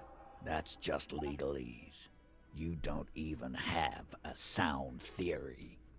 I don't want to be rude, but we're trying to get some R&R here. Think you could fuck off now? I think we'll keep sticking around, Titus. What the You'll be fuck? surprised at how quickly a theory presents itself if you keep looking. Vi har så mange plusser, og så stadig kun 17%. Starting, sitting on his across, a cement, and then in the far corner. Standard working size in conclude exactly. But none of... Okay, fint. Lad os fucking opgradere logik. Logik? Hvad fuck er nu det fra? Logik. Vi skal se så dumme ud. Ja. Mere. Hvis jeg siger Jens. Ja, det er rigtigt. Jensens Borum. Helge. Logik? Logik. Vi bliver nørd. Ej, føj. Han ser hæslig. Kim, hvad sker der med mig, Kim? Kim, hjælp mig. Jeg forvandler mig, Kim. Du kigger desperat. It's you again. What is it? Du føler noget dybt i dig går op for dig. Du A har ikke sudden tænkt nok. flash of lightning in your neocortex. The hostel cafeteria is lit by its airy blaze. Floor plans, bullet trajectories, webs of human emotion, all channeled into a single thought. Hvorfor er du så sikker på, at Ruby ikke dræbte ham? Because she was here, all night, with us. Oh. He's cobbling together shit so he can put her away. It's Cop 101. She was here all night? 11:30 to 12:15? She was here during all that time? Yeah, with us, drinking. Near the stage there. Gik på toilettet? No. I de hele 45 minutter vindue var hun her hele tiden. All right. She took a fucking leak, okay? For one moment. Maybe went out too. She has a complex operation to run from her lorry. She's a busy girl. Always has been. Could this complex operation be the one Joyce asked you to look into? Probably, though they'll never open up about it. You'll have to keep investigating. Just because she was gone for 5 minutes doesn't mean she magically got to the roof and shot the merc. I've been through this. It's not plausible. All right, we're in. We got Ruby unaccounted for sometime during the window. This was crucial. Now let's place her on that roof. You got his attention. Now don't ruin it by making weird claims. Remember, you can still mess this up.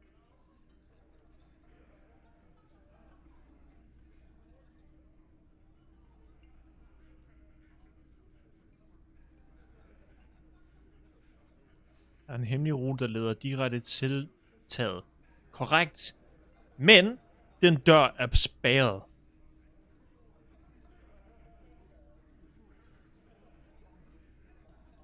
Så vil han vide, at den dør er spærret? Det tester vi, vel? How?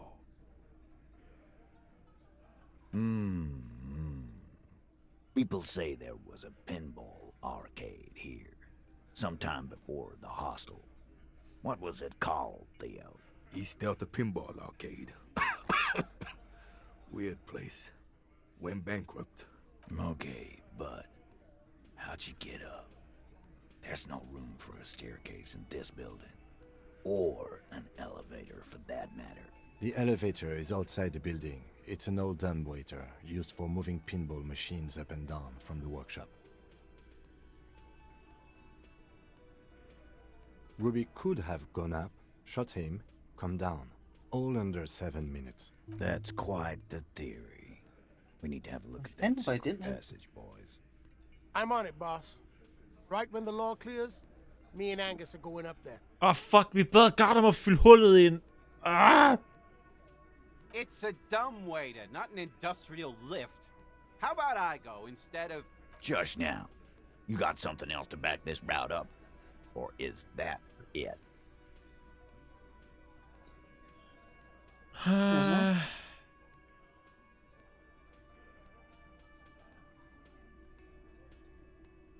Jeg fandt fodtrin ovenpå. Footprints. Recent. Yeah. What else could you make out? How recent? What size?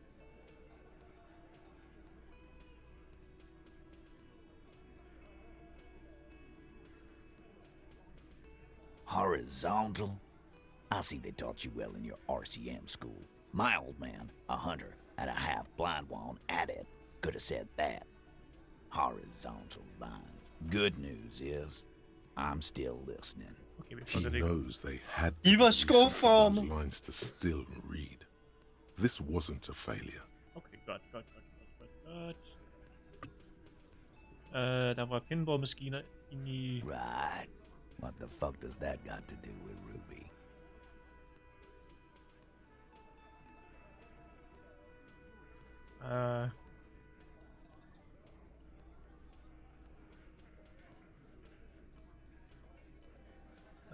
Ingenting.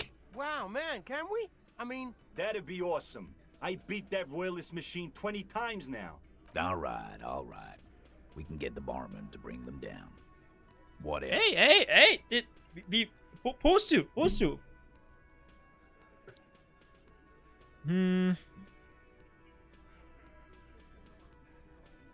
I've seen the winch.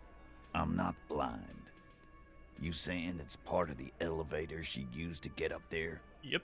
That's one mystery down then. An architectural mystery. Doesn't much concern Ruby, does it? Er du enig med, at skuddet kom på taget? Skal vi spørge ham om det? Eller skal vi bare stoppe her? Gør vi det? Vi prøver. Why not? You can't draw a straight line into Clausia's window from any of the surrounding buildings. Not from what I know about Martinez. Maybe from the coast. But like I said, I've been too busy dealing with you idiots. So no, I don't think it was a sniper. It was close up. Den her vil være vildt dum at spørge. Sige. En skillfuld Sambo-kunstner kunne have kravlet over ved væggen som en edderkop. Firmly, Nej, det spørger vi. firmly doesn't go well with could've. There's a route. Vi er lige to kommet the ind på en roof. god fod Me med and ham. the Vi skal ikke boys pisse ham need to af. check it out. Yeah. That's what we established. But a route does not put that bullet in his head. A gun does that, and Ruby doesn't carry one. Phase 2. Murder weapon. Get a gun in her hand. If not that, then at least a shadow of a doubt. In the shape of a gun.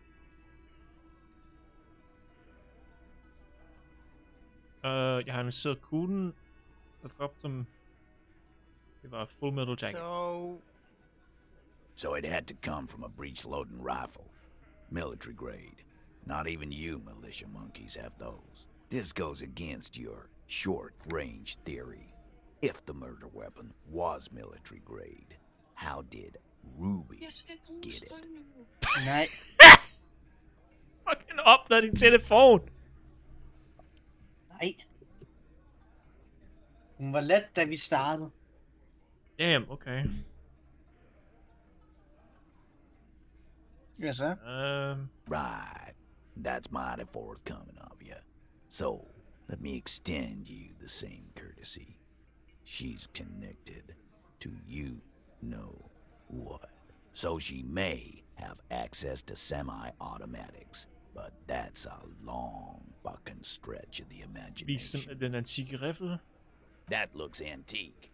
A Belle McGrave. It's inoperable. Where'd you get it? Der er en kælder under bogbutikken. Det må gemt der. 20, maybe 30 rifles, Titus. Also broken, but still, there were too many. And there must be other caches too. God damn it. We need to close that dump down for good. That's a goddamn breech loader, too. Find one that works, and you got a military-grade weapon that shoots jacketed ammunition. He sees it. This is coming together. Hvad betyder jacket ammunition igen? Vi googler det. Jakke et eller andet. Ammunition. Jeg husker. Hvad?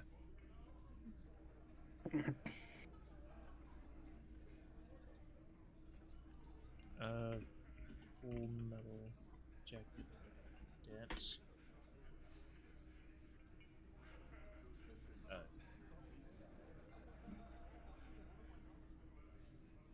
Jeg skrev dansk. Dansk.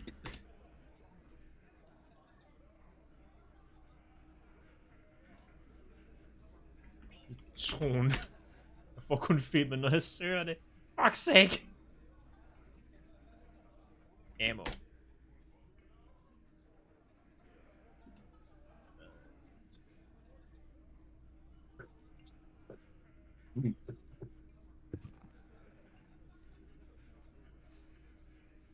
Okay, Full Metal Jacket er en kugle, der er inden, eller som har en metalskal udenom. Ligesom rifler har sådan noget.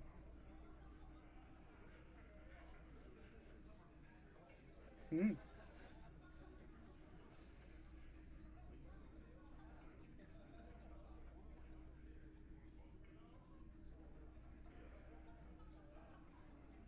Time to really close the deal. Show them the bullet. The blonde man looks at the mushroomed Deathbringer in the evidence bag and says, Yeah, the bitch is jacketed all right. 4mm too. Jeg må lige søge på en 4mm.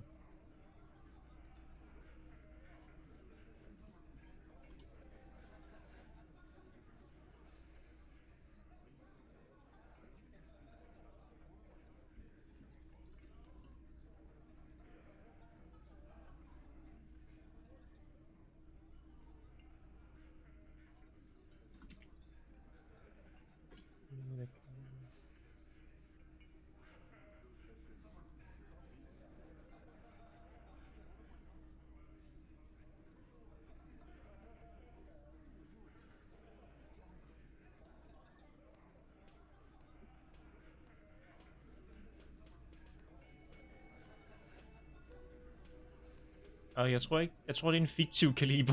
Jeg kan ikke finde nogen resultater, der er 4 mm.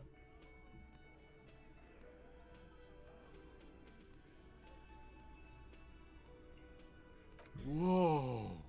Well, goddamn. It's not proof, but it's a possible murder weapon. Close to her. Too damn close. You have been thorough. I'll give you that.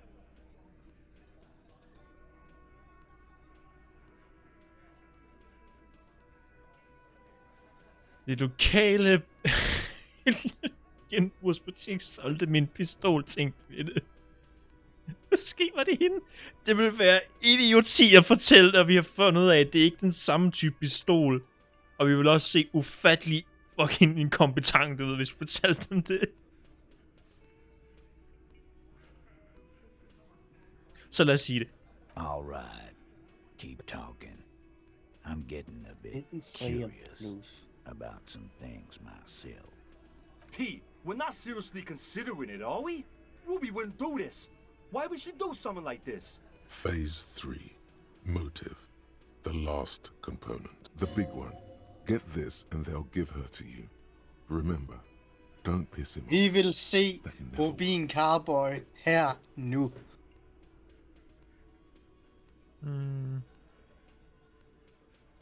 Okay. Ries. Ashes fortalte mig nogle interessante ting om Ruby. Yeah. Like what? Hun er en del af den homoseksuelle undergrund. Sex! She wanted sex! From her. Hun havde en ting for det. A thing? You mean? Yeah, but they're both girls. Angus. Girls like girls too, Angus, sometimes. This is one of those times. She liked Glacier. She wants that.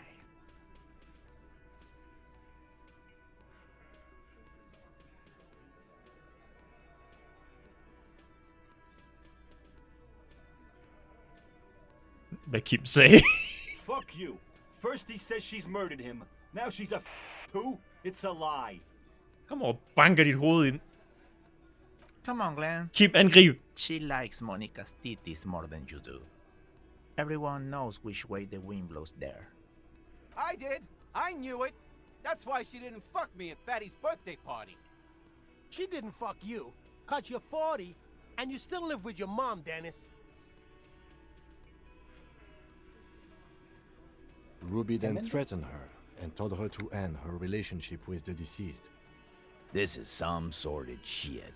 It's also the kind of garbage our Miss Aronier puts out to cover her own ass.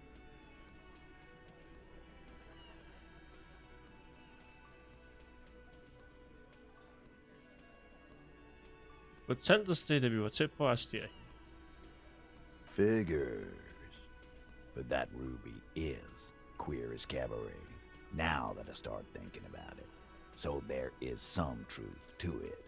And that's okay. Some are queerer than others. You can still be a hardy. But if you bring your own personal shit into our outfit... If that's the case, then it's not right. But it's not the case, right? There are many pieces that fit together that way, Eugene. Face it.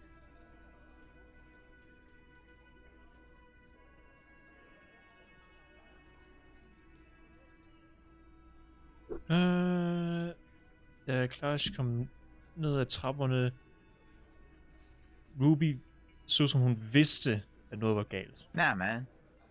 That's just Ruby. She's got shit under control. That's her whole thing. That's why she's so good. Plus, man, it's like female intuition, you know. Women talk to women. Which is sort of why we need someone on the team who they talk to.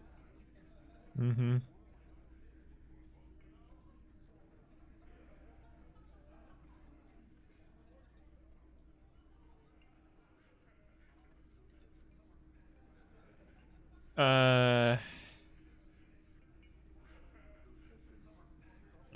Yeah. Wishful thinking has no place in a police investigation. A more serious consideration that you wish to avoid is that she knew what happened because she did it.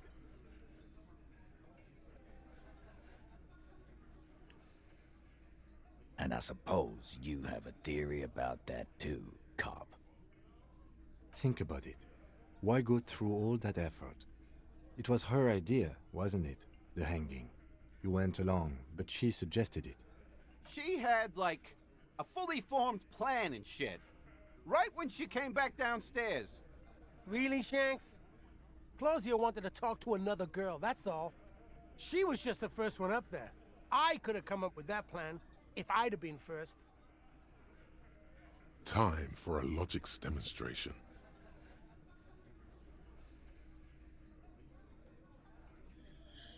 Oh boy.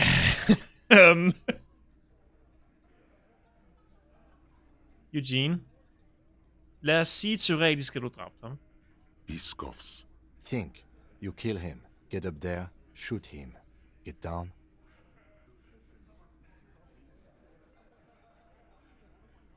Vil du ikke foretrække at gå til sagen, eller at gå til retten med dine venner, en del af en lønse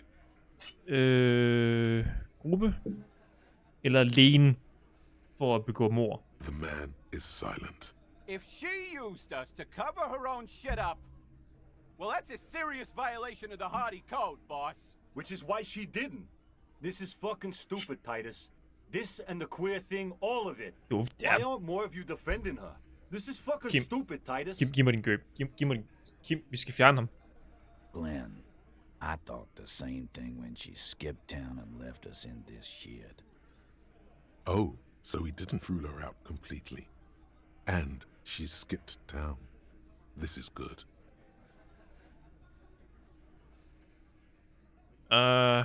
Måske det er en del af et lederskab udfordring mod dig, Titus. Er det en god idé at sige? Har det noget at gøre med noget som helst? Skal vi tænde et bål? Vi har så meget, vi skal gå igennem igen, hvis vi fucker det op nu.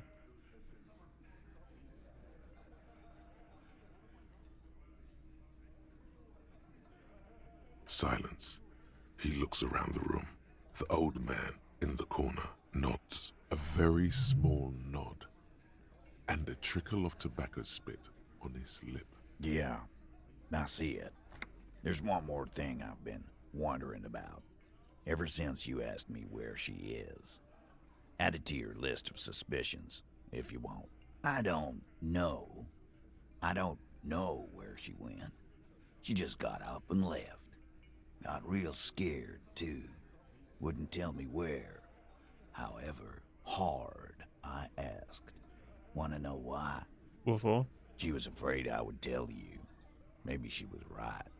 By now, I probably would. She knew there's evidence on her, and she knew we'd find it. This is typical suspect behavior. Why fleeing is always incriminatory. Perhaps. Ask her if you find her. It won't be easy, though.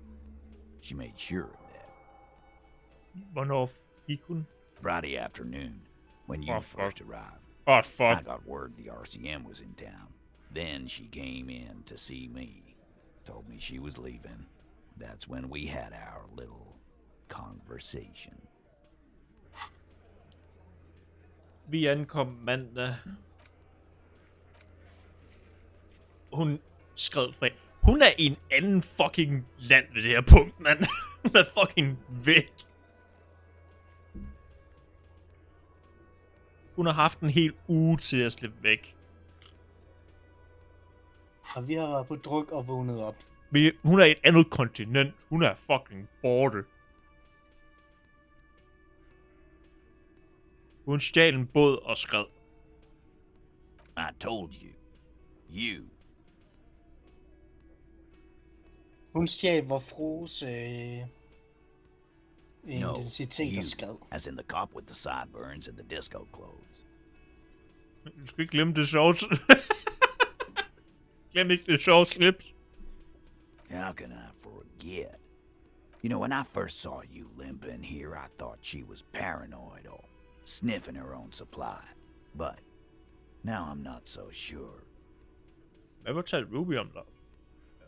Omkring mig? She said you have a funny taste in clothes, and that you won't stop. Until you have something on her. She said she's heard of you from Jamrock, that you're a human can opener. Der var That den you endelig. play suspects against each other. Open them up. Like cans. Der var hans titel. Harry Dubois. Menneskedåseåbneren. And then, when they're all empty, just move on, onto the next can. Don't look back unless there was something you missed. Fucking hell. Titus, did he just... Open Angus up like a can? Yes, he did. Now, we can whine about it, whack him, or we can go on with our lives. I'm having a go on with our lives kind of day, Al. How about you? Silence. He nods. Er det sandt, Kim? Er jeg en dåseåbner? You are insistent. Yeah, there was something else. Det er hans She wouldn't officielle tell me, titel. though. I could see she wanted to. It was burning on her lips. This caught Titus. This caught Pete. But she was too scared. Scared? You should be too. A strange fear creeps over you. A metallic taste in your mouth. Change the subject. Everard's file on you seemed thin on info. She must know from somewhere else. From Jamrock. Something more. Hun havde fået info fra Everett. Det vil kun pisse ham af. Han har ikke tænkt sig at snakke om Everett. Jeg tror, vi skal følge det. Jeg tror, den advarer mig rent ud her. Han kan ofre en af Hardy Boys'ne. Men hvis du går efter fagforeningen, så bliver du kraftedeme smidt 6 fod under jorden.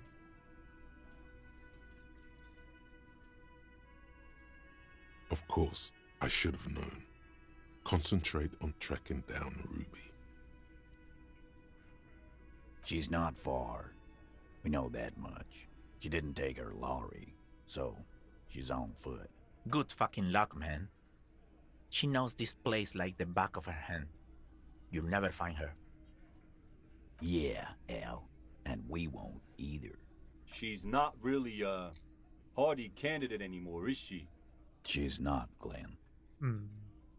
A little. On the coast. Where have you looked for her, more precisely? More precisely, on the coast, past the waterlog. She's not here, so I'm thinking she's there. Sure, there's some shithouses there. Er hun i bunkeren? Cinderlock Town. The fisherfolk there refused. Ding, ding, ding, ding, ding, ding, ding, ding, ding. That's one place Kan vi we komme ned i... haven't looked. Vi kan ikke komme ned i bunkeren. I hear they have a shack where junkies sometimes crash. Time for you to step up. Men hvad vi ikke havde før. One more question. What does Ruby look like? Der er en grund til at komme ned i Here's bunkeren. Red. Died. She looks like a lorry man. It'll have to. Han stikker hans hånd ud. Skal vi give ham hånden, eller skal vi bare gå og være totalt røvhul? Nu er vi venner med ham. Yeah. His grip is firm and reassuring, like holding a piece of unpolished granite. Skal vi tjekke feriebillederne? Eller har vi ikke trykket Vi skal på have dem? noget andet fucking tøj på, hvad vi skal gøre. Ved siden af kalenderen, har vi trykket på det? Vi ligner et pæthoved. Vi skal gå tilbage til, hvad manden lyder. Vent over.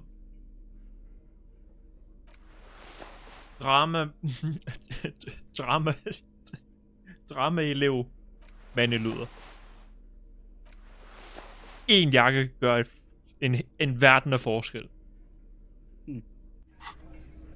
Vi skal ikke have talende slips på. Nej, vi har butterfly på nu af. Vi skal være fuld drama. Vi kan jo ikke få ret meget. Og nu skal vi tale med... Hvad var det, jeg skulle tjekke efter?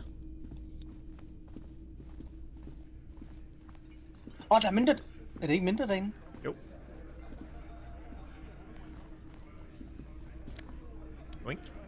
Og nu bliver vi myrdet. Hvad var det, jeg skulle kigge på, Alex? Jeg forstod ikke, hvad du mener. Nej, du har klikket på det nu. Nå, det det? Okay.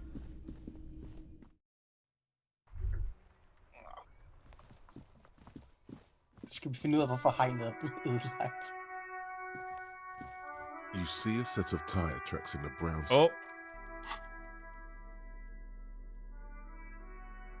Nu skal vi have det grimme tøj på igen. Det var logik. Det her det er det andet. Nu skal vi til forelæsning. Sådan der. Og vi fik en...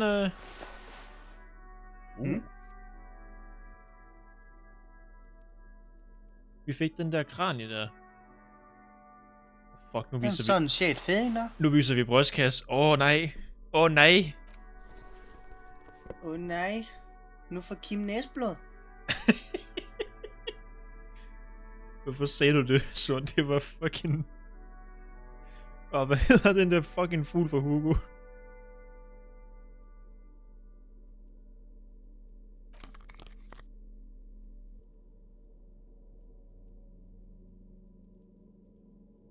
Hvad hedder han ikke?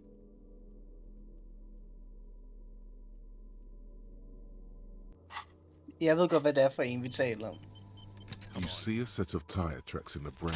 The tire tracks were left here by an unknown event. Some of that rubber stuck to the tiles and then accelerated straight into the fence. The driver proceeded to back out of before heading south. Must have been in a hurry. Jo, Kim! Det var her, jeg startede. No wonder the cafeteria manager seemed frustrated when he was giving us directions to the yard. Well, you did provide us with a very convenient access point to the crime scene. You think you have a pretty hot suspect right now, don't you? That ruby of yours? Yeah. Oh? Notice how it came together without casting too much suspicion on Classier. It was nice and ruby-centric in the end. Hvad mener du? Anything struck you a bit off about this mishmash?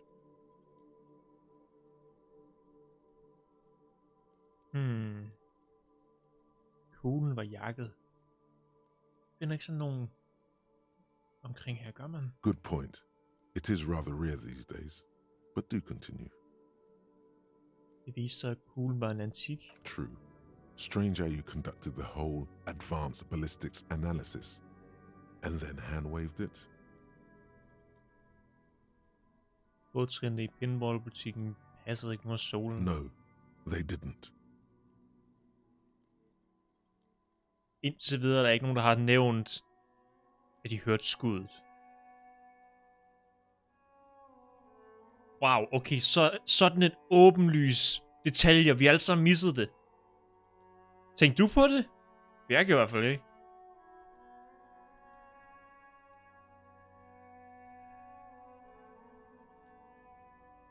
Notice how this hasn't come up at all. Even Hardy and his boys didn't mention it. Neither did you. That's right. Finish thought. Just finish it and conveniently go on. She's watching you leave right now. You know that. Free as a bird on that roof. Lighting up a cigarette and thinking, am I glad Ruby's in this shit and not me? Vi har lige nogle flere spørgsmål! Vi har flere spørgsmål. Jeg skal lige total drama-konge igen. Lad mig lige. Så. Vi har ikke minus drama i noget, vel? Nej. Plus 3. Vi kan praktisk set ikke have mere plus drama. Her kommer Columbo og lige... One more thing! Kan vi klare den her nu? Skal vi tjekke glas? Ja, det er fordi vi skulle have noget opgraderet, var det ikke? Jo. Wait, stop. That man, bloated beyond all recognition, was 42? Det er det, hun sagde, ja. Below the damage, the weeks of decomposition, all the swollen indignity of mortality. He was 42 years old? Hvor er det, jeg var hen? How old are you? That's where this is going. 45,000 liters of raw alcohol has left its disfigurements. What lies beneath, you wonder? Vi har en sag at løse. Vi har ikke tid til den You her could ask either krise. one of them. Hvor gammel tror du, jeg er? Huh? Hvor gammel ser jeg ud? How old? 58.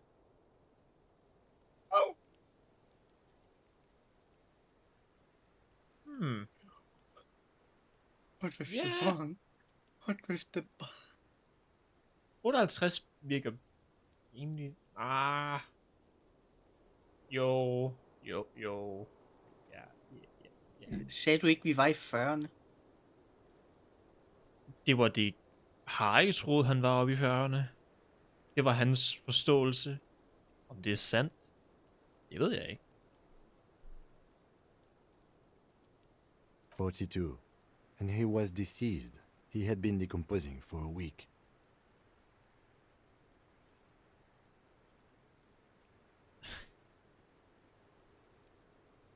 There's silence. Then a little more. Here it comes.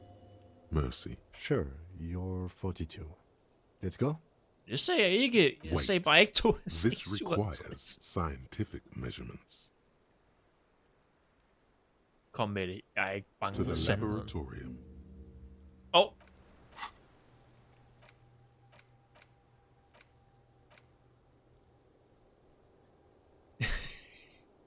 Fødselsdagsgeneratoren.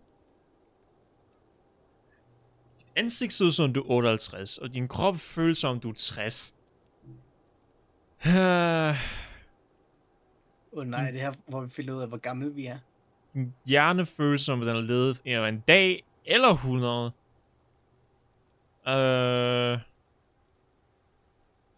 Begge længere, end de burde være.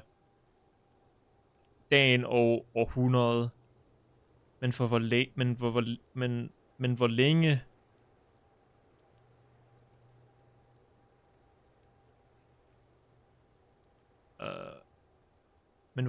Men hvor længe? Og den her ting, der hænger fast til din... hjælp mig. Hvor er vi henne? Sansning. Gået på planetens skorpe. Tid til at slå de hjerner sammen. Ældre en. Hvornår og hvor var du født?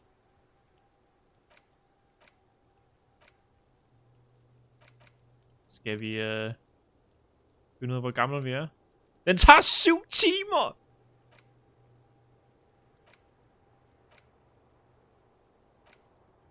Ja, det er vigtigt nu, at vi finder ud af, hvor gammel vi er. Der er ingen minus. Nå. Vi har et svar, når dagen er omme. Så når vi går i seng, arbejder vi på vores cape. Vi kan gøre begge to på samme tid. Ja, jeg er helt sikker på. Hvis vi kan det, skal vi så gøre det? Har vi virkelig lyst til at bruge en af de sidste 2 på det her? Hvad er den der Coldo Mama Draco for noget? Coldo Mama Darkwa. Nå, det er den, okay. Det var den der krypt, den laver lyde. Den tager også 7 timer. Har vi brug for den der et eller andet der? For at få vores cape. Vi har ikke fået unlocket kæben endnu. Vi har kun et skill point tilbage. Vi kan tage dato, eller vi kan tage lovhagen. Men vi er i gang med lovhagen. Nej, har vi vi ikke. ikke allerede brugt Nej, vi er færdige med den her. Det er rigtigt. Og vi skal åbne en for at gå i gang med den.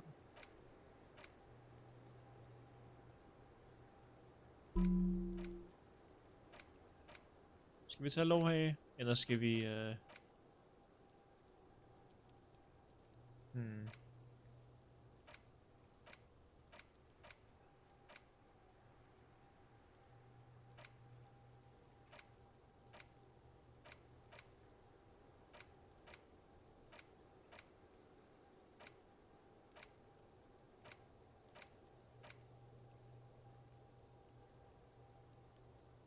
Okay, vi skal fjerne den der, og vi skal fjerne den to.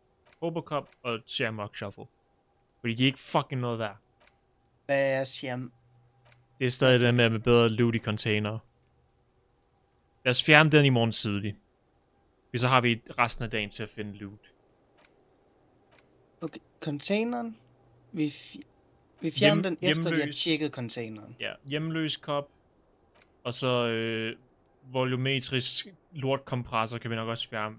Men vi er faktisk ved at være rimelig tæt på, ikke så meget slutningen, men vi har set hele kortet. Så lad os tage lov af.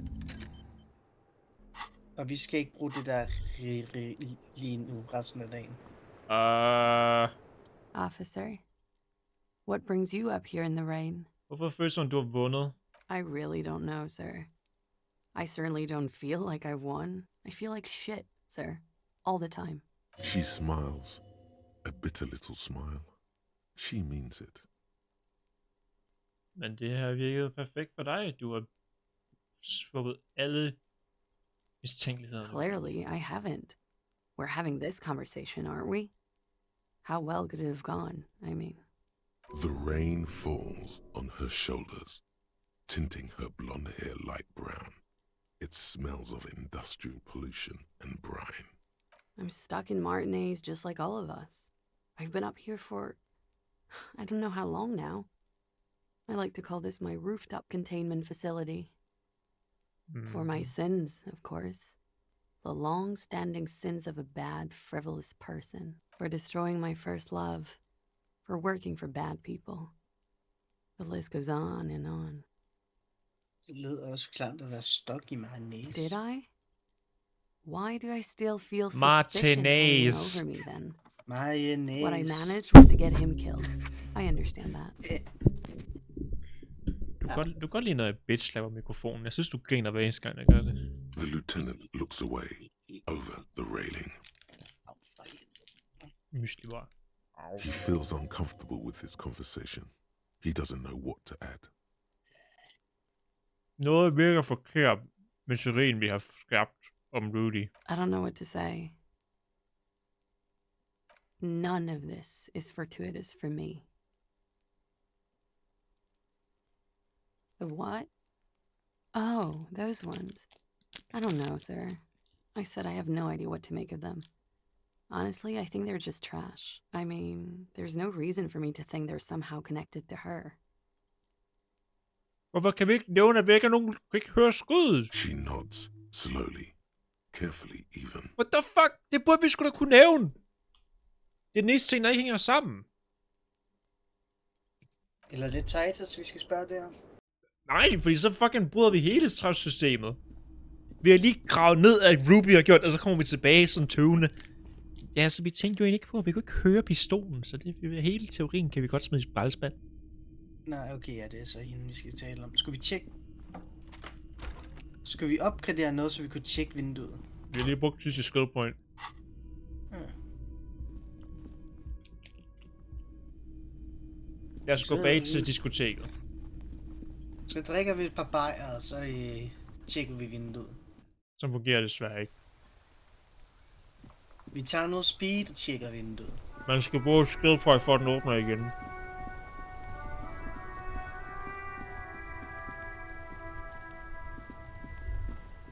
Vi scorer alle på kortet og åbner vinduet. The shine on these sunglasses lasts a lifetime.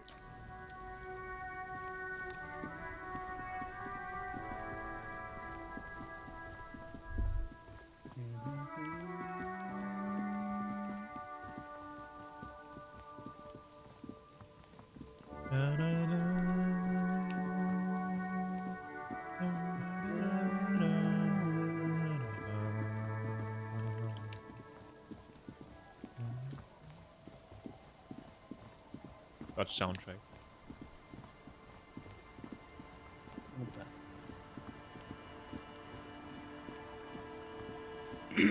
Tilbage til diskoteket.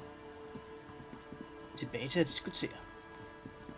Vi skal på dansegulvet før streamen er slut.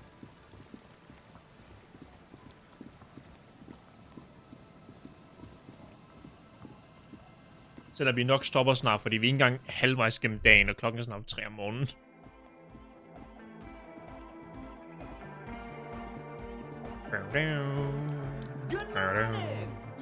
Ja, det kan jeg godt klare. Interface, det kan vi sætte. Hold on. Plus 2.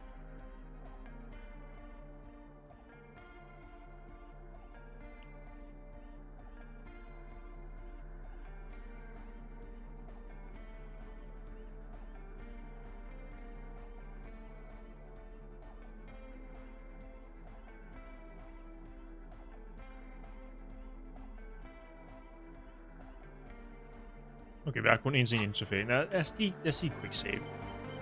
Good morning! Yeah! Klokken er 1:30, mand!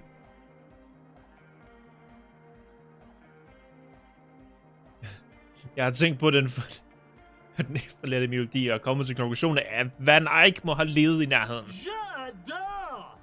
God is close by, but maybe he doesn't have good enough ears. Let me turn it up, so we can lure him here.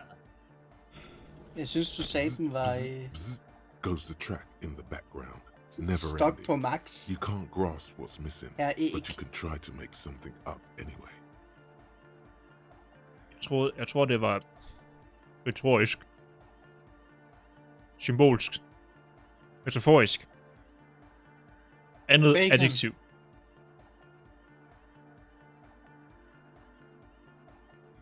The young man bobs his head to the music. Fuck. Prøv igen. Jeg gider ikke til.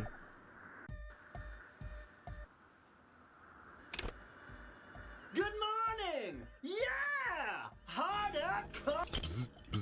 Vi gør den her indtil den låser op. Emotional damage. Fordi hvis vi skal rende rundt og lede efter samtaler for at få et enkelt point mere, det kommer til at tage fucking evighed. Good morning! Yeah! Sidechain the beat. What? Listen, you can use the compressor to select between which track it's compressing, either the auxiliary signal or the main input from the tape. Make it alternate between the signals. The compressor controls the gain based on the level of the signal on the aux sidechain input. It will allow maintaining a loud sound without peaks that fill up all the headspace. Okay, Erik. Du skal til at side kanalet det. Sidechaining it, you said. Then he puts on his headphones and his eyes go wide. Here we go. Wider than they've ever gone on drugs. He starts jumping up and down with bliss in total silence, still listening to his headphones. Hey, what did you do to Egghead, Cop Man? Did you break him? Jeg venter og se. Are you ready, pussy? Noid straightens his back, ready for the beat. I was born ready, Egg. Giv ham en thumbs up. Here we go. Lad os høre den fucking melodi. Yeah! Så er der party! Mega! Jeg bomber min fucking knytnæve lige nu. Kom så, Pikachu. Spark den røv på det dansegulv.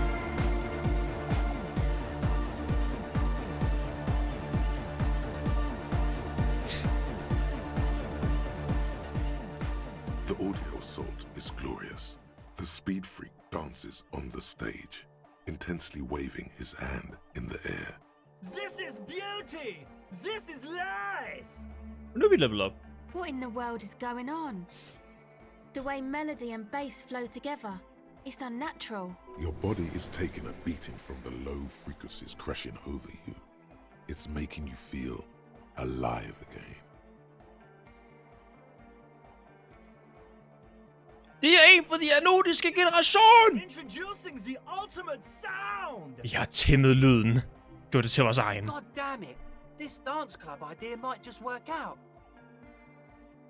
DeLorean Church! The place to be! Pump it! Pump it! Who will be the innocence of hardcore anodic dance music? J'adore! Kan vi please danse nu? Oh, hey man, it's good to see you. Stay så lav! Du har lige quicksave, kom så. Dans. Jeg skal ligesom ikke tilføje noget. -1. -1.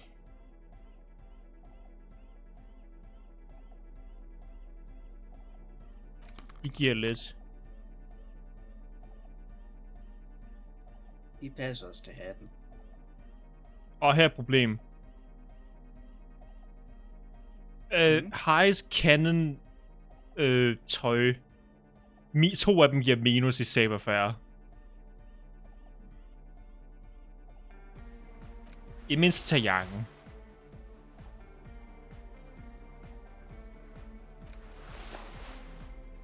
Yep. Slips. Yep. Hatten. Farvel. Handskerne. Hold på. Fordi hvis jeg gør begge dem her, så er vi -1 i saberfærd, så kommer vi aldrig til at rulle lortet. Går det her an? Eller skal vi bare gå fuld fucking... Altså det vigtigste er jo overdelen. For det er jo portrættet. Eller skal vi bare gå fuld fucking... Skal det være vores high, eller skal det være spillets high? Hvor meget minus er det spillets high? 2. Og meget plus er vores high? 1. Det er kun brillerne. Gav jakken minus? Nej. Gav trøjen minus? Nej.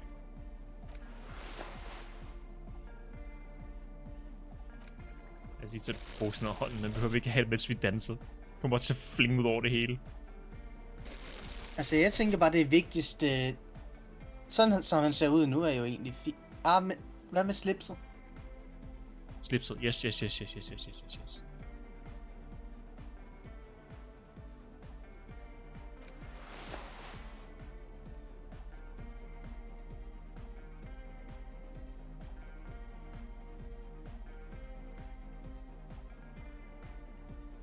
Og vi har ikke andre bukser. Og vi har liberale Vi har bukser. god røvbukser, det er det eneste, vi har brug for. Ja, det er rigtigt.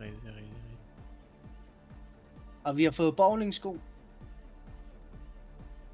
Lad os fucking gøre det. Oh, hey man, it's good to see you. Den gik op.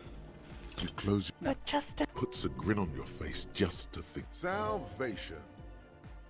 Emotional damage.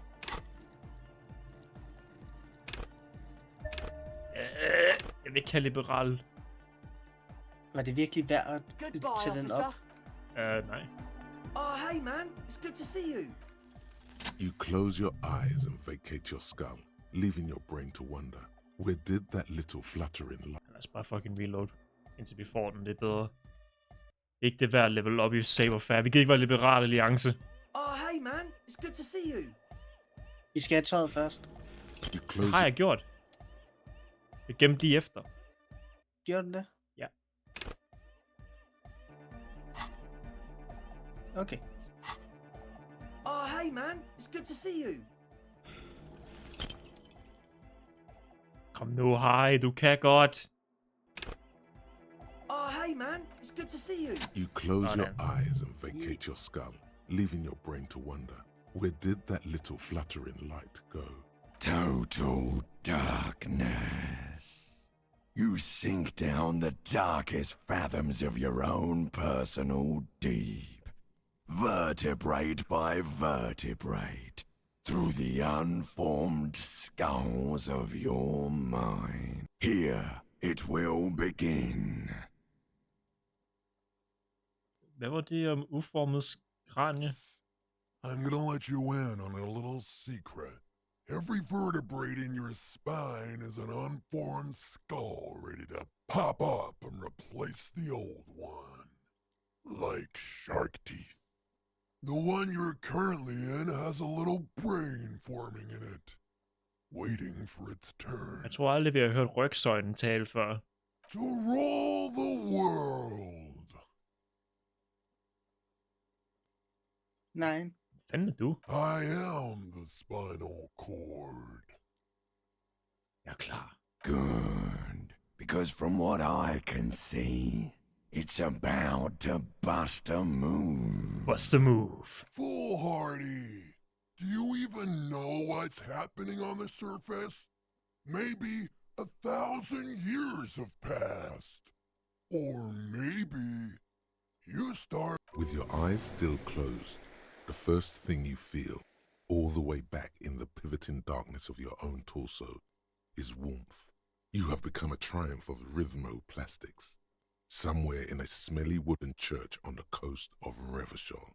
The wounds from the war you waged on your body are healing, twist by twist, turn by turn. You must have touched upon an entirely new way of moving the human body. Every motion is pumping your brain full of endorphins. Open your eyes to the pioneering glory of hard style. Åbn dine øjne og dans, som du aldrig har danset før. You have become a mechanism. A flesh and go high, go! Of the throb coming from the speaker setup of the one. Og hvis der er nogen i nærheden, ikke? De mister deres knæ af det der. Rigidly imbecile. Oh ja. Without pity or fear. Vent, lad mig lige gøre det bedre for dig. Lad mig lige opgradere din framerate, så du kan virkelig se om dans.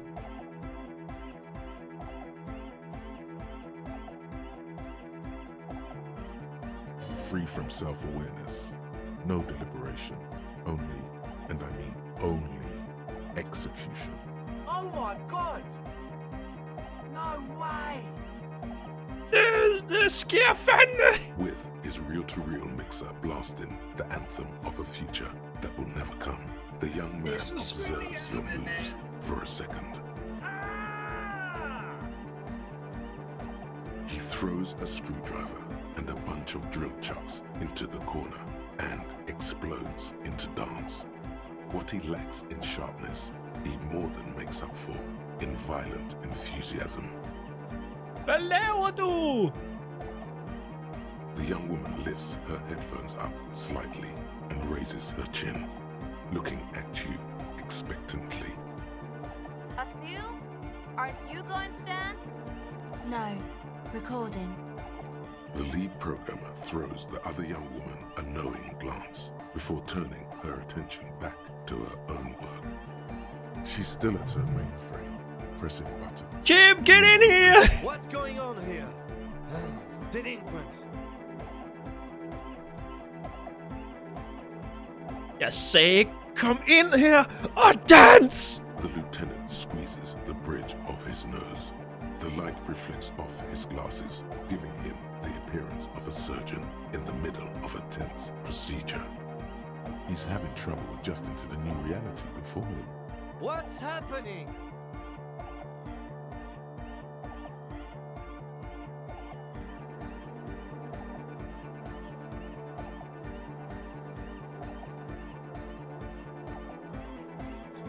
Jeg er bekommet dans, verdensødelæggeren.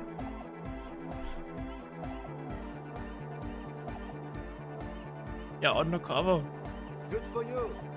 Rock on then. Vi skal ingen sted hen, før vi kommer ud, før du fucking danser. What? Ja! Please, ikke fuck det op. Altså. Gud. Ja! Dobbelt 6. Var det? Dobbelt 6. Yes! Hvis du fejler den der, så kalder du ham noget racistisk bras og ødelægger venskabet for evigt resten af spillet. Nej. Det er den værste rulle i hele spillet. Jeg havde alt det 4, hvis vi havde fucking fejlet den. Du ødelægger permanent jeres forhold.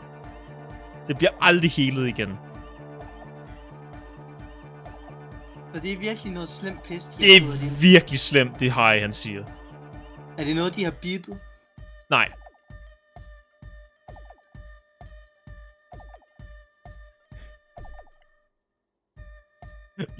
Løjtnant, jeg har tænkt mig at hive rank den her ene gang, Og den tid er nu!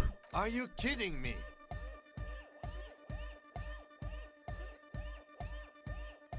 Jeg kan sikre dig, at det gør jeg ikke. Kom og dans, Lieutenant! Get my what on? Jeg sagde, få din fucking groove on, boogie woogie! Sheesh, okay. Okay, you psychopath. I see what you're doing there. It's jacked up footwork, plus is that Ubi folk dancing? Nah, it's not Ubi folk. It's hardcore. Yeah, whatever. Talking big, Lieutenant. You're Let's talking see the big. moves. Let's see those Yeah. moves. I did 15 years in the juvenile crime unit. I can do age inappropriate. Now, check this shit out. Yeah! Begins to heel kick. Yeah! With such intensity, it's reasonable to fear he'll kick a hole right through it, causing the floor to crack and the pillars to collapse, bringing the church roof down on all of you. Jeg kan godt lide Pikachu, han bare står.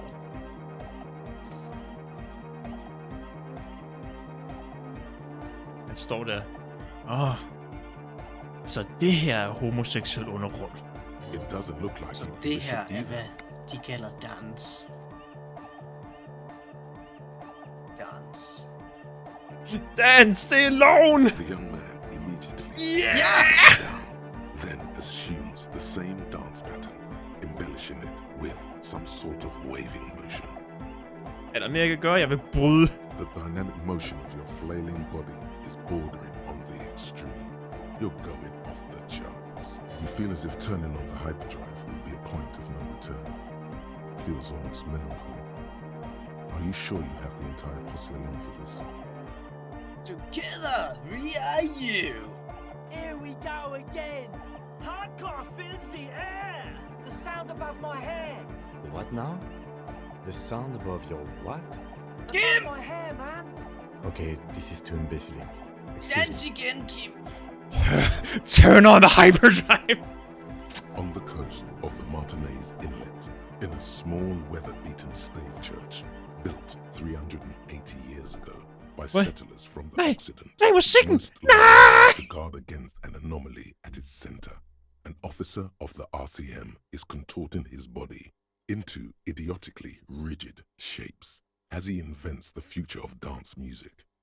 It's the hardest anyone has ever danced. Fuck yeah, det er.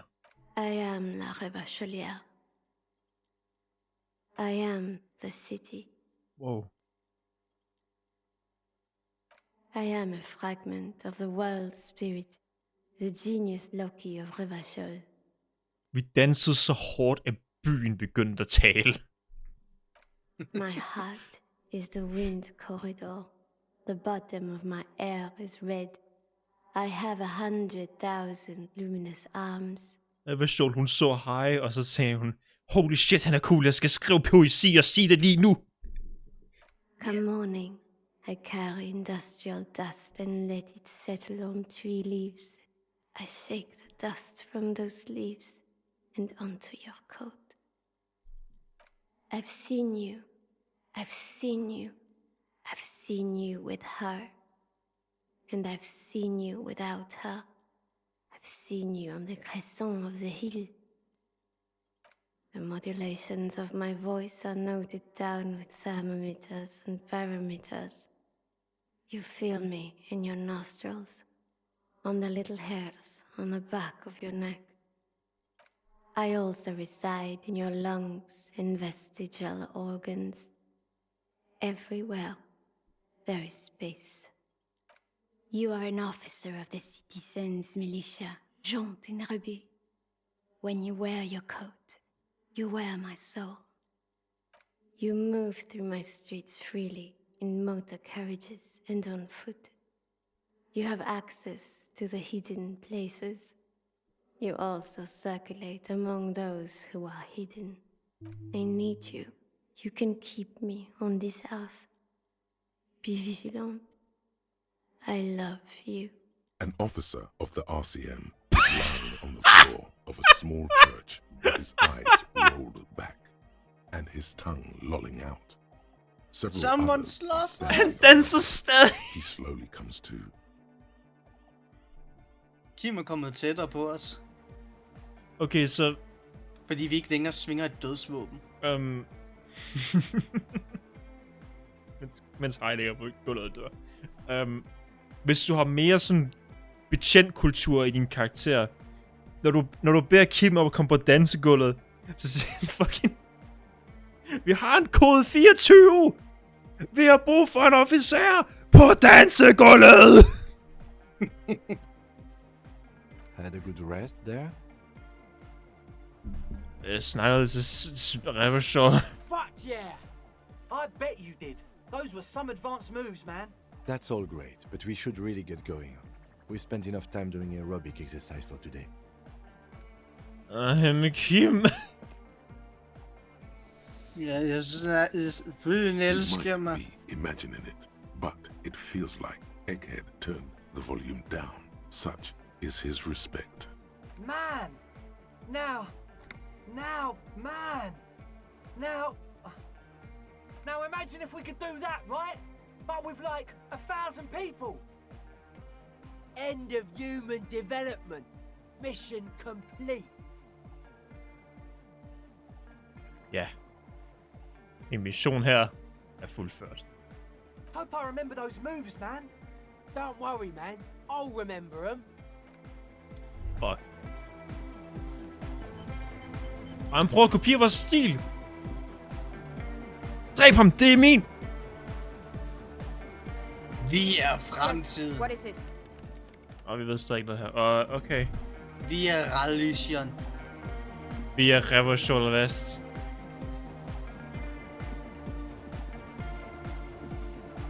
Jeg er danseguden. Kan vi danse igen? Oh, the god of dance is back! I'm dancing with the god of dance! Ja. Goodbye, officer. Jeg vil danse igen. Det er så god en scene. Jeg er guden af dans. Det er måske den bedste scene i hele spillet.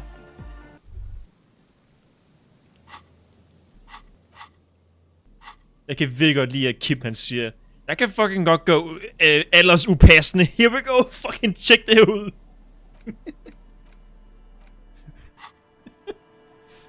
Man. Det var en god første date. Det er altid et godt tegn, når din date falder om på gulvet. Er det ikke vores anden date? Hvad var den første? Karaoke? Ja. Jo. Okay, tilbage til... Eller det var der, vi fandt ud af, at vi havde følelser for hinanden. Ja. Og det her, det er vores første officielle date. Det er så meget godt. Tilbage til mandelyder. Nej, vi har jagt på. Det ser egentlig cool ud. Med den lille... Eller skal være slips.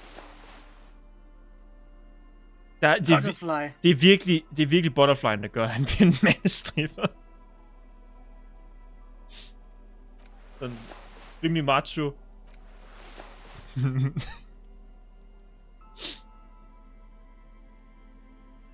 Bare rolig, Kim. Den er på huset.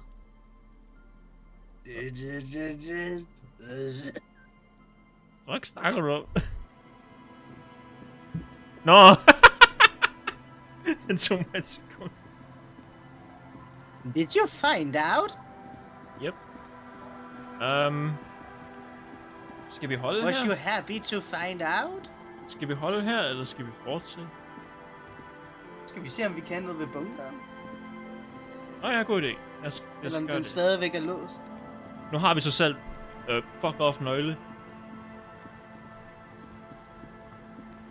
Vi har knæsmaderen. Vi har nøglen til byen.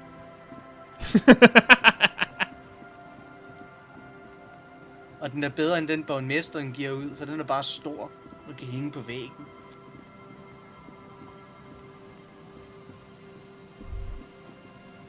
Giver de egentlig dem i virkeligheden, eller er det bare tegnefilm? Jeg tror bare, det er tegnefilm. An old... It's military. A service depot of some sort. The washerwoman mentioned a depot at the coast. She said it was for moving ammo and cargo across the bay. This might be it. Vi kan ikke gøre det. Men du siger, at vi forhåbentlig kan det senere? For hvad jeg husker...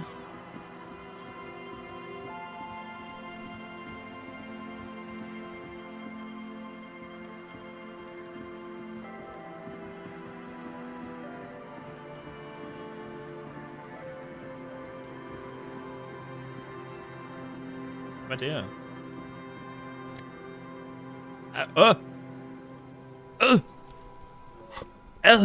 En hvid polo. Jeg har en hvid polo.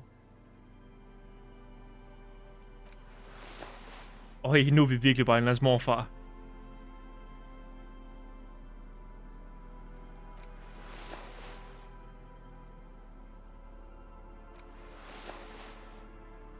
Mester Edvard hjælp med at finde en by.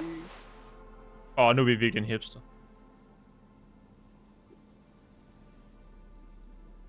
Hvorfor er det hver gang, du tager det der fucking halsteglæde på?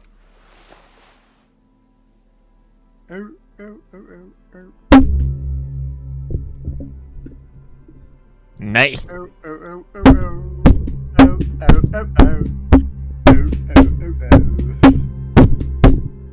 Fred i Fraspe! Fred. 5 nætter hos Fred. What?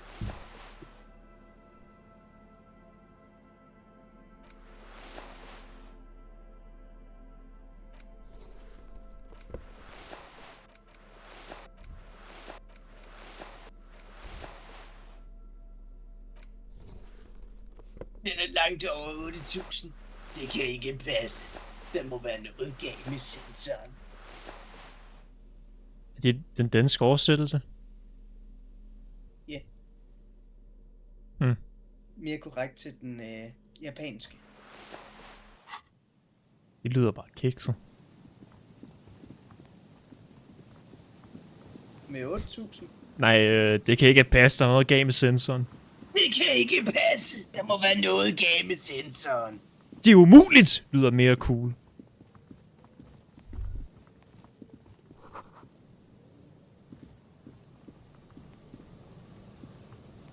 Ja, men nu skal det ikke være cool og se gammel anime. Det skal være sjovt. Din mor er en tussegrim hejre! Ja! Hvad? Hvordan ved du det? Hvor ved du det fra? Hvor ved du det fra?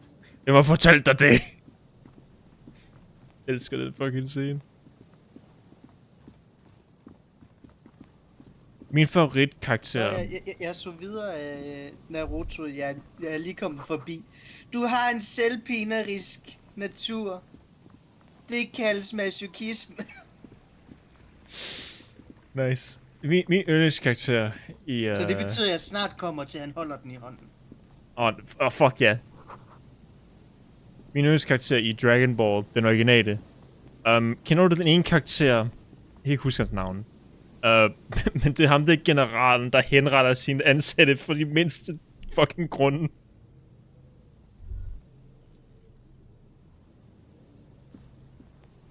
Jeg er vokset op med sæt i fjernsyn. Okay, der er sådan en karakter, hvor det er sådan... Hvad? Du piller næse?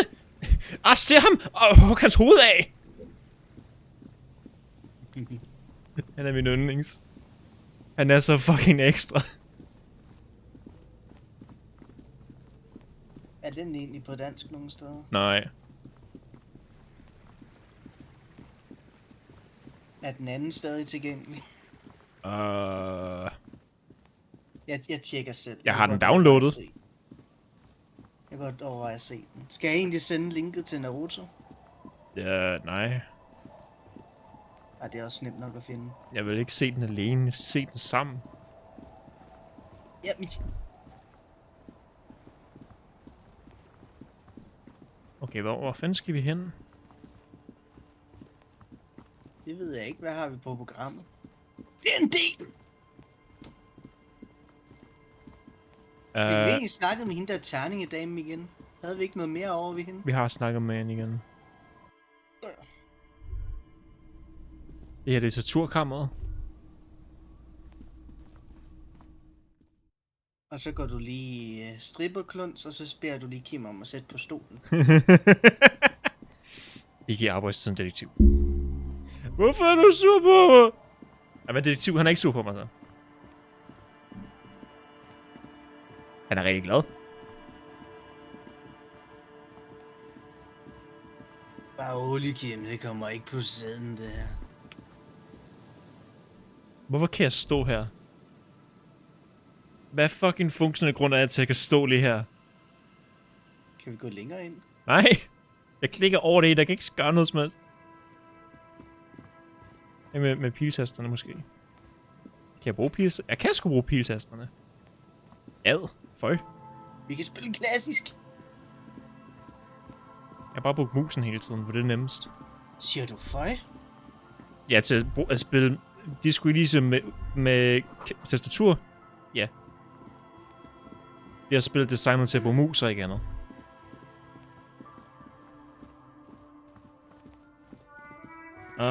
Jeg tror det næste, det er ved at snakke med Joyce. Jeg kan prøve det skilt igen. Hvor fuck blev hvor blev han af? Officer, care to play a game with the lonely old man? Actually, never mind. Wouldn't be the same. Hvor er René? The prick is gone.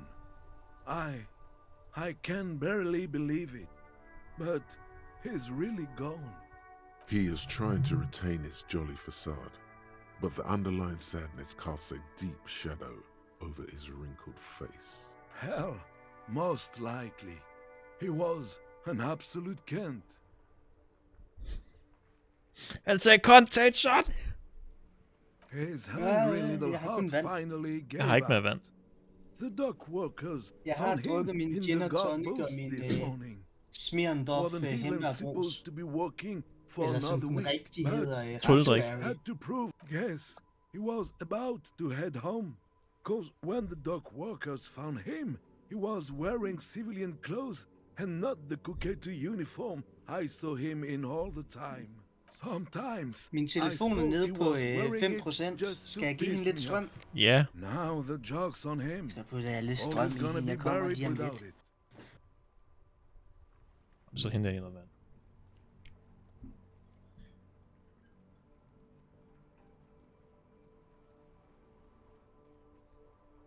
Det er bare ikke fair. Det er bare for meget.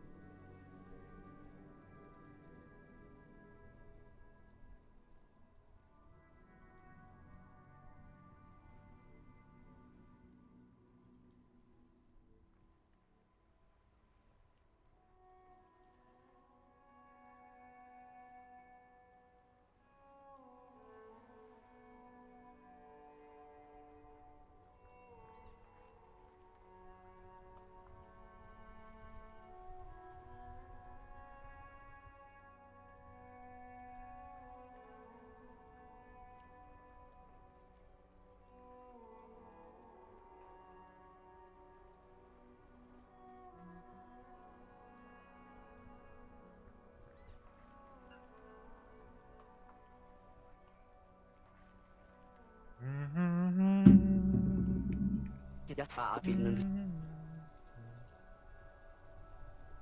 Og nu får hun strøm. I repeat, an absolute Kent.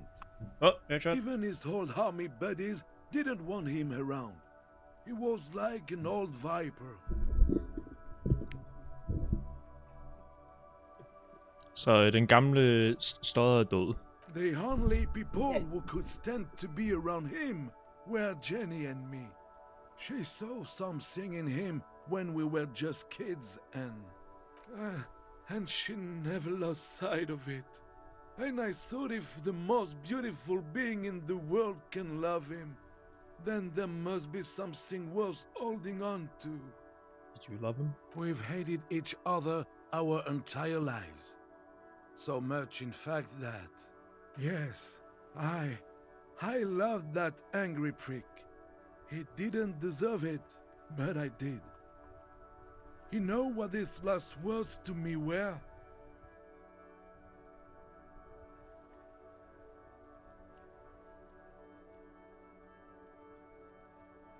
Something mean? In Guillaume's time, you'd have been shot without trial. That's what he said to me. He lived a cunt, and he died a cunt. Let's leave it at that.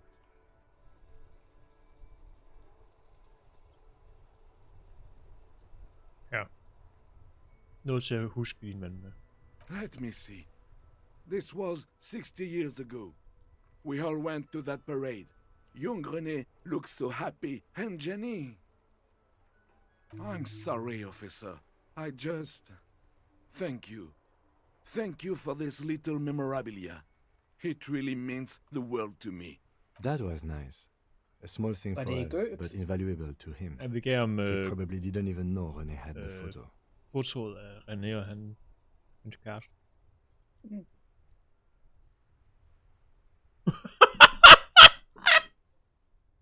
All people die.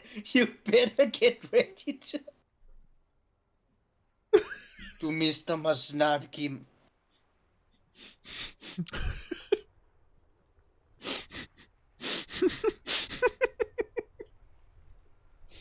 Harry kan være en fucking hjerteløs monster, hvis man virkelig vil. Yes, we are both very sorry for your loss. It is what it is. Part of life, really. But to know someone for 79 years, then one day they're just gone. Jeg tror ærligt talt, hvis jeg havde taget den, så havde Kim bare hammet mig ind i skulderen. Han havde blevet fucking sur. I just don't know anymore. About anything. Men vi har point i sympati, så det må vi ikke sige. You must need something. Jeg så det, René er væk. Jeg blev så spurgt om Maeve. René wasn't really what you'd call a botanist, officer. And believe me, he didn't like insulindian lilies. Of course he didn't. Flowers are for pansies. Stop wasting time with them. That's their old name, dating back to the time of kings and crests, and all that other stuff he loved so much. There were many reasons, but mostly it was the communals. They called them the bells of revolution. I guess in the end, the insulindian lilies were just another piece of the whole Insulinde. The royalists had to surrender to the Mazovian insurgents. It doesn't really matter anymore. Yes? What about René? Nej, den giver mig. Yes. It is what I just don't know anymore. About anything, really. But you must need something. Jeg har virkelig lyst til quick save. Høre, hvad han siger. Load save.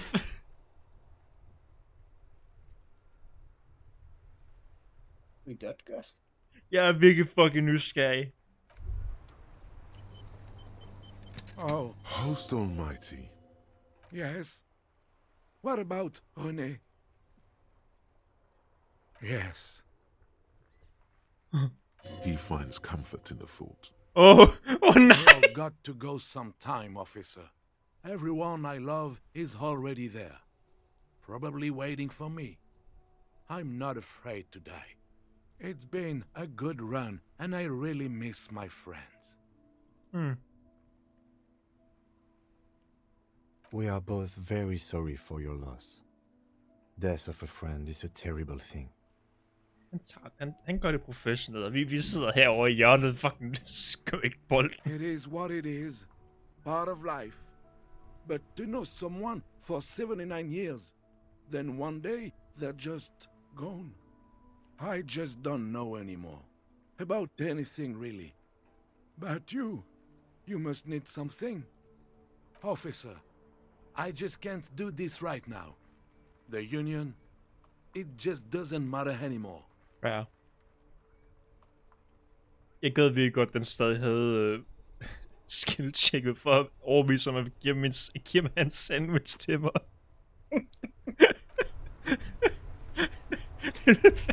Nå, din ven er død. Må jeg få din sandwich nu? Du vil ikke dele den med ham længere, så kan jeg få den ikke. Hey. Og sådan vrikker med øjenbrynene 800 gange i træk.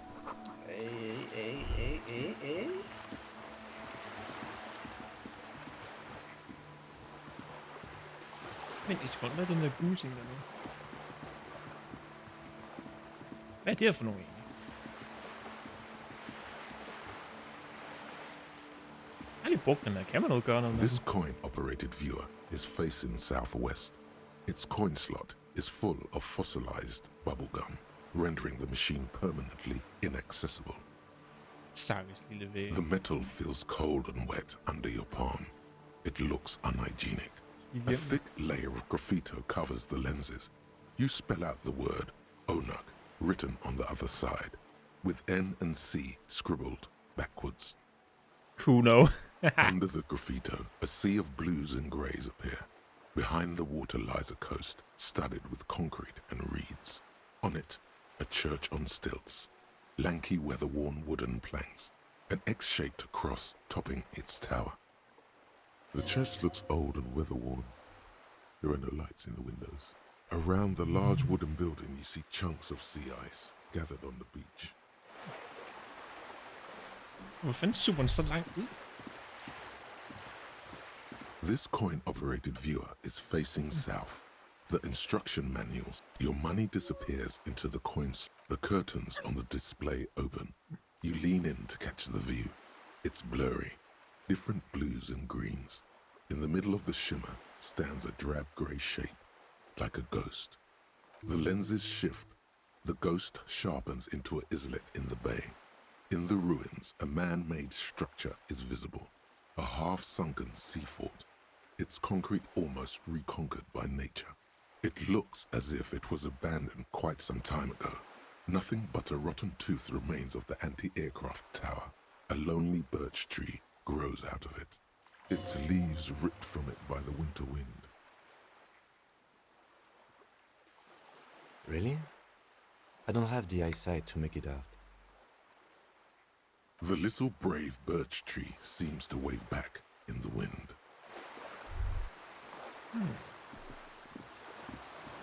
Skal vi tjekke det gule? Ja.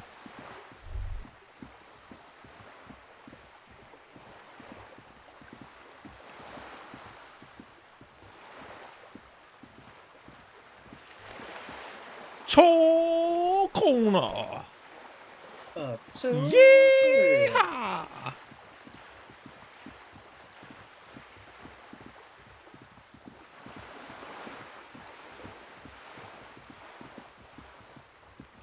Kan vi ikke gennemføre det her lort nu?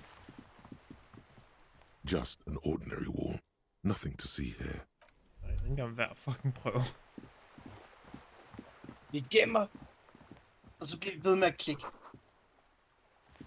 Indtil der sker noget. Det vil tage så fucking lang tid. Hvor fanden er hun henne? Ja, hun er også skrevet fra os. Hun er på kysten. Hun gør det nemmere, så jeg ikke skal rende hele vejen herover. Men endte alligevel med at rende hele vejen herover. Fucking.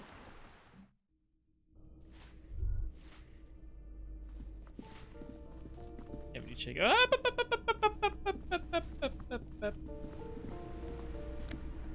I like money. What do we have? En bog. Kedeligt. Tid til at læse igen. Måske er der noget nyt, vi kan bryde ind i kommunistens hus. Giv mig det hoved, der jeg vil have det. Ja, Krasmasov. Giv mig det. A plaster cast bust depicts a middle-aged man with impressive sideburns. The name on the plinth reads Krasmasov. Den her Krasmasov-fyr, han ligner rimelig godt. Hold on a second. Is this why you broke in here? To find out whether you're Krasmasov?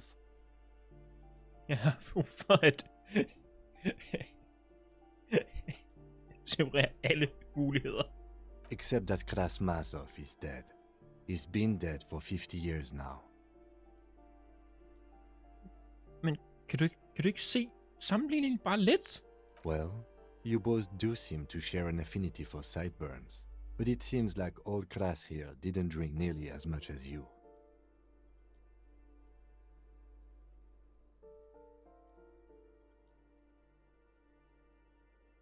Og hvordan ved du det? Det kan være, at Boss det her, det er en romantiseret udgave af ham. Very well. Let's look for identifying features then. Doesn't he have a birthmark right here? What about you? Det ved jeg kan ikke se mit fjes. Alright, but here's the big thing. Krasmasov looks Samaran, and you don't.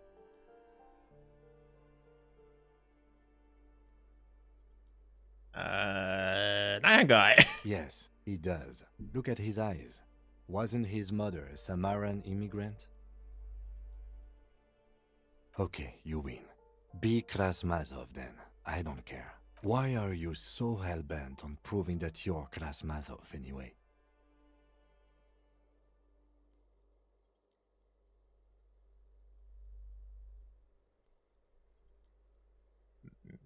All right, Kras.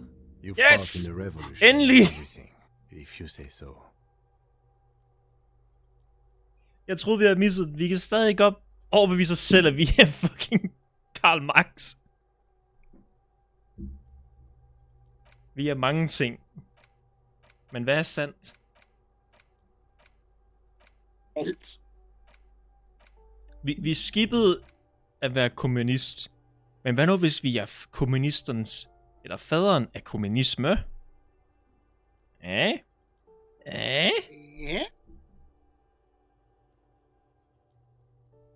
Jeg kan være kommunist. Jeg skal være den højeste. Ja, jeg er Karl Marx. Kan vi så begynde at introducere os selv som det? Jeg ved faktisk ikke.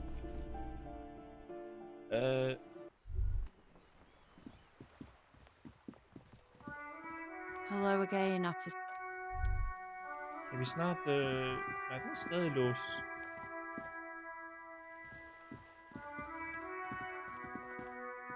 Hvem er spærret inden der? Kommunister. Ja. Der er en kommunistklub i spillet. Jeg aner ikke, hvornår fuck de dukker op. Jeg har aldrig set dem selv. Jeg ved bare, de dukker op i det rum på et eller andet tidspunkt. Men hvis nu vi er Karl Marx? Jeg ser det der. De vidste, han var hidkaldt. Han er hidkaldt til landet. De får Vi skal slå pige i ansigt. De får kommunistsignalet. det er bat-signalet, men det er bare en højtiverhammer.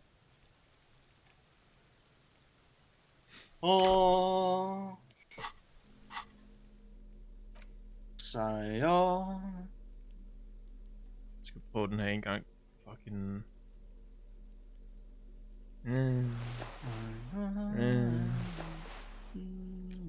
Hvad var det ellers, vi gør med konceptualisation? Plus 1 plus 1. Er det virkelig kun de to, vi har til at tilføje?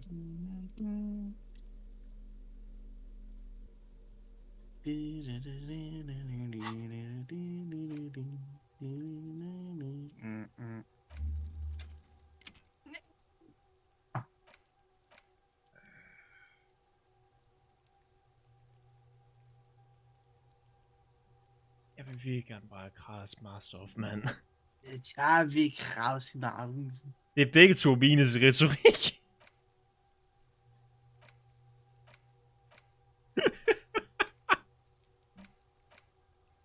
Jamen, du skal heller ikke være god til det.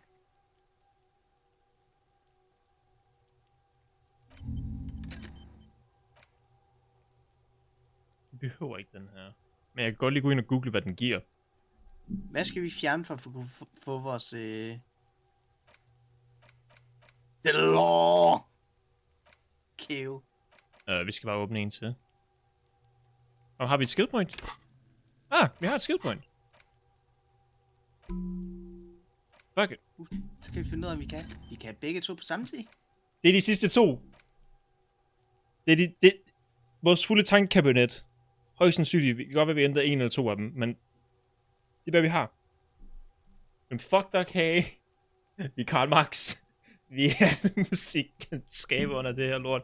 Vi er homoseksuel undergrund. Vi er apokalypsebetjent, superstjerne, hjemløs, feminist, en anden grund. Og et køleskab. Vi er muren. Vi er et meget specielt væsen. Vi er menneskeåbneren. Det er vi uanset hvad.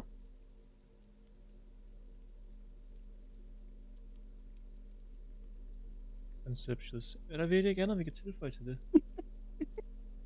Harry skal være med i den næste Mortal Kombat, hvor han bare flækker dem åben som fatality. Fuck yeah.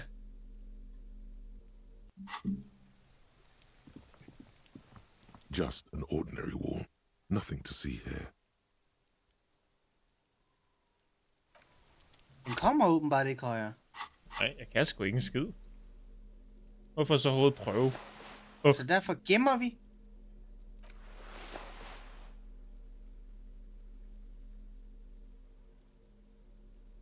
Du er virkelig glad for at vise Kim alle goderne, hva'?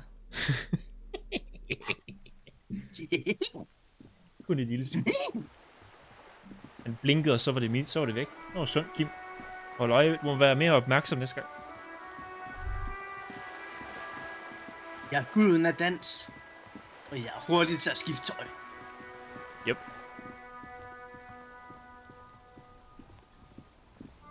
Nu har jeg bukser, nu har jeg ikke, nu har jeg det igen. Du må skynde dig. Blink, og du misser det.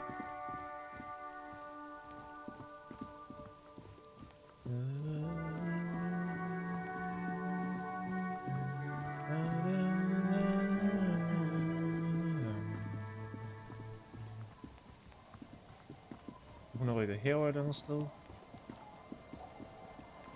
Hvad fuck er det her? What the fuck? Jeg har lige lagt mærke til, at der er sådan en her på hjørnet. Hvad?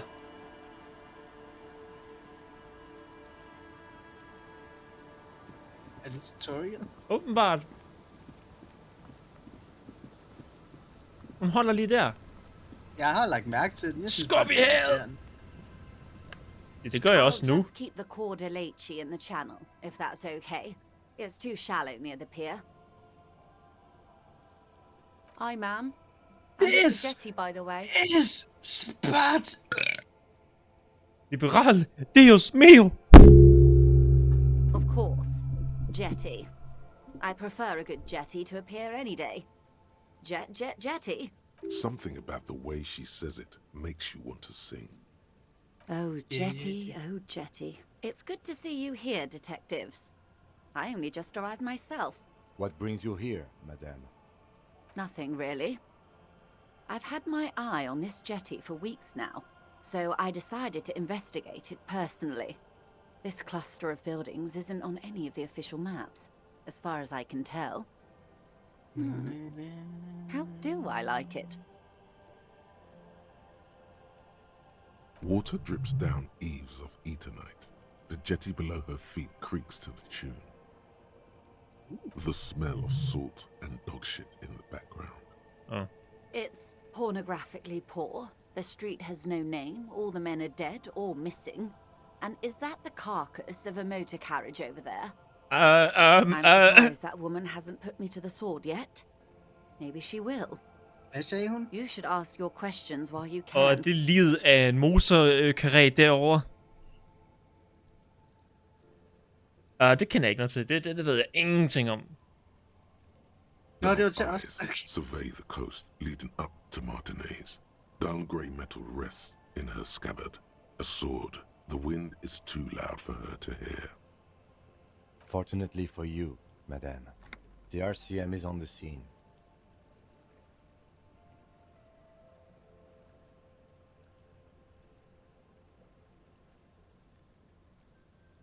Ja, du har ingen grund til at være bange. Og du har grund til at være bange. Det er alt sammen din skyld. Jeg mener, ja. Maybe. It's your fucking fault! Above you, there forms a quilt Maybe. of altocumulus clouds, twisting into each other. The wind tugs and stretches them over the bay. Their cloud shadows slide over the ruins of Revachol West. Wherever they pass, the temperature drops slightly, but perceptibly. Have I told you how they discovered this place?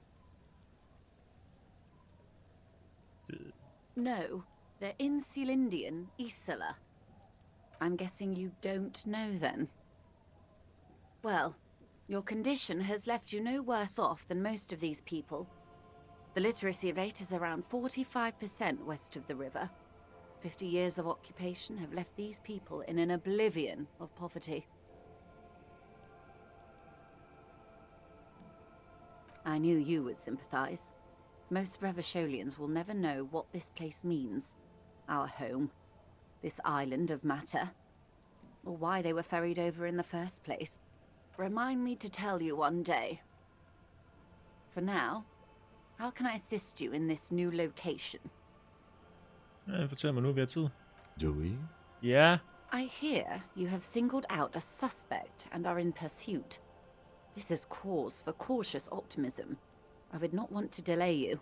This story she will tell only before she leaves Martinez, at the very end of her stay. Maybe there is something else I can assist you with, while you're hot in pursuit. More lessons in basic reality? My favorite part of the day. Go ahead, ask me anything. Okay. Conceptual... Okay, den burde vi kunne fucking klare. Conceptualization...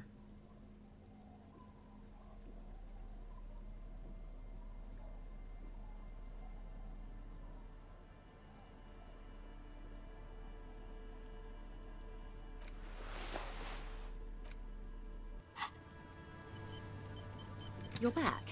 Good. What can I help? More lessons in basic reality? Kom nu. A strange calmness comes over you as you look at the world. Ah, come on! Slowly. That's all. Wow. Her er udtagen derinde. You're back. More lessons in basic reality? What is all of this? The scent, the sound, the air. What world? The only one, I suppose. The world of matter. And its pale antipode. The camera of her mind glides over the surface of the water. Great bodies of water. Forest-covered surfaces. Clusters of light where the cities lie. You've seen the montage. We all have. This world is enough. A frisson lifts the hair on the back of your arm. Wind sweeps the surface of the bay. The world is a suzerainty of Revachol. There is a term of endearment they coined for it in the DeLorean century, when humanity was high on this world, discovering more and more of it, these archipelagos included. Elysium.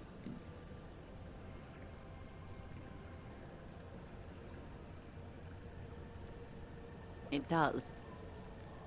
There are those who would call it hell. A term of hatred that originates, like many such things, with the Mesk petro-fascists.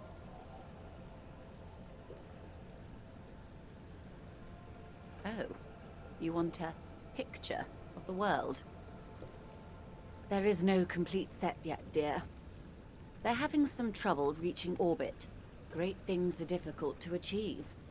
For now, we're viewing the world from the inside, sideways. We used to think it was a sphere, but that is beginning to look less and less likely by the day.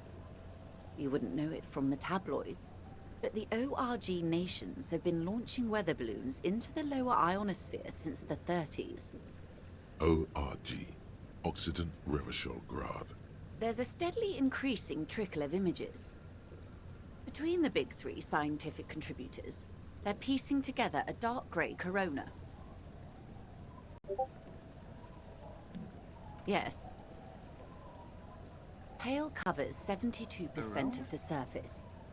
There are grey flares and prominences, even arcs above entire isolas. The images are blurry, but if there was a sphere in there, it certainly looks like it fractured a long time ago. A cold fear seeps into you. Lad mig lige google, hvad den originale betegnelse for corona er.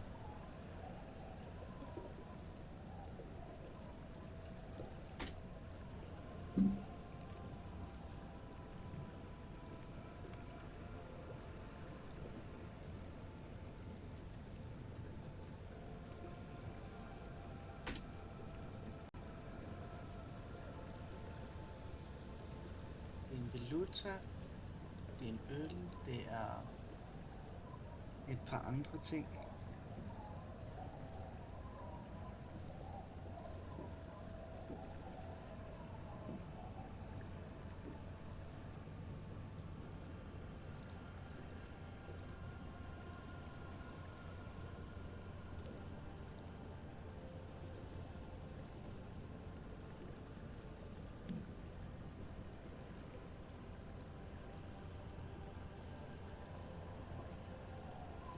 Okay. Så en corona, du ved, det er den lyse ring rundt om planeter og sådan. Du ved, ligesom med solen, når man nogle gange ser billeder, hvor det bare er en sort cirkel, og så har den en ring af ild nærmest rundt i kanterne.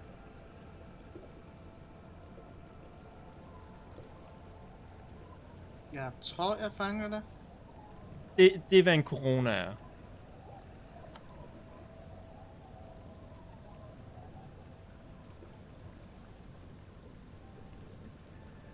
Men det er ikke en ring, ligesom der er rundt om Saturn. Nej, det er... Det er en ring, der omfanger en planet. Lad mig smide det i Google oversæt.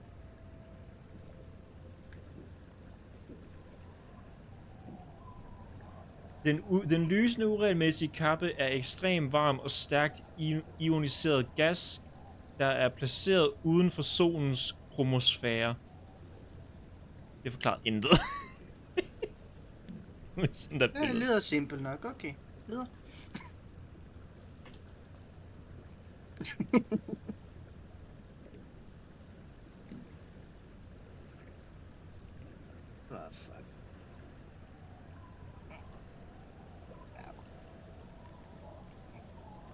Og for fuck's sake, når du søger coronalys, så får du selvfølgelig øllen.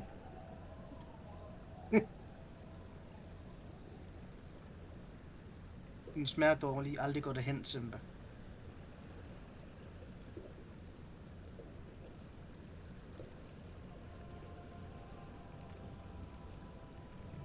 Ja, jeg sender et billede af corona her. Tjekker hjemme ikke. Nej, jeg tjekker det på computeren, det er hurtigt. Right.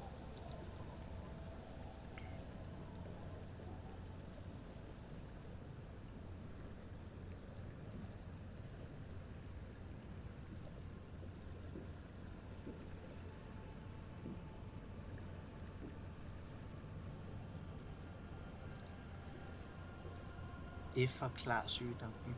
They say there is a rarefied envelope of matter surrounding the darkened disk of our planet.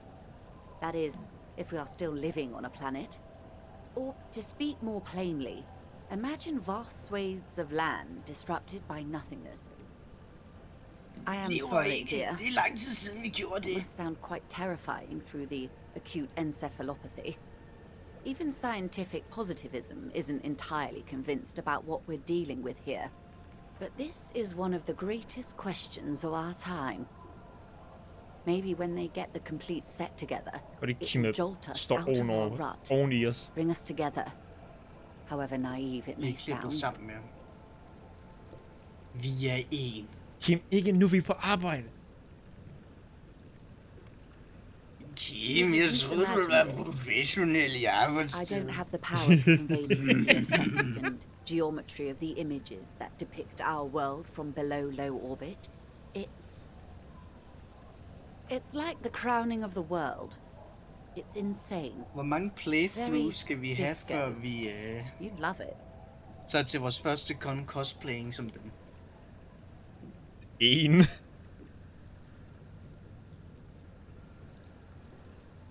See, everyone finds something worth holding on to in this world. However wasted its opportunities. The cold seeps Okay, skal vores første is heavy with 80% være cosplay? Det vil gøre mig mere mindre social angst, i hvert fald, hvis jeg er klædt ud. You're conscious of yourself standing there on whatever this all is. Your arms hang down by your Jeg tror, jeg vil være i panik uanset hvad. Ja, samme. The lieutenant observes you both silently. Så he adjusts his glasses. Lad mig lige forklare, hvad hun forklarede. Verdenen, de skulle ligesom tage sted i. Forestil dig en planet. Ja. Forestil dig, at du sprang den planet i luften, og så mens den er ved at splitte fra hinanden, paus den. Sådan fungerer verden i Disco Elysium. Den er ødelagt. Forestil dig en planet, der er sprunget, og så midt animation er den pauset for evigt. Og alle delene hænger sammen af, hvad der hedder The Pale, som er ingenting. The Pale is not technically Hvilken anime er det? part of reality. Fuck dig. Yes. Also, I think we've had enough excitement for today. We do have a case to attend to. Det er så cool et koncept, og så ødelægger du med, at du skal gøre det til en anime. Of course, Lieutenant. Let's try something else. Ødelægger det? I don't think your colleague would appreciate that. He has already been so patient with this whole exercise. Let's continue with something else, all right? You can ask about anything else in the world. Anything. You could sneak back later when the lieutenant is not here. Oh, convince him to step aside. Good idea. Just ask him. He won't make a scene. Kim, kan jeg snakke med en alene for et sekund? Fine. See? What can he do? You're a grown man. Okay, hvad er The Pale? Are you sure you're sure? Your colleague seemed adamant. Ja, hvad er det? Okay. The Pale is the most dominant geological feature of the world, Detective. The separative tissue between the islas. It is the inter-islary mass. Isla is a Messinian word for a continent of matter, enveloped on all sides by the Pale. Also, isolation, or landmass. We used to believe there was only one. In the last 4 centuries, we have discovered 7. Mundi, Seol, Samara, Ilmara, Grad, Katla, and this, Insulinde. An oceanic isla. It comprises mostly of water. Muindi is the largest, Katla the coldest, Insulinde the bluest. What can I say? Each is perishing and dear. Achromatic, odorless, featureless. The Pale is the enemy of matter and life. It is not like any other, or anything in the world. It is the transition state of being into nothingness. Here? No, Detective. We're safe. It begins there, 6,000 kilometers to the north, and even more to the south, east, and west. You are in the middle of the Isla. As your gaze instinctively turns north, a small black pit opens up in your stomach. Det gør det ikke, det er bare en sjælet ting. Yes. That is enough. Many cities are built much closer. An uproar of matter, darling. Rising into the pale. Rolling. Evaporating even. A great vision. The area of transition between the world and the pale is called porch collapse. Imagine a grey coronal mist, cold vapor marked by spores of an opportunistic microorganism, a mold that's adapted to grow at the edge of the unrest. It's the most disco thing you will ever see. You hear your pulse rise. The air feels caustic and cold suddenly. It's difficult to describe, or even measure. Something whose fundamental property is the suspension of properties. Physical, epistemological, linguistic. The further into Pale you travel, the steeper the degree of suspension, right down to the mathematical. Numbers stop working. No one has yet passed the number barrier. It may be impossible. Oh, it is so difficult for us. A squall of birds. Hardware operating in the harbor. Firm. Self-evident. It is possible to force dimensions on the Pale. In modern times, we can even compress its latitude, bouncing radio waves from one end to the other, shortening the path. But it is still hard for humans to navigate the Pale without getting lost, or having our minds damaged. Extensively. Some say the damage stems from extreme sensory deprivation. Others argue that Pale somehow consists of past information that's degrading, that it's rarefied past, not rarefied matter. They call it the blend over of the self. The Pale does not only suspend the laws of physics, but also the laws of psychology, maybe history even.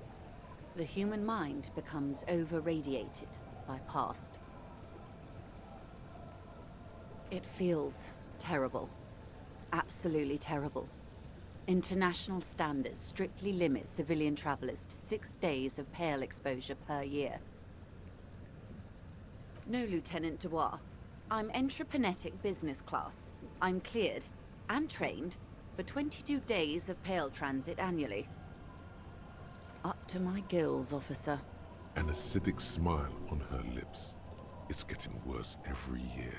Entreprenetics is the scientific study of the Pale, or a recent iteration of it by way of grad. The study of the Pale reaches back 6,000 years. The Pericarnassians called it the Western Plain. There are signs of pre-modern crossings. Successful navigation of the Pale relies not just on technical know-how, but intensive psychological preparation. Some of these tactics have been known for thousands of years. Nothing. We remain powerless before the Pale. The only real advance in Pale transit is the speed with which an aerostatic craft can pierce it. Less exposure leads to less effects later. Hybrid airships, Detective. Conventional rotors or jet engines no longer add velocity after the point of reference for motion is suspended, once you've crossed from near Pale to far Pale. In essence, we throw them in and they come out the other end. If we throw them precisely. Then they don't. Hvor meget Pale er der i forhold til verden? The Pale outweighs reality 2 to 1. There is more Pale than there is matter, and the ratio is slipping.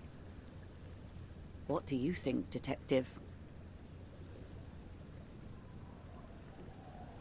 Den gror. Der er mere og mere af det blege. Precisely. One of the few measurable effects of the Pale is that it is expanding at an unknown rate. An intuitive conclusion of that development is that one day the Pale will cover everything. But this sort of talk is mostly left to extremists. Most people, and indeed most private and government sector organizations, Entire civilizations and religions even find handy ways to ignore or downplay that knowledge. I suggest you do the same. Off we go. You see the hanged man's mouth open. One and all. They say pale is death, but for the universe. Why should we just leave, and the world get left behind? Yes, sweet reality. But before we do, tell me, Detective, is this the first time you're hearing this? Do you really not remember anything?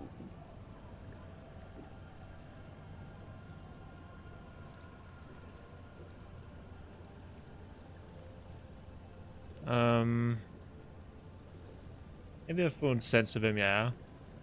Men nej, ikke noget af det her. Beyond curious. Tell me, what do you think of the Pale?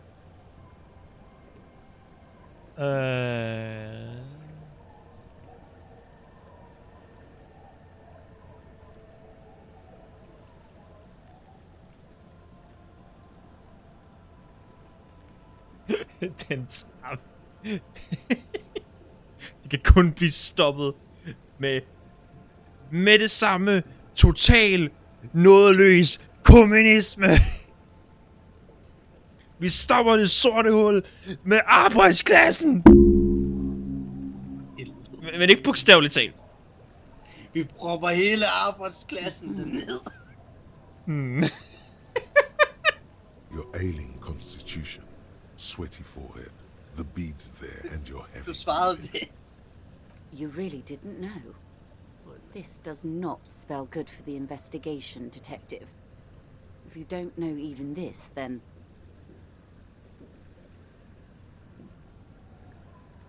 When what? Jeg kan, denne investigering vil blive mit mesterværk. Det var den, de kender mig på. Lover jeg. I hope so. I truly do. If I may suggest, hold on to your colleague, Kitsuragi. I ran a check on him and he is very competent. In the meanwhile... Some of that assurance is meant for herself, as much as it's meant for you. She must have a lot on the line here. You have me. I will assist you in any way I can, even if we have to do it one basic term at a time. Good. You have not passed out from it. Perhaps I worried for nothing. Are we still on the reality lowdown, or should we do actual police work now? Det var fucking vanvittigt, Kim. Yes, well, the rest of us have dealt with it for thousands of years, so... You will have to deal with it, too, the lieutenant thinks. This is why I didn't want you to know. Okay, tilbage til arbejde. Good luck, detectives. Så lad mig lige få det helt forklaret ordentligt. Mellem de 7 kontinenter på den her verden, der er sprunget og frosset i tiden, er der, hvad der er sådan set et tomrum. Totalt tomrum. Men det er lavet af fortiden. Så når du sejler igennem fra kontinent til kontinent, der kommer du igennem fortiden. Men ikke som tidsrejsende, mere fortidens minder.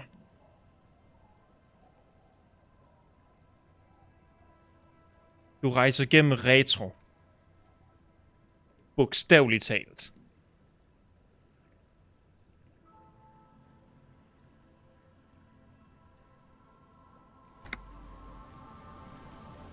Er det mening? Det er en form for et tidsvindue, vi kigger i. Nej, fordi du rejser ind i... Det er ikke så meget rigtig tid, der skete, men nok mere sådan... Den måde, jeg har fortolket det på, er mere sådan... Kulturen, musikken og alt det der var i den periode. Det er mindet om fortiden, man rejser igennem. Og at...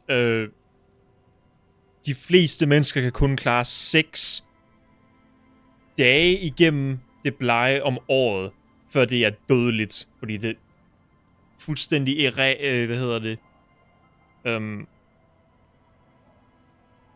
Hvad hedder det?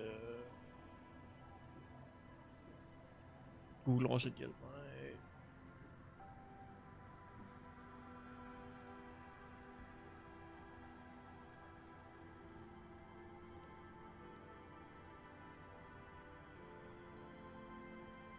Det bestråler hjernen. Ligesom, du ved, med atom. Radioaktiv stråling. Ja. Men for hjernen, for ens hukommelse, for ens minder, for ens identitet. Har vi været udsat for det? Det er netop spørgsmålet. Der er ikke rigtig nogen helt konklusion. Hvad der er vigtigst dog, det er, at i kirken er der opstået et 3 mm hul i verden. Det er et problem. Fordi som hun sagde, det blege, det spreder sig konstant. Så det lille hul inde i kirken, det kan være... Det er kun et spørgsmål om tid, før hele Martinez og så Reversol er et af tomheden.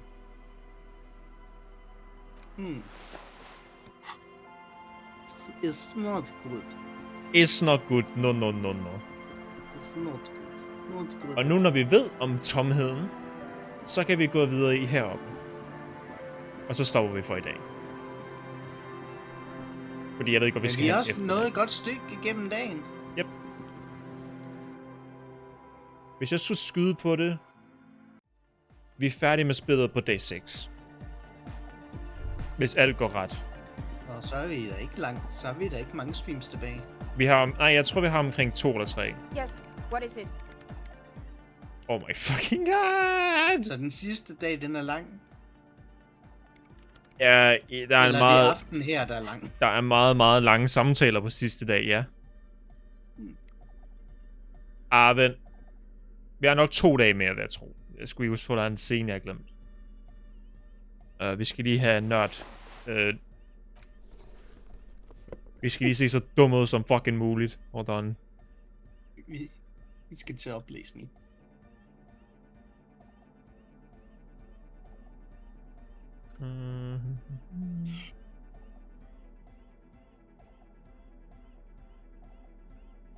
Mere logik. Er det ikke også en jakke, der gav logik?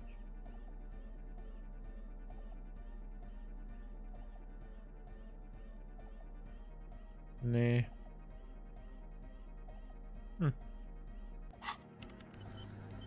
Kan vi please klare den her, så vi kan komme videre i spillet? Yes, what is it? You don't Let's have go. to. You already have. A long time ago. Hvad? Hvordan? These thoughts formed in you somewhere, in a long forgotten discussion, behind a kitchen table, in the evening light, drinking coffee and smoking, with a friend, and a woman. She was there too. Her hair smelled of shampoo as she was smoking. Så under det her, det er oprindelige punkt af det blege. What?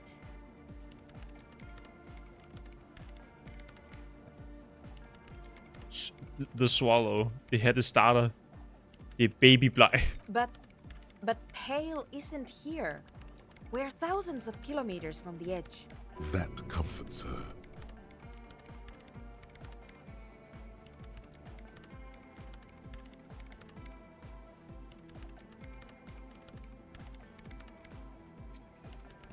Nej. Look op. Kig op. Vi er 20 meter fra den rigtige kant. She looks up into the darkness under the nave, then back at you. Det plejer kun en effekt.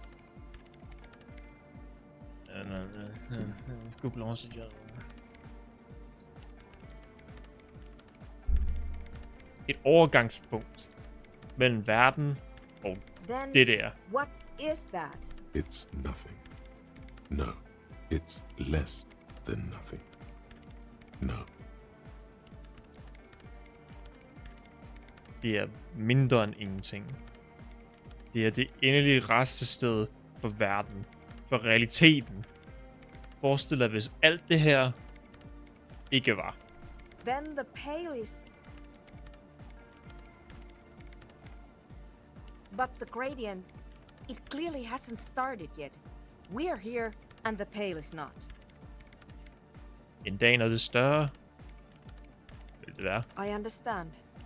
A theory of the pale where instead of an outer ocean, it metastasizes, like a cancer or a mold, erupting in points inside the world.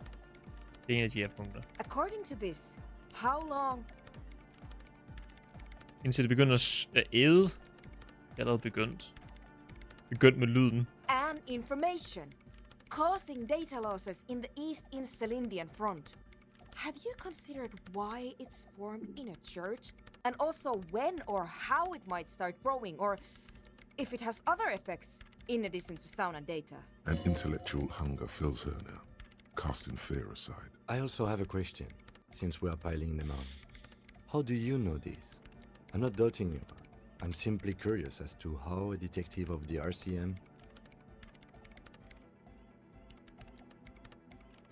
I am the law. Hvad laver du?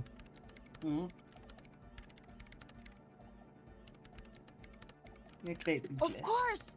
A pine wood sarcophagus, or a containment facility of some kind, built by the first settlers.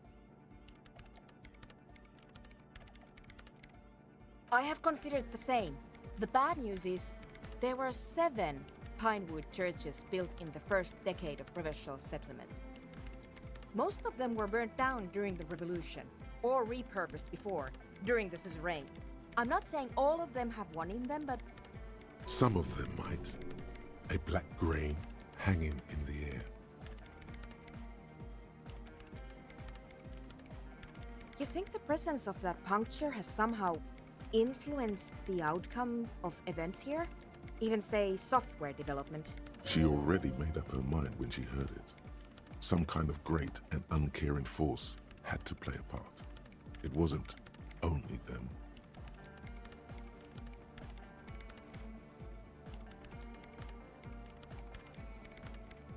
I told the producers we need to go and move to a normal office building with amenities. But no, the artists like the milieu, the writers like the history. I told them. You mean Plaisance and the dice maker? There was almost no one left when we packed up. Nej, kun terningeskaber. Kun terningemageren. Jeg tror ikke, at Plaisance ville kunne overleve det her viden. Hun ville få et fucking hjerteanfald.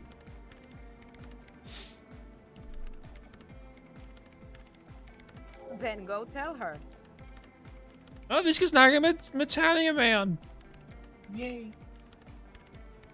An amateur anthroponic police officer. I'd like to say I've heard stranger things, but I'm not sure. This is a hell of a guess, however. Well worded, I might add. Yes, it is very interesting. But I wouldn't say you know. This is a guess. One that's going to have to be proved by anthroponetic scientists. En dag vil hele verden vise det der 2 mm hul. She falls silent. Yay. The wind blows in through the hole in the stained glass window, cold and moist. I'm going to leave that out. But the rest, Oh, wait. some of this I can use to start to explain this to the rest of the team. Hvad du lave? Maybe I'll sound mad, but Man, you will certainly sound man. one more thing. Maybe a club for anodic music isn't the worst thing you can erect around this particular point in space.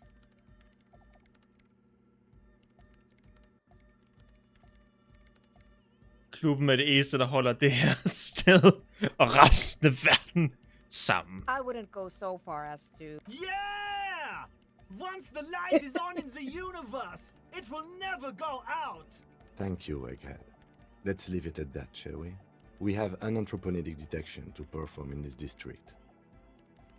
Tak. Jeg har stadig et mysterie, der er nødt til at blive svaret. Radiospøgelset i det fordømte... The creepy woman! We were wondering about that when we worked there, but I had completely forgotten about it ever since. It must be anthroponetic crosstalk, the one you get in radios and long-distance calls. Now it makes sense, with the pale right on the doorstep. Incredible. This would also explain why we get it on the police radio all the time. It's quite common, actually. When the signal gets routed through Pale, all kinds of irregularities take place. You may hear snippets of someone else's conversation, or the voice of your former lover, or an echo of an event that took place 100 years ago. Pale is a shroud of memories, and it doesn't really distinguish to whom those memories belong to. You could hear anything. Anytime. Har du set nogen mistænkelige en kvinde, der hedder Ruby? What? No. No one's suspicious around here. She has not seen her, sire. 'Tis true. 'Tis true. Fucking cool. Okay, så grund til at jeg stoppede den.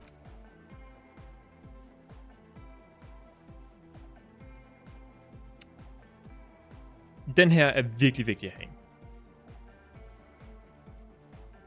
Og vi er lige ved at have kæben.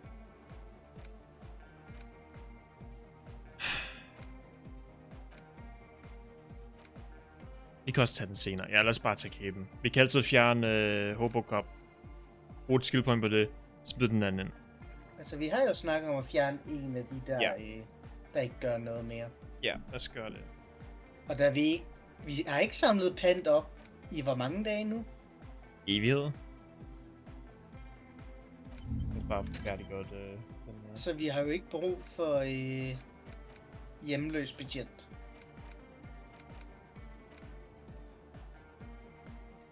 Hvad har vi ellers ikke brug for? Jamrock Shuffle.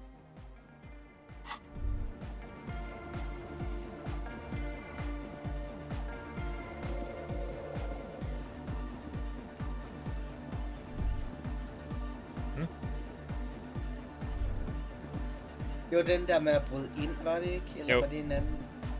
Det var den. Okay. Er den stadig helt oppe i? Skulle vi prøve at se, om vi kunne bryde ind, eller skulle vi ikke prøve at se, om vi kunne bryde ind? Det er jo retorik, hvis du mener containeren. Ja. Det er ikke noget at gøre med det.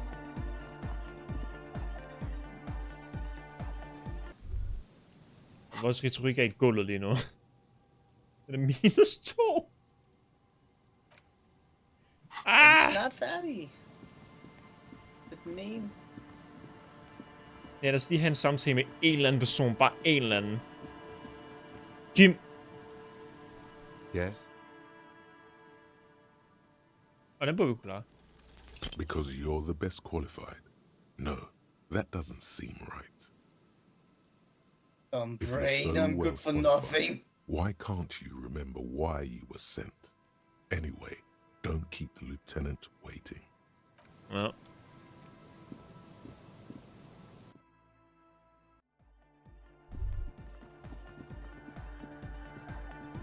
I am the dance god. Good morning! Yeah, Doc! Og I går tiden frem med at snakke om andre ting? Nej, det gør det ikke. Yeah! Unless you were thinking Revershaw Imperative, right? Hardcore superstar! Yeah! Yeah! Yeah! Yo, man. What's on your mind? Oh, det der var luk. Conceptualization igen. Har du set en rødhåret kvinde her omkring? Just now? It's pretty desolate here. I only hear the dogs bark at night and see the shadows move down the coast. Exactly. It's our chance to turn the grim desolation into an overwhelmingly fun dance party. Aktionsevne. Kunne den ikke blive højere? Ej, så er du nødt til at tage vores fucking lækker bukser af. Ej. Så må hun bare nyde det med, at vi ikke har bukser på. Det må Kim også. Aktionsevne.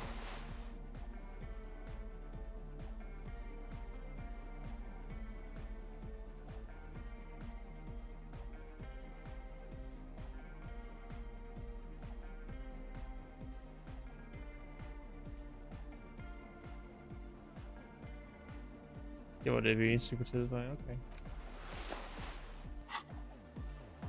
hardcock. The silver bird has already flown away. I will catch it later. Okay. Tilbage til lækkert. Og vores... Der er det.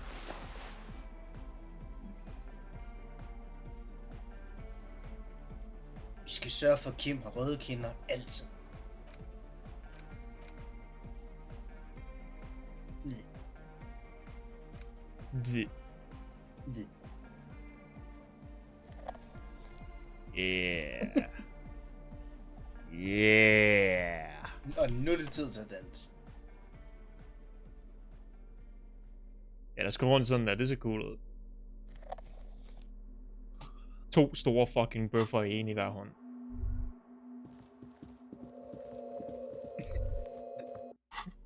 Hvad spiller den musik eller hvad? Okay, så tager vi den væk.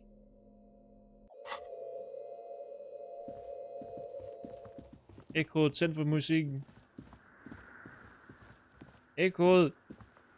Ekkoet! Kan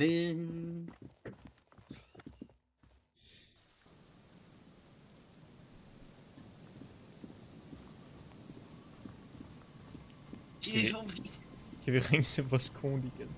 A metal payphone under a yellow plastic dome. There's life is garbage. Okay. Livet er lort. Livet er skrald. Correct.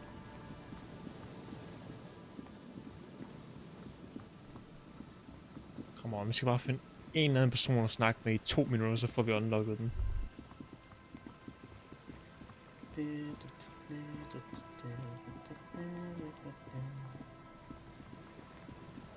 Lad os prøve...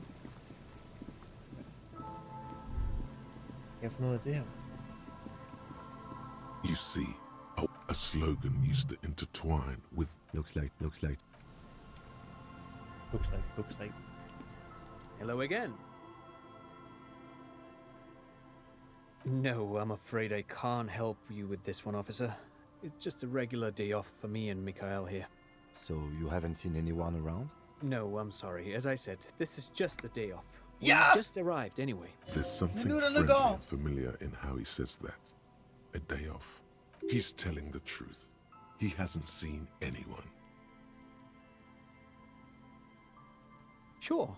What's on your mind? But of course. What else? Kan jeg få nogle penge? Jeg giver 3 minutter.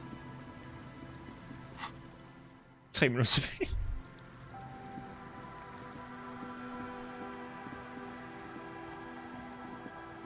Come on, det er ikke så lang tid, for vi kan være sådan.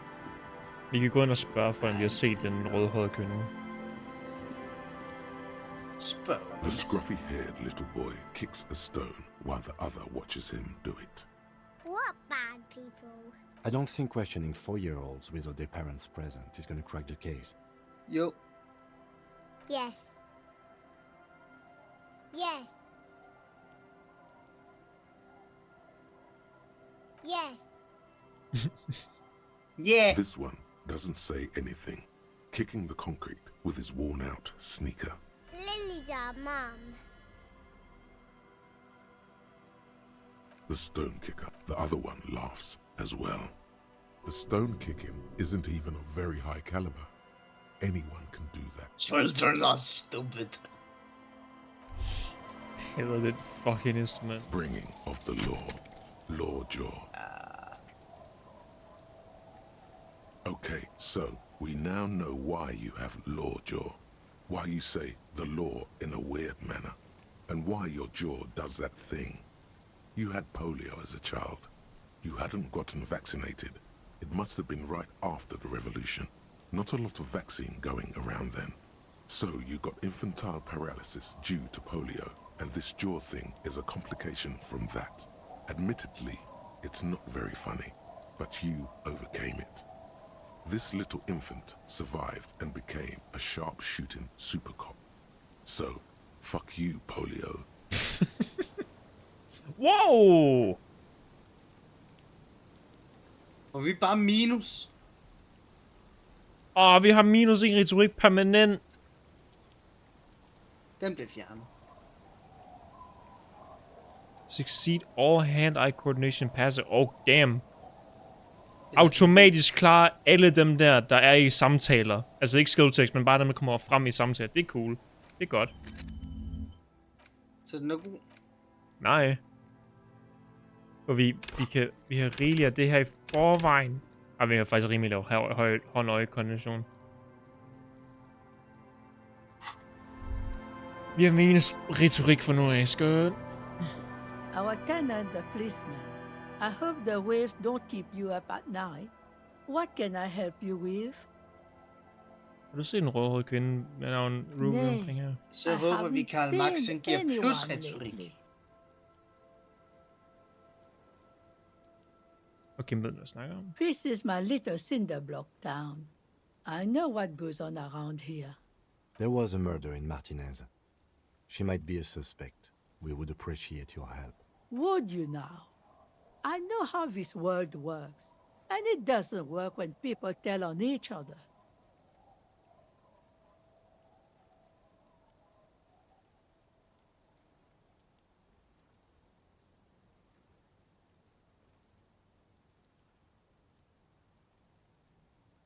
Aye, that you are, Dark Omen.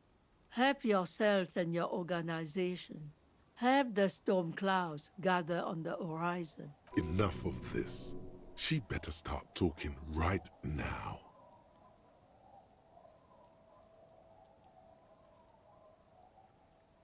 There's not much to tell. People come and go. Now, was there something else? I see, ma'am. I hope you don't mind if we look around anyway. You should look around your shack. Maybe she's rented it out to others too. Lillian should let her sword make her decisions. The girl just doesn't have the head for it. Either way, I won't sigh. Lillian's not the only one who's too trusting. I've seen it all before. You think they've got our interests at heart? Rich men are always selling poor men promises they never planned to keep. Then the poor get pushed out of their homes and the rich get a little richer. That's the way it goes. So, no, I don't trust the fat man, and neither should you. She is headstrong, but there's a slight hesitation in there. You may be able to convince her. I can wash it for you, but it's going to take about a half an hour. Think you can stay put for that long? Yes, sicher. No, we must run around ceaselessly. It would be torture to stay put. I could use a breather. It's been another track and field day. Well, hand it over then, and I'll see what I can do. Must say, I'm proud of this one. It's pretty nice underneath all that filth. I hope you take better care of it than its last owner. Ny jakke. Ho, ho, ho. Plus hvad? Smerte. Pain threshold. Den er rigtig høj i forvejen. For fuck's sake. Jeg giver den ellers minus drama. Ej. Plus half-light. Vi skal ikke bruge noget der bras. Vores fysik er højt nok i forhånd. Vi har ikke brug for at opgradere fysik, fordi vi er fysisk instrument. Ja. Han kan sgu få den tilbage. Jeg vil ikke have den. Nå, var det hans jak? Ja. Han har ikke fortjent den. Nej, men jeg vil ikke have den. Kan vi få penge ud af det? God pointe.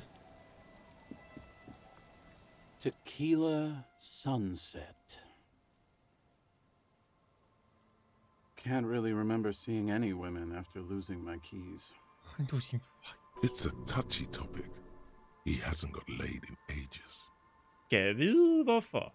He really has no idea who this Ruby is, sire. Sire. Lad os prøve at spørge Lily.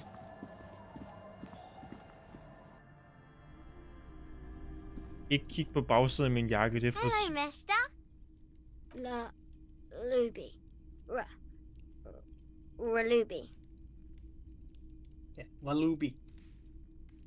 My mom tells me I'm a big girl, but she doesn't know that I can't say Earl. Or like, sometimes I can, but then Uller. Kids. Bye! Ej, hun er for bedårende. Vi skal væk. Vi skal ikke være dårlig indflydelse. Nej, kom Kim. Vi kommer ind med fuck the world på bagsiden. The sea's gonna calm down soon, I can feel it.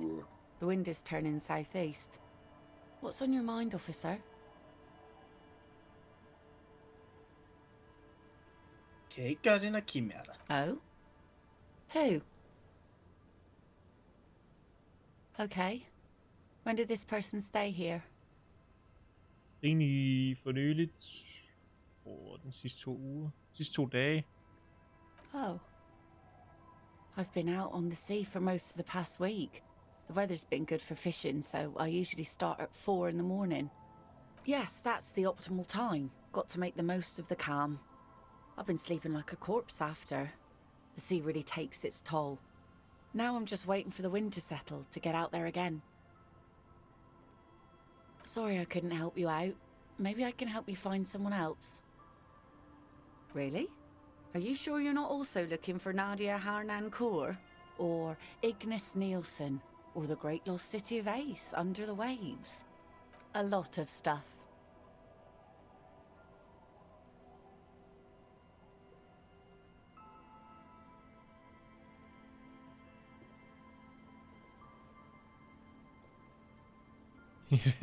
Jeg kunne gøre mere. Der skulle ikke være nogen, der er forsvundet fra dit liv. Jeg kommer død mand igen.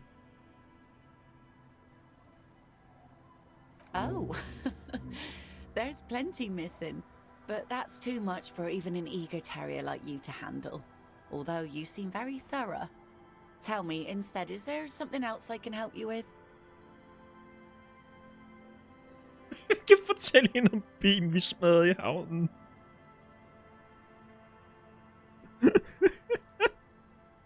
Hunting in this. Oh, that's good to know, I guess. Why is it in the sea?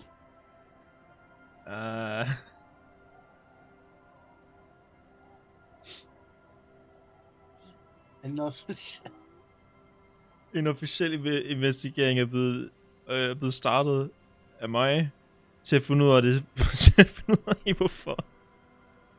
I don't know.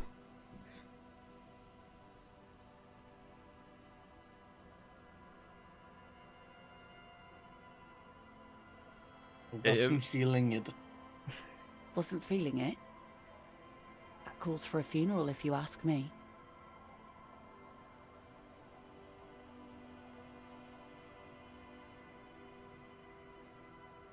Foreslår dig, at vi skal vise ære til min... vi skal ære korpuset af min forrige motor. Aye. Feels deserved, don't you think? Falling in the line of duty like that and all?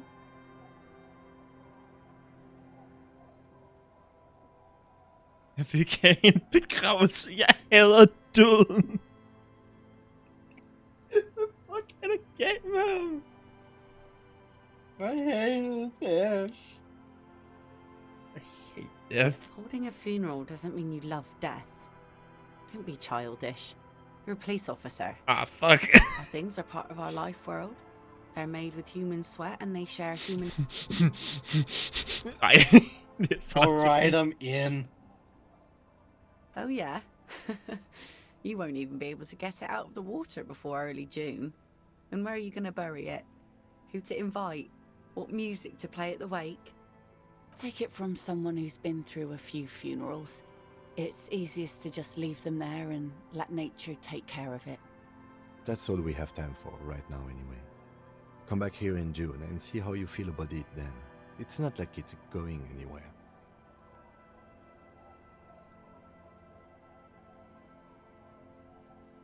Det er synd, vi ikke får lov til at lave flere sideaktiviteter, som at genopleve det fordømte shoppingcenter. Yes, that is a pity. But for now, let's focus on the things we do get to do. Like the murder investigation, for example. Vi bad om flere sidequests, og spillet sagde nej. You like the Capri funeral idea? Men vi vil gerne lave mere. Nej. Jeg kan godt lide ideen af at give den begravelse, det er fedt. Jeg kan godt lide biler. You're back. Good. What can I help you with? On the contrary, officer. There are yet camioneers you have not talked to. And don't look so surprised. In a time like this, it would be strange if Wild Pines didn't have eyes on the harbor. I suggest you go back and canvass for more suspects. Mm.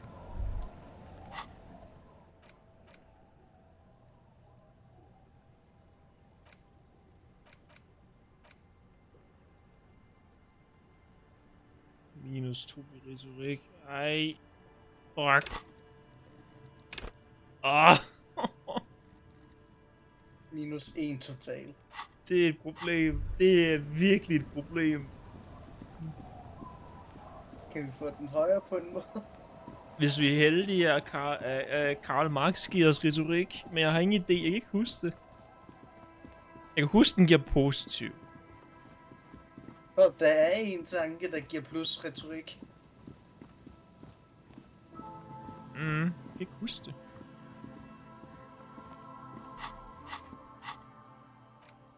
Og så viser det sig, at det var supernazisten, der gav den. Ja, så undgår vi det. Hvorfor fanden vil supernazisten give retorik? Det ved jeg ikke. Ja, de er rigtig gode til at være ned til jorden og give mening, ja.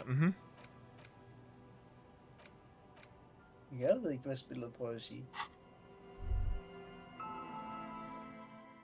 På hvilket tidspunkt i det her spil har det givet dig ideen af, at spiludviklerne er fascister og ikke skrigende kommunister alle sammen? Hvorfor giver kommunisme minus? Fordi den beskrivelsen, jeg kan ikke huske hvilken stat det er, men der står reaktion over det hele. Det er sådan, han begynder at se alle de uretfærdigheder i verden, han kan ikke ignorere dem længere, derfor får man minus i et stat.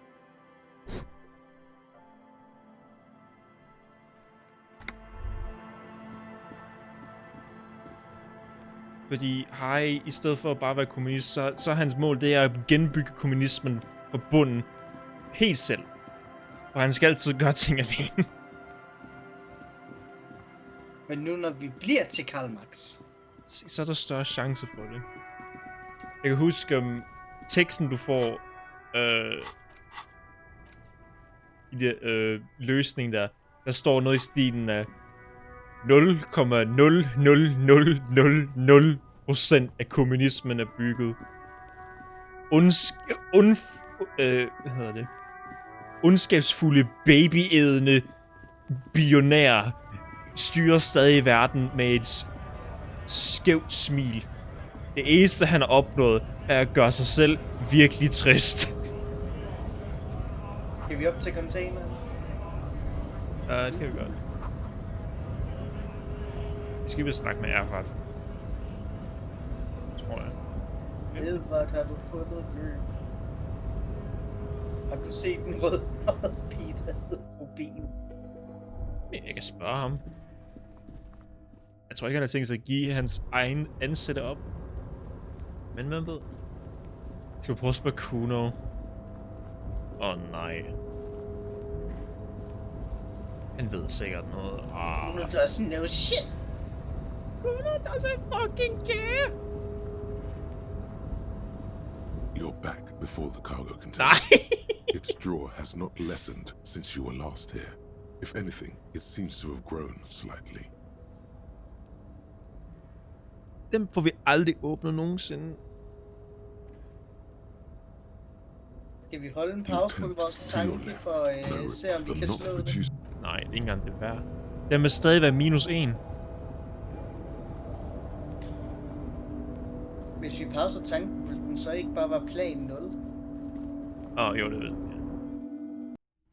Jeg snakker til jer.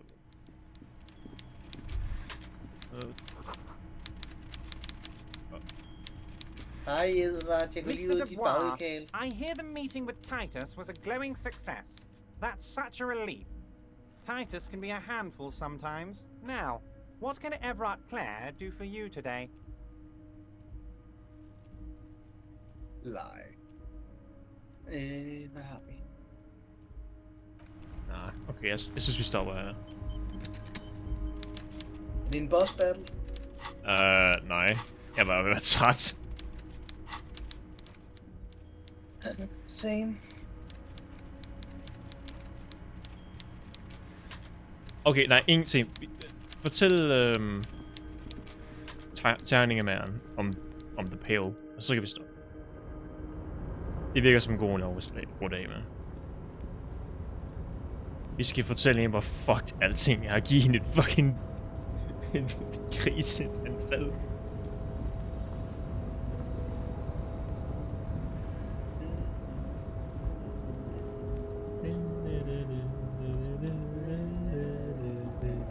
Hvorfor synger du Tetris? Vi spiller disco dasko. Disco. Men der er alting der her. The file cabinet stands steady. The drawer slide. Jeg er stadig irriteret over, at vi ikke har fundet fucking kommunistbuen endnu. Where the fuck is it? Jeg kan ikke huske det. Jeg tror ikke, jeg har fundet det. Jeg går ind og søge efter det. Jeg vil ikke miste det.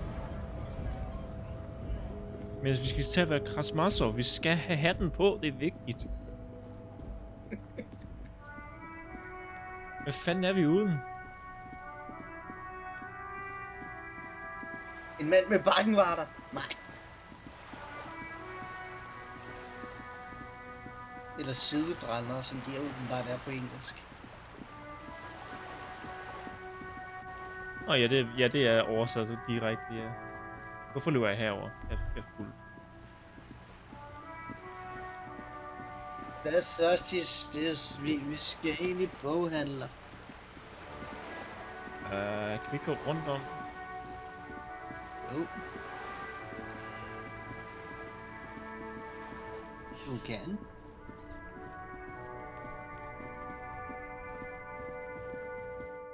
Og ringe på telefonen til spøgelser.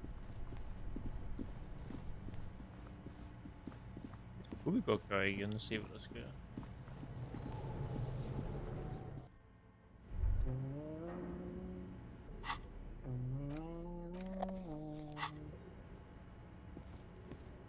Tag lommelygten frem, som Kim ikke siger, at det er bedre at se med en lommelygt.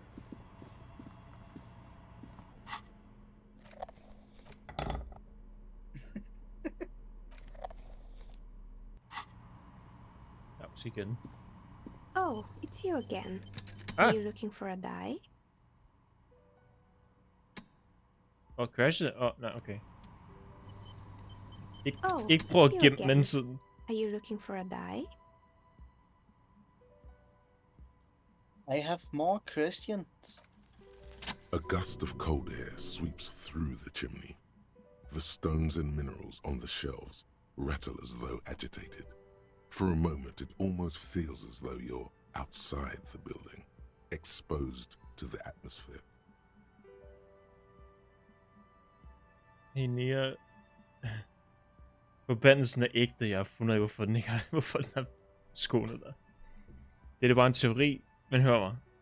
Jeg tror, det var fordi firma ikke har fejlet. Jeg mener, ved det her punkt, der ved Harry, at det ikke er en forbandelse længere.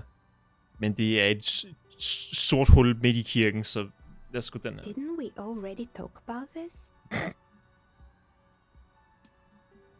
Hvis du ligger inde i den samme bygning som de andre. What are you talking about? My address is exactly the same. Rue de Saint-Guilain 10. No, the old coal plant that used to be here was subsumed into the new venture. Its ruins swallowed up. Yet it has a different address in the heart of the city.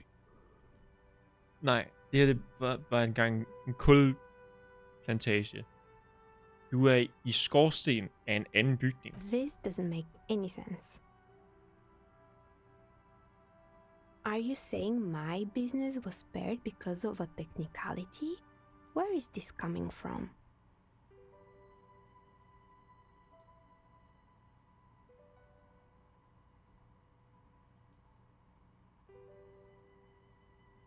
Den har en anden adresse i hjertet af byen. And what? Does it mean that I'm safe from failure? Don't let her become complacent. She still needs to ward her soul against the evil forces.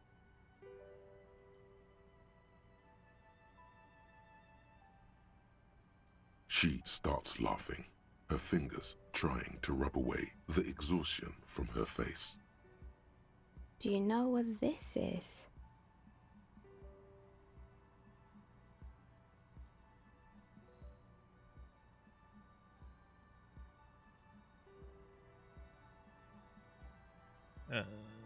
It's a mourning ring.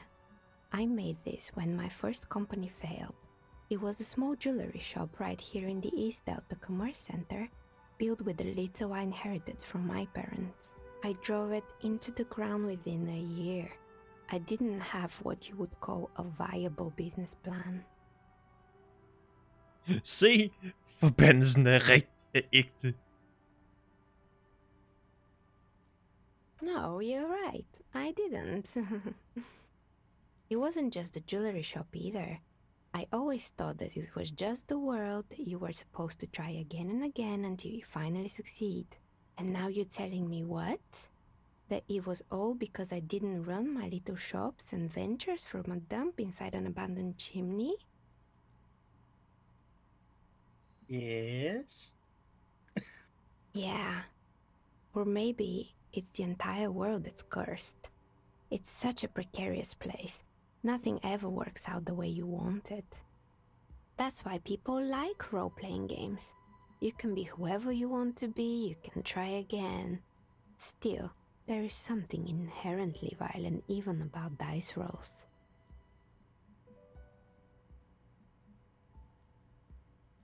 Yeah.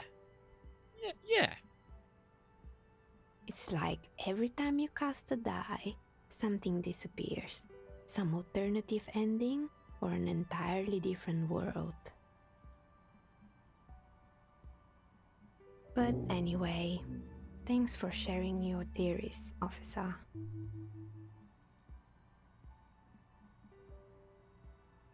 Jeg tror, jeg fandt den rigtige grund til forbandelsen. You mean the curse that I'm spared of because I live outside its immediate reach? Ja, så omkring det. I'm listening. Der er et 2 mm hul i verden, lokaliseret i en kirke på den anden side af kanalen. Jeg tror, det er relateret til blegheden. Excuse me? A 2 mm hole in reality? This can't be true. I'm afraid it is, ma'am. Sona Lukanen killed the former lead programmer of Fortress Accident made the discovery. Sona is involved in this? So it's even worse than I thought. It's not just the commercial area that's cursed, it's the entire world. She looks outside the window where daylight has filled the yard.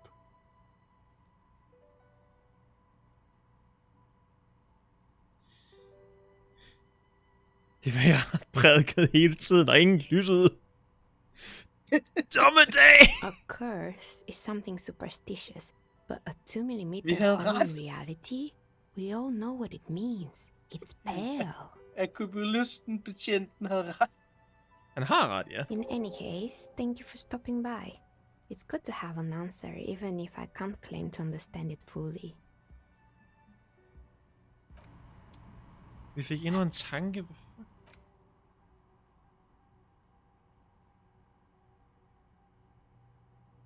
Oh my god!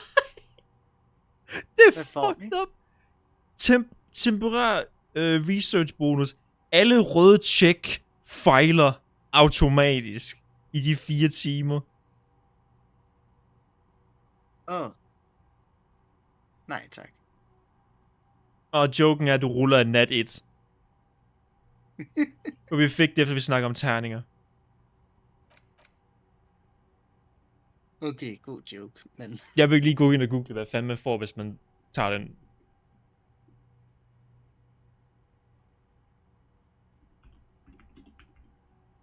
Ja, for det er ikke en god ting at have den på. Lad os se, hvad får man?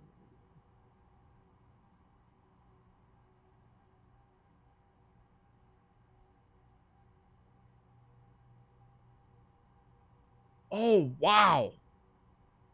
Hvad får man? Alle tjek for nu af er en mindre i, hvad du skal normalt bruge. Mm. Det er fucking... Det er stort. Så bare undgå allerede at tjekke i 4 timer. Bare læs en helvedes masse bøger. Det kunne være virkelig godt at have. Hey, vi har t-shirten, hvorfor ikke læse serien? Det tager sikkert 4 timer.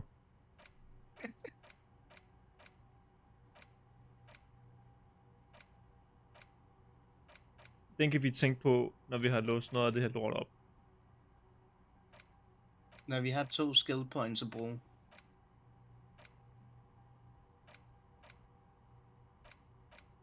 Eller er det kun 1 skill point, vi skal have? Nej, skal vi ikke have 2? Vi skal bare fjerne en, så kan vi smide en ny ind. Okay, så der er ikke noget med, at vi skal betale for en ny? Nej. Fordi du har stadig klodsen åben. Du har bare fjernet tanken. Det er kun slotsene, vi betaler for? Ja. Okay. Stop her. Jeg er i hvert fald i søvn i min stol. Hvor langt nåede vi igennem dagen? Halvvejs. Lidt over halvvejs. Det er sgu også fint. Det passer faktisk rigtig godt, fordi sådan nogenlunde, når vi er færdige med næste stream, det vil være omkring halvvejs gennem næste dag. Og så de næste streams efter det bliver bare virkelig sådan endgame resten af vejen.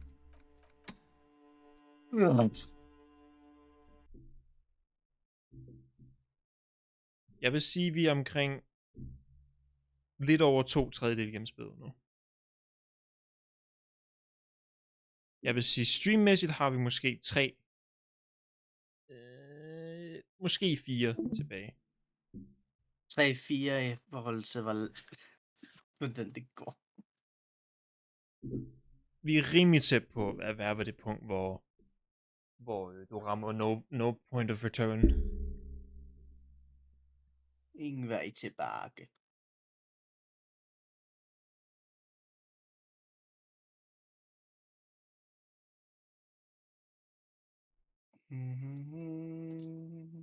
Nu har du den også på hjernen.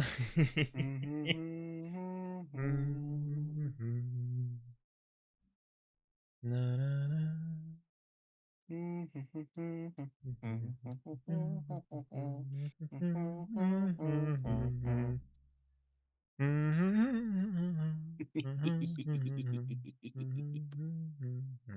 Nu har du den på hjernen.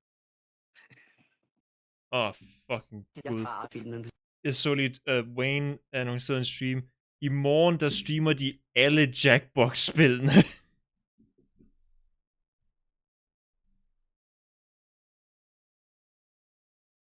Dem alle sammen. Det bliver fucking langtrukket, mand. Holy fuck.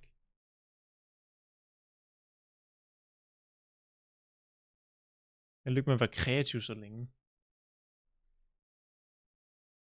Ens hjerne bliver langsomt snot.